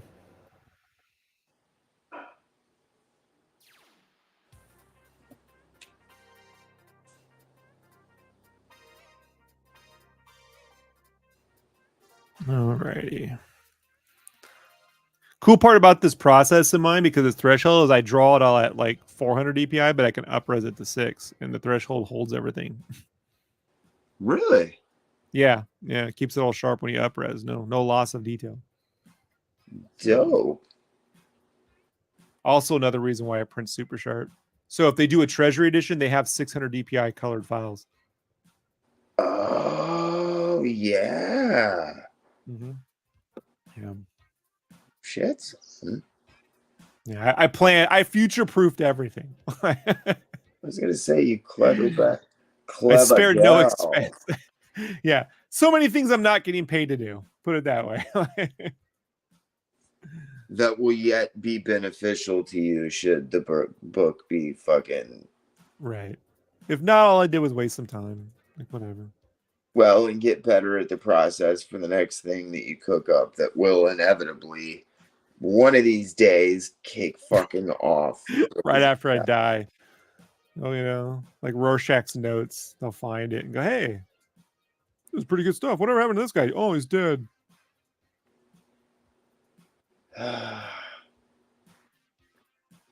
All too common. I know. Makes me sad all of the... And yeah, nope. Not going to do it. Not going to do it. Not going to do it. You could be worse. You could be that guy who just set up his own Quiznos franchise right before. Always wanted to have my own toasted subs. What happened? Wait, what, Susan? Oh, shit. Well, there goes the franchise. I was the only guy who liked the pepper bar. I was like, the genius idea. It's peppers. And they got this red sauce. It's so good. This chili red sauce. It was like the pre-sriracha. Somewhere between barbecue sauce and sriracha, that red sauce. Yeah, that sounds about right. Yeah. But, you know, in 2000s money, this was like $14 a sub. It's like unsustainable. Who could afford it, you know? Jesus. Yeah, it was $14, dude. And you got less too. I did not understand. Someone did a really good breakdown. Some YouTube channel like breaks down the financials of these companies that go that route, and they explain how that happens, you know? And it's part private equity firm and part, you know, like the way they demanded franchisees had to buy through. The private equity firm that bought them out owned all the supply. So they basically were looting them on mandatory buy-ins on overpriced things. And so they try to pass that cost on to the consumer, which, you know, created a perpetual cycle of bankruptcy at the end of the day. Bankruptcy at the end of the day. Yeah. Because they're a bunch of fucking... That's how I spend my free time, Roman. I just scour for these obscure I don't know why. I don't know why. It just interests me more than any particular thing, you know? Dude, research what you love. Like, who invented pound puppies? How did that go down? Like that's how I'd spend my 2 weeks on Christmas vacation. Welcome to how I started my channel. That's why I when I found it, I'm like, this guy gets it. Like, This guy gets it. Yeah, we would be good friends. Like, 3 years into his Sam Keith documentary. This guy fucking, yeah, all right. In my defense, you reached me first. I didn't reach out to you. No, yeah, dude. I totally hit you up because I was like, I saw your shit and I was like, oh my God, this is amazing. I had to have a piece, and then I was like, well, I can't afford that. But the 3 best DMs I ever got on Instagram was you, Tom McFarlane, and Scotty Young. I don't even know how to respond to that, sir. Yeah. I was excited. I was like, all right. Let's talk about that Arthur Sidon Batman Predator cover, huh? He can paint. He can paint. I stand by. That's a brilliant piece of artwork. It is. He probably stole it though, right? I was gonna say, I just wonder what picture he traced it off. Yeah, I know. I keep fearing it's gonna come across my desk one day, you know. I really don't say that to be like a twat, but I'm dead serious. Like that guy, like horror anthology magazine from '82. You know, a dude like he was good at finding shit, and it eventually he just got lazy and like started tracing like toys and cosplayers, but originally he was really good at covering stuff up. But it's so bad that like even the mysterious portfolio, the mysterious worlds portfolio from 1982, like they're all Frazetta images. That's a shame. Again, that's just another sign too. When someone's too productive, you know,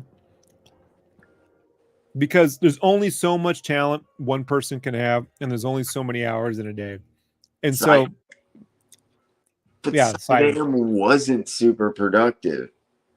But he was during the zombie stuff, you know. Oh, well, yeah, okay, yeah, absolutely. You know what I mean? Sorry. At that point, you go, something's not matching up here. You know? Yeah.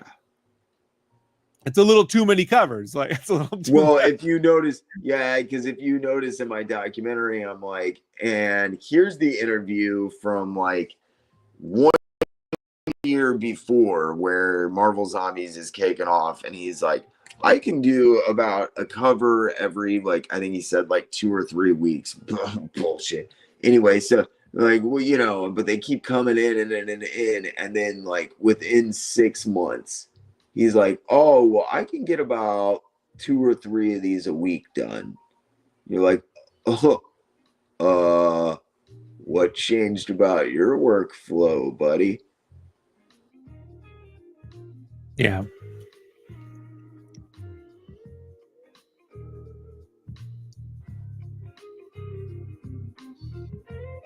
But, you know, in his defense, he was, you know, busy like yelling at other creators and stealing their tables at conventions. So he didn't really have time to think about that stuff. Poor girl, dude. You know, just you get a table, you go say, and some guy just took your shit. Look, he just picked on the wrong person because on the right people in a way. Because if that was me, I would have kicked his shit over. I would have fucking table flipped his fucking stuff. You know. I probably call my wife for bail because I'm table flipping Arthur Sidon. I'll teach him. You know what I mean? A fucking lesson. Like the fuck is he gonna do? Yeah. 90-year-old leather fucking faced motherfucker. Nobody even knows who the fuck you are, you talentless shit. Never mistake kindness for weakness. That's why I try to remind people. Hey man, I'm a nice guy, but you know, I've already had this shit kicked out of me 100 times. I know what it feels like. Do you?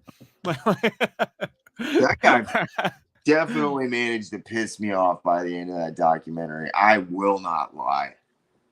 It's a shame because that that Batman Predator sold me on the whole book. You know what I mean? That cover. I'm And that was saying not a cheap fucking thing when it came out. I remember my mom had just moved to Poway. She bought a house. She had real money at the time. She was dating this guy who was tied to the sheriff of San Diego. They were stealing from the whole county, but yeah. she had money. So she was trying to court me to move there. And I knew this is too good. I didn't trust it. You know, I'm not moving in with you. And so they had a comic shop not too far, which is the first time I'd been in a real nice comic shop. It was nice, you know. Normally things were like fucking dungeons and shit. And so yeah, they go in there. Yeah. This is like 91, right? When it came out. And so yep. You're looking for fucking 91, dead. 92, somewhere around there, early. So late 91, early 92, somewhere around there. It was definitely before Batman Returns. And that Batman Predator cover, just the colors blew me away, you know, like the cover. It's he is what the one thing I will say about Sightam is he was at one point a very talented painter. I'm having done the documentary, I'm fairly convinced that at some point in his life, something, I don't know if it was health wise or if he has wrist problems or vision problems, something forced him to move from simply like swiping poses and images. Yeah, I mean, as heavily as he would do that, they were still and they were well done as well. That changed, however, and I wonder what I am pretty sure something health wise changed with him. And he's kind of a health nut kind of guy, so he would never talk about anything like that. But if you look at his mugwogs work, it's really evident that the guy actually could draw like a motherfucker when he wanted to. And I was so excited when they were going to re-release that. And then he went back and edited out every single fucking reference to the LGBT stuff that he had put into. Yeah, weird. He's a fucking weird guy, man. Weird.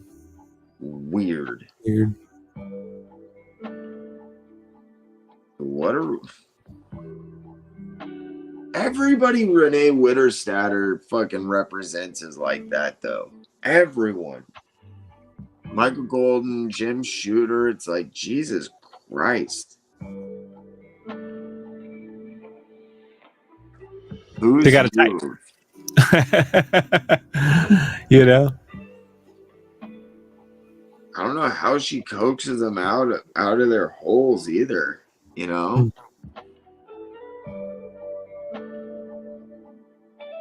Nuts.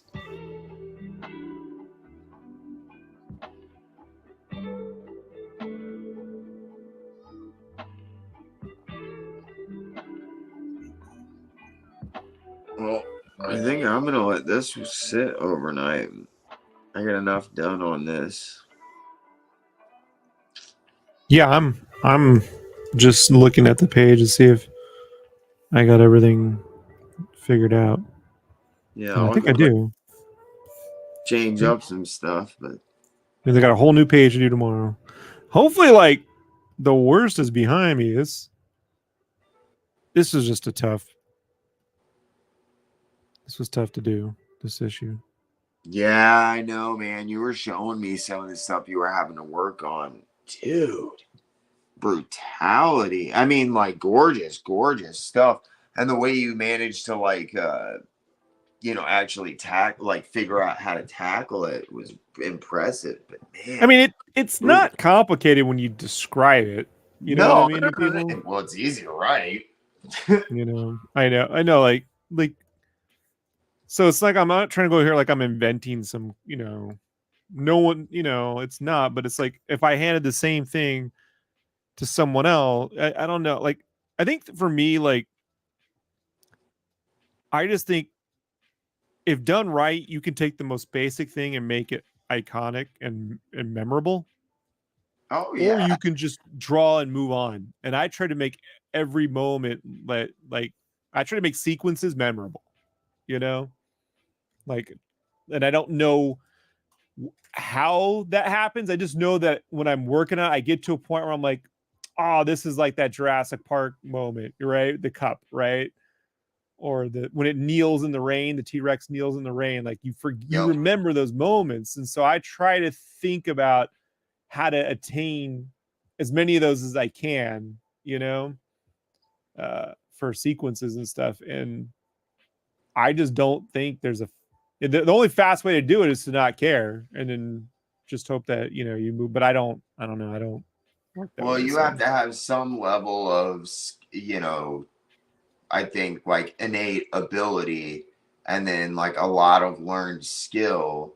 And one of those learned skills is the ability to lean back on that innate, you know, ability that you're born with. I call it massaging. That. I call it massaging. There's a part where you get to the art where you have to massage the art. You kind of knead the dough a little bit, where you kind of like, it's just kind of this and that and here, and then it just sort of congeals and it works. And yes, as long as you're like, yeah, absolutely. As long as you flow with it, you roll with it, definitely. You start fighting it at that point, though, that's when it'll fall apart. But the jury will be out. It'll be interesting to see when we get to the pages that don't have a ton of Easter eggs in them because they're story, you know? Like, will people find any of that interesting? Well, you know? I should hope so. I don't know, man. You know, you get them hooked on that nostalgia, then they come going, where is it? Just want pages of references.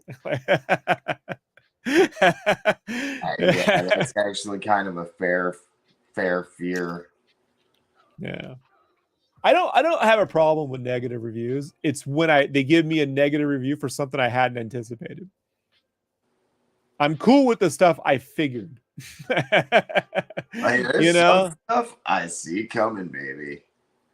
Yeah, but when I get like, one guy was like, you know, Harvey Kurtzman should draw this. I'm like, he died. He's a dead man. He's not alive.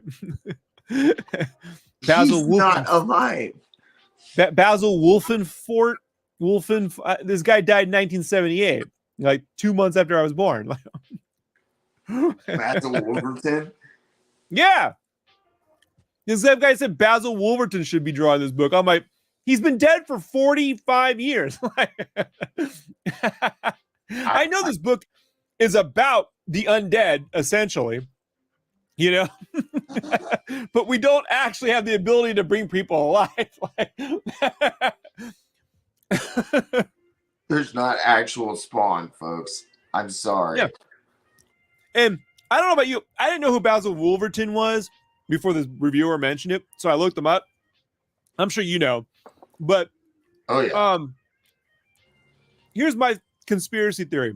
When I see a guy who was of mature age during 1930 something drawing caricatures of people with absurdly large noses, I gotta wonder. No. No. No. Okay. No. Okay. Just checking. Because I worry. You understand? No. He's a good guy? No. He's a good guy? Basil is definitely took his name from the Jewish German side of his family. Okay. Yeah, he's a good guy. Yes. But Basil Wolverton. It didn't specifically say that on the wiki. All right. So I was like, I don't know, man. That's why I pointed that out. Wolverton was like, yeah, no, he was a good guy too, man. Like really well respected in the industry, but he did, you know, he was like Kurtzman and a lot of those guys, you know, post the fall of EC, they never really got their due ever. Right. Yeah. Why don't we just have all the EC guys come back from the dead and draw Spawn? Like I was like, Look, if we're bringing anyone back from the dead, it's Jack Kirby. I'm just calling it now. You know.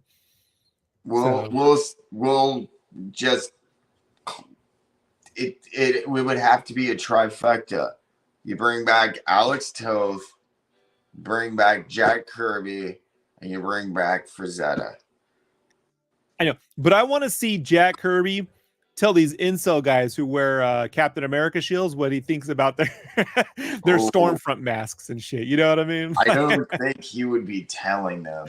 I think it would be more like that story where he called the neo-Nazis down to his down to the Marvel lobby and was like, "Hey guys, don't worry, I'll be there in 15." Yeah, I know.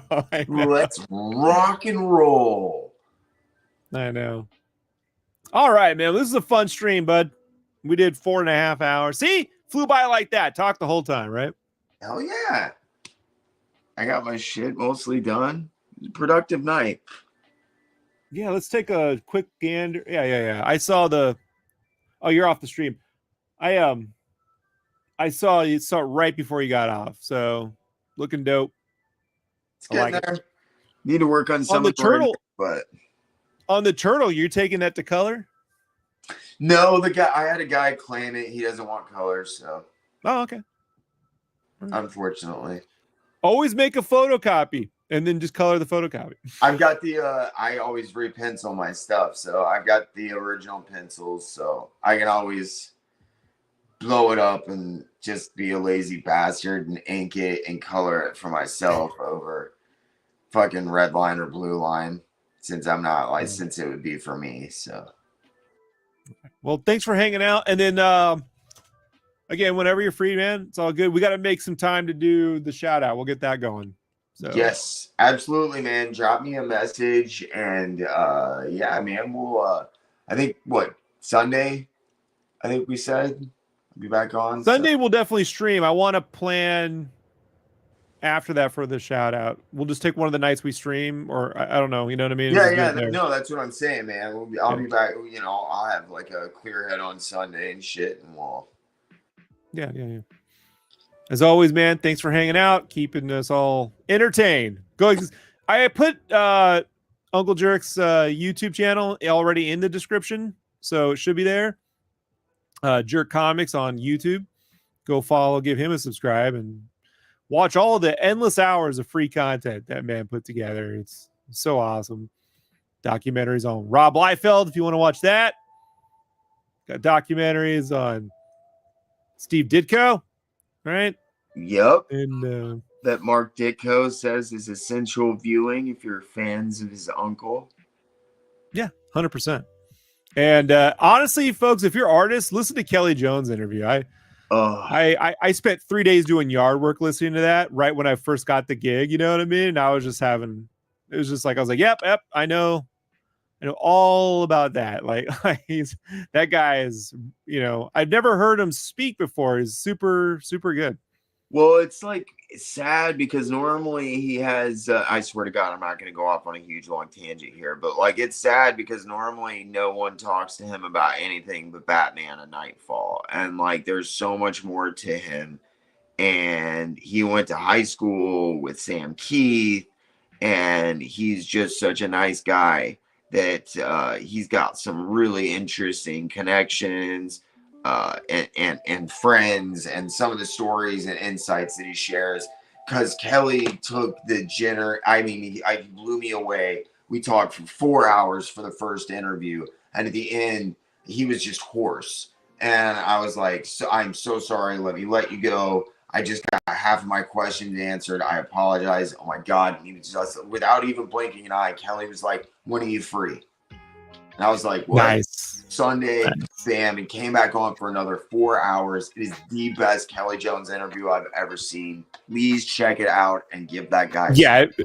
To me, that's the best thing on the channel is that interview, just because everything else you do, I know is going to be awesome. That one, I was like, I don't know if I want to hear Kelly Jones. But I was like, oh man, that's one of the best interviews I've ever heard. He's just so chock full of interesting factoids and experiences, really, you know? Yeah. That one of the Pat Mills interview were both really, really cool. Awesome. All right, everybody. I'll see you guys all later. Peace. Peace, guys.